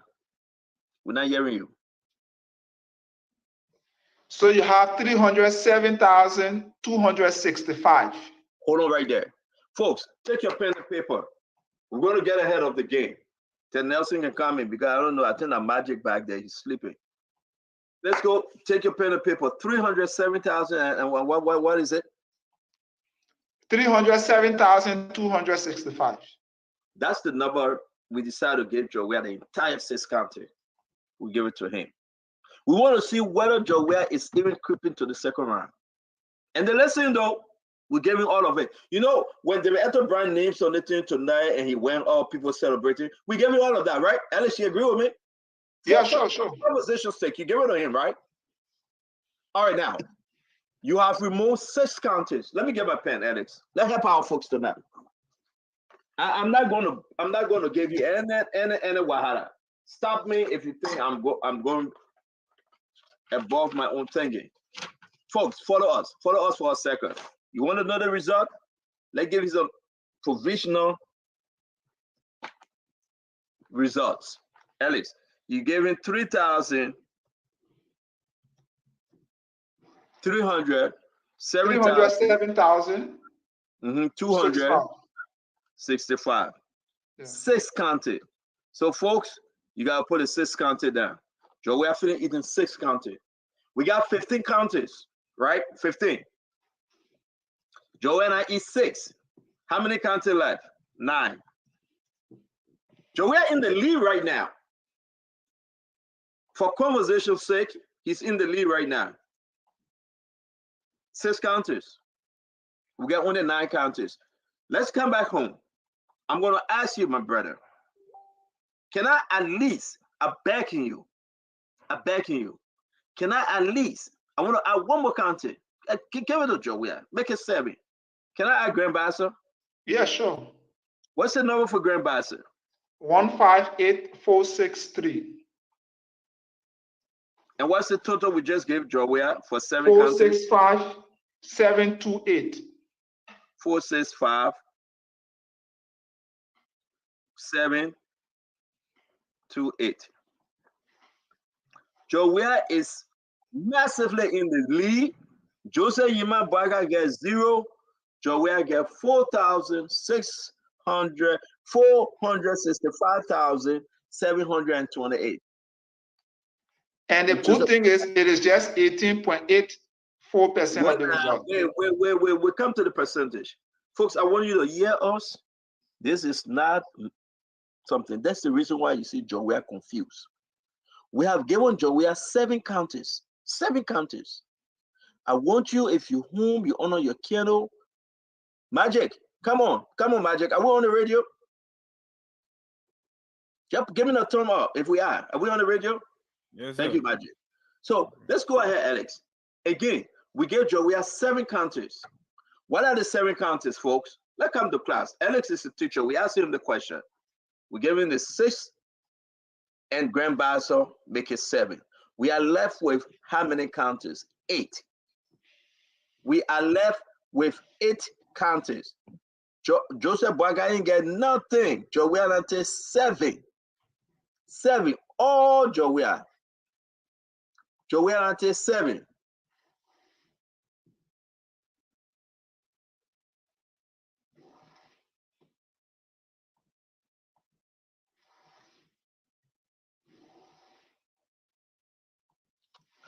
Hold on 1 minute, I read some information.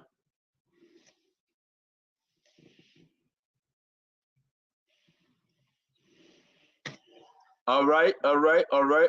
This information we'll discuss it. Let's go back to school. Let's understand this. Mr. Professor, we got 7 counties out of the 15, correct? Yeah, sure.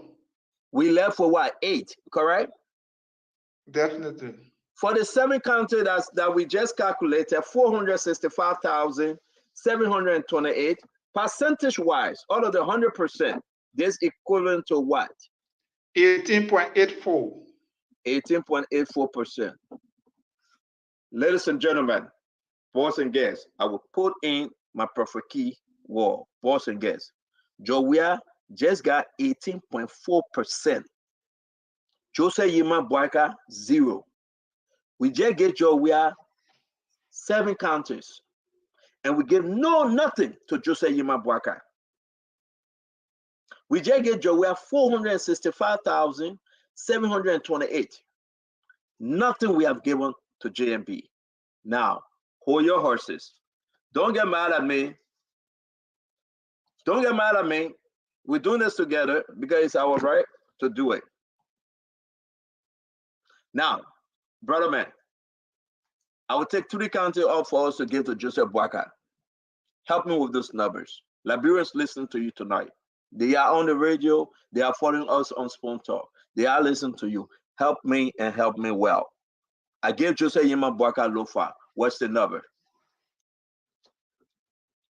Yes, I'm listening. Lofa, give me Lofa number, please. 177129. I gave Joseph Yima Boyka, but basically, let me finish. I gave Joseph Yima Boyka Nimba. What's the number?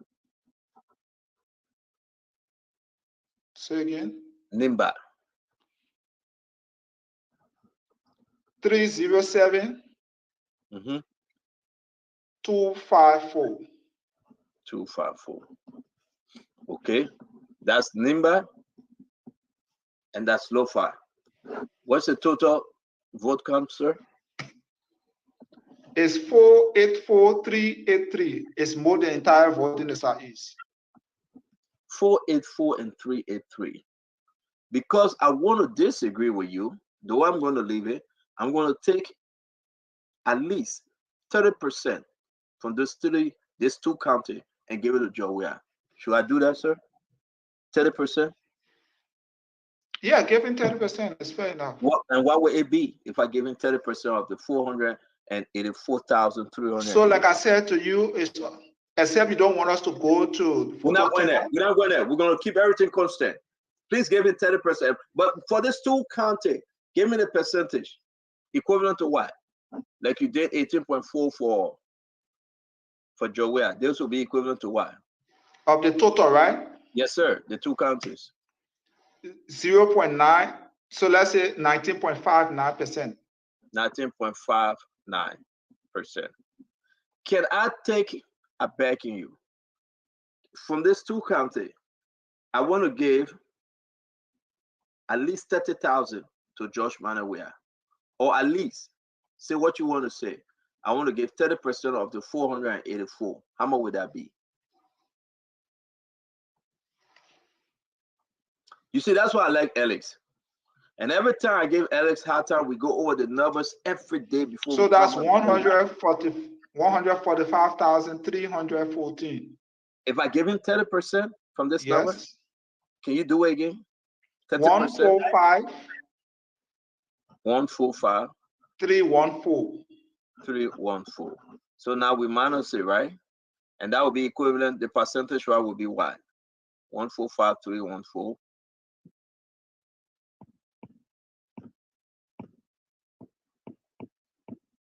Percentage of what? Of both counties? 145,314. You want the percentage of the total registered voter or percentage of what? The one we just gave Jowea, the one that we took for Nimba and Lofa. You said we gave him 144,350. That would be equivalent to what percentage, sir?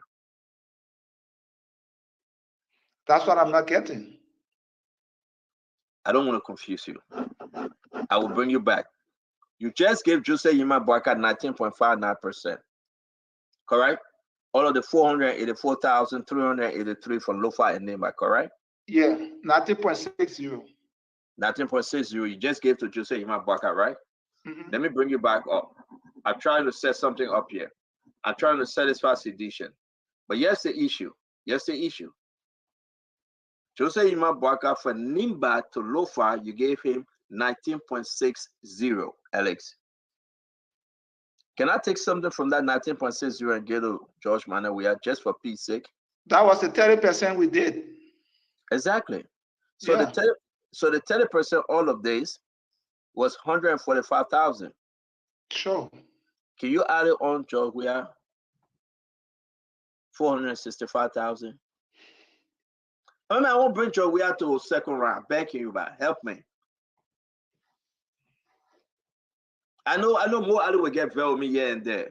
But we Yeah, are I must say I will not go this way, so but you know. So you say you know. yeah, I mean that would not be right to analyze this way, but I'll go ahead. No, So you don't have do it. 611,042 votes. 611,042 votes. We are satisfied, George. We are with 611,042 votes. Now, my conversation to you, Bapolu, Grand Cape Man, Bombing County, go to Jose Imabwaka. What is it? Bon County, Magibby, Monserrato, go to Jose Imabwaka. What is it? Now people say, hey, CEO, you let John out. You're confusing Alex. So you have Bomi County, right? Bombing, Grand Cape Man, and Bapolu. Add it to Jose Imabwaka. To be fair, at least to be fair. Bomi, Grand Cape Man, and Bapolu. Yeah. Total is what? 200,256. And that we add into 200,256. You add it to Jose Imabwaka, you got how much? Jose Imabwaka initial or reduce? Which one? No, the initial, the Nimba and the Lofa. So you still suffering CDC, so how are you happy then? But man, you know, let's see now. Look at somebody say CEO stuff. So that's 684,639. Today, as per the result, add Magibby. I mean, I want to help the people by picking back. Add Magibby to JMP. JMP winning Magibby. Add Bon County. Magibby and Bon County. So I think we're just going back to the simple thing.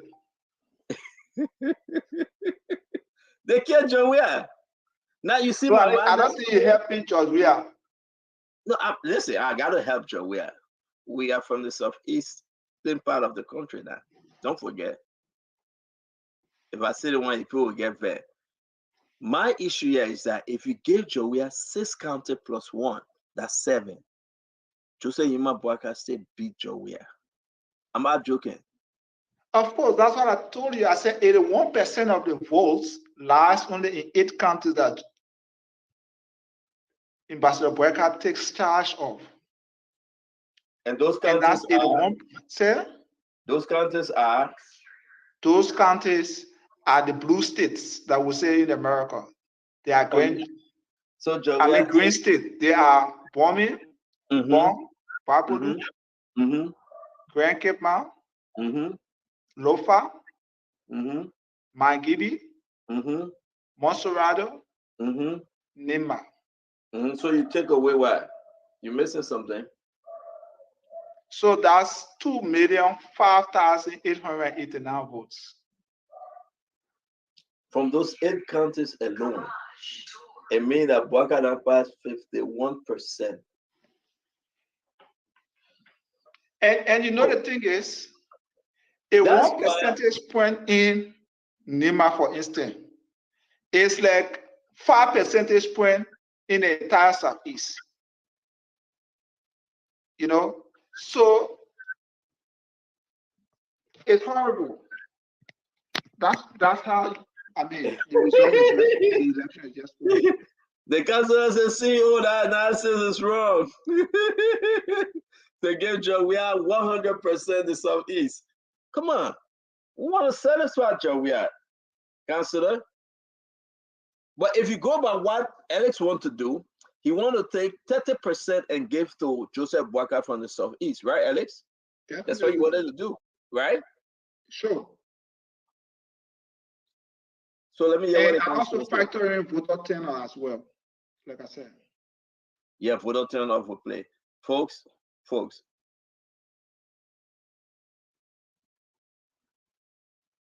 man, I'm telling you, man. Let me see. Let me send this one. Where's Nelson? I gotta go.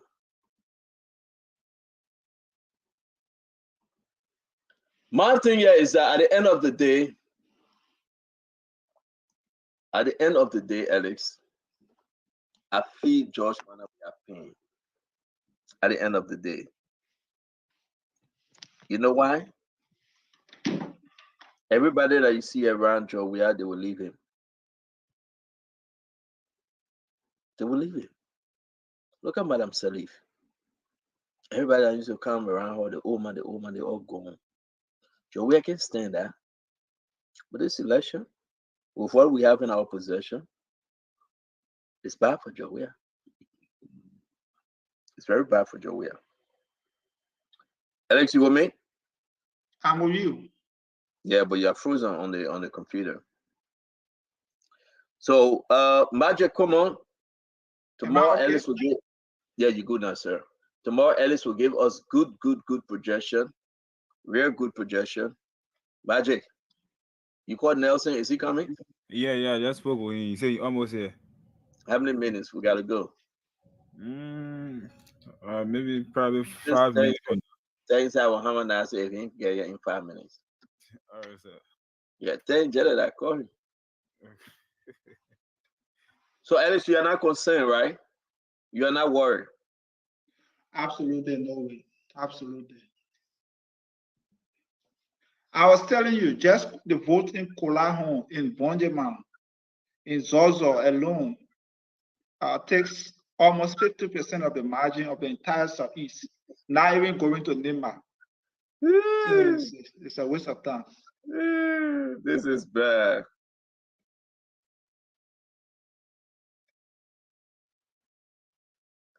This is so bad. Begin. Hey, my Begin Alex. Joe, we're having a bad night though. The messages I'm receiving from his security, and they said, Joe, we are just complaining a lot. Liberia is turning green. Liberia is turning green. Oh, man. You know what I'm about to do, Ellis? I'm about to turn my phone off. Yeah. Ellis, I'm about to turn my phone off. I really got to rest. I don't know about you.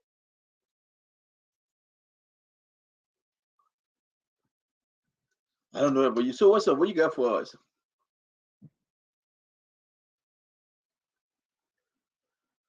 What else you want to share? What you think? Okay, let's talk about who we're going to talk about. You know,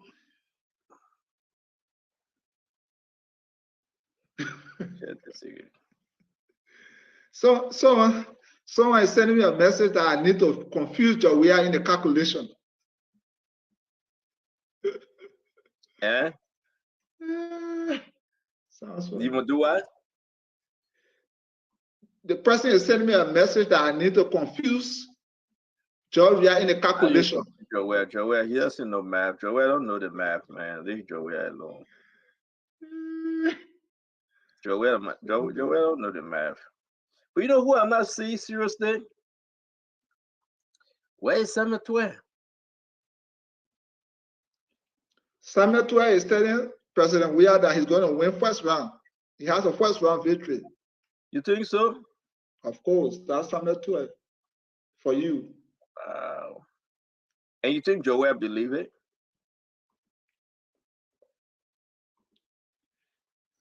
Right now, I can imagine the many meetings that are being held to track the results. They can't make it. They can't make it. They are totally afraid. Nobody giving Joanne a hard time but Spoon Talk. They are totally afraid.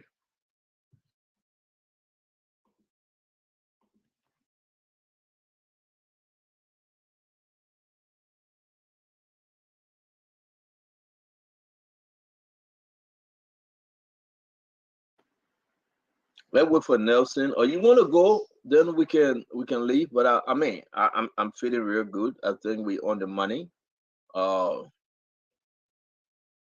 Yeah, so I just have few data coming in, and I need to do the analysis, so I will beg to leave.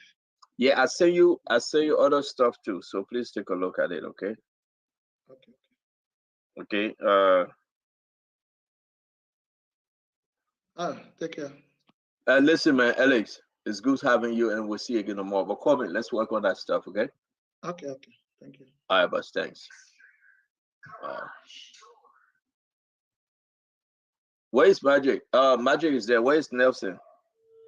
Yeah, according to Nelson right now, I think Alpha, yeah.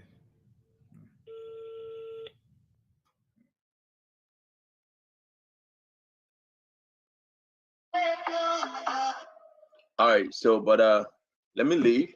I know you can shut it down. And I said thank you very much, okay? Okay, sir. All right, have a good night. Okay. Well, folks, you just listened to the program Spoon Talk. We've been live on Spoon 107.5 FM, Fabric Radio 101.1 FM, and a Super FM 95.5. You know, we have the Spoon Network out here, DJ out at Bureau Best. My name is Prince Hamon, alias DJ Magic. Yeah, man. So shortly we're gonna be back here with another one right here. Shortly, the late night parties are gonna hit your radio. Nelson Cole are gonna be here shortly, so we're gonna be back here again for you guys. So keep listening. Until then, have yourself a wonderful, God bless night for my. Bye bye.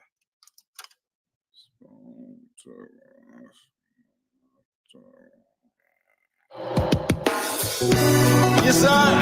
A special one from the CEO, standing with the spoon. And your boy, Friday the South and then charges on the beat. To get your information. To the spoon, to be part of our discussion. Spoon, spoon.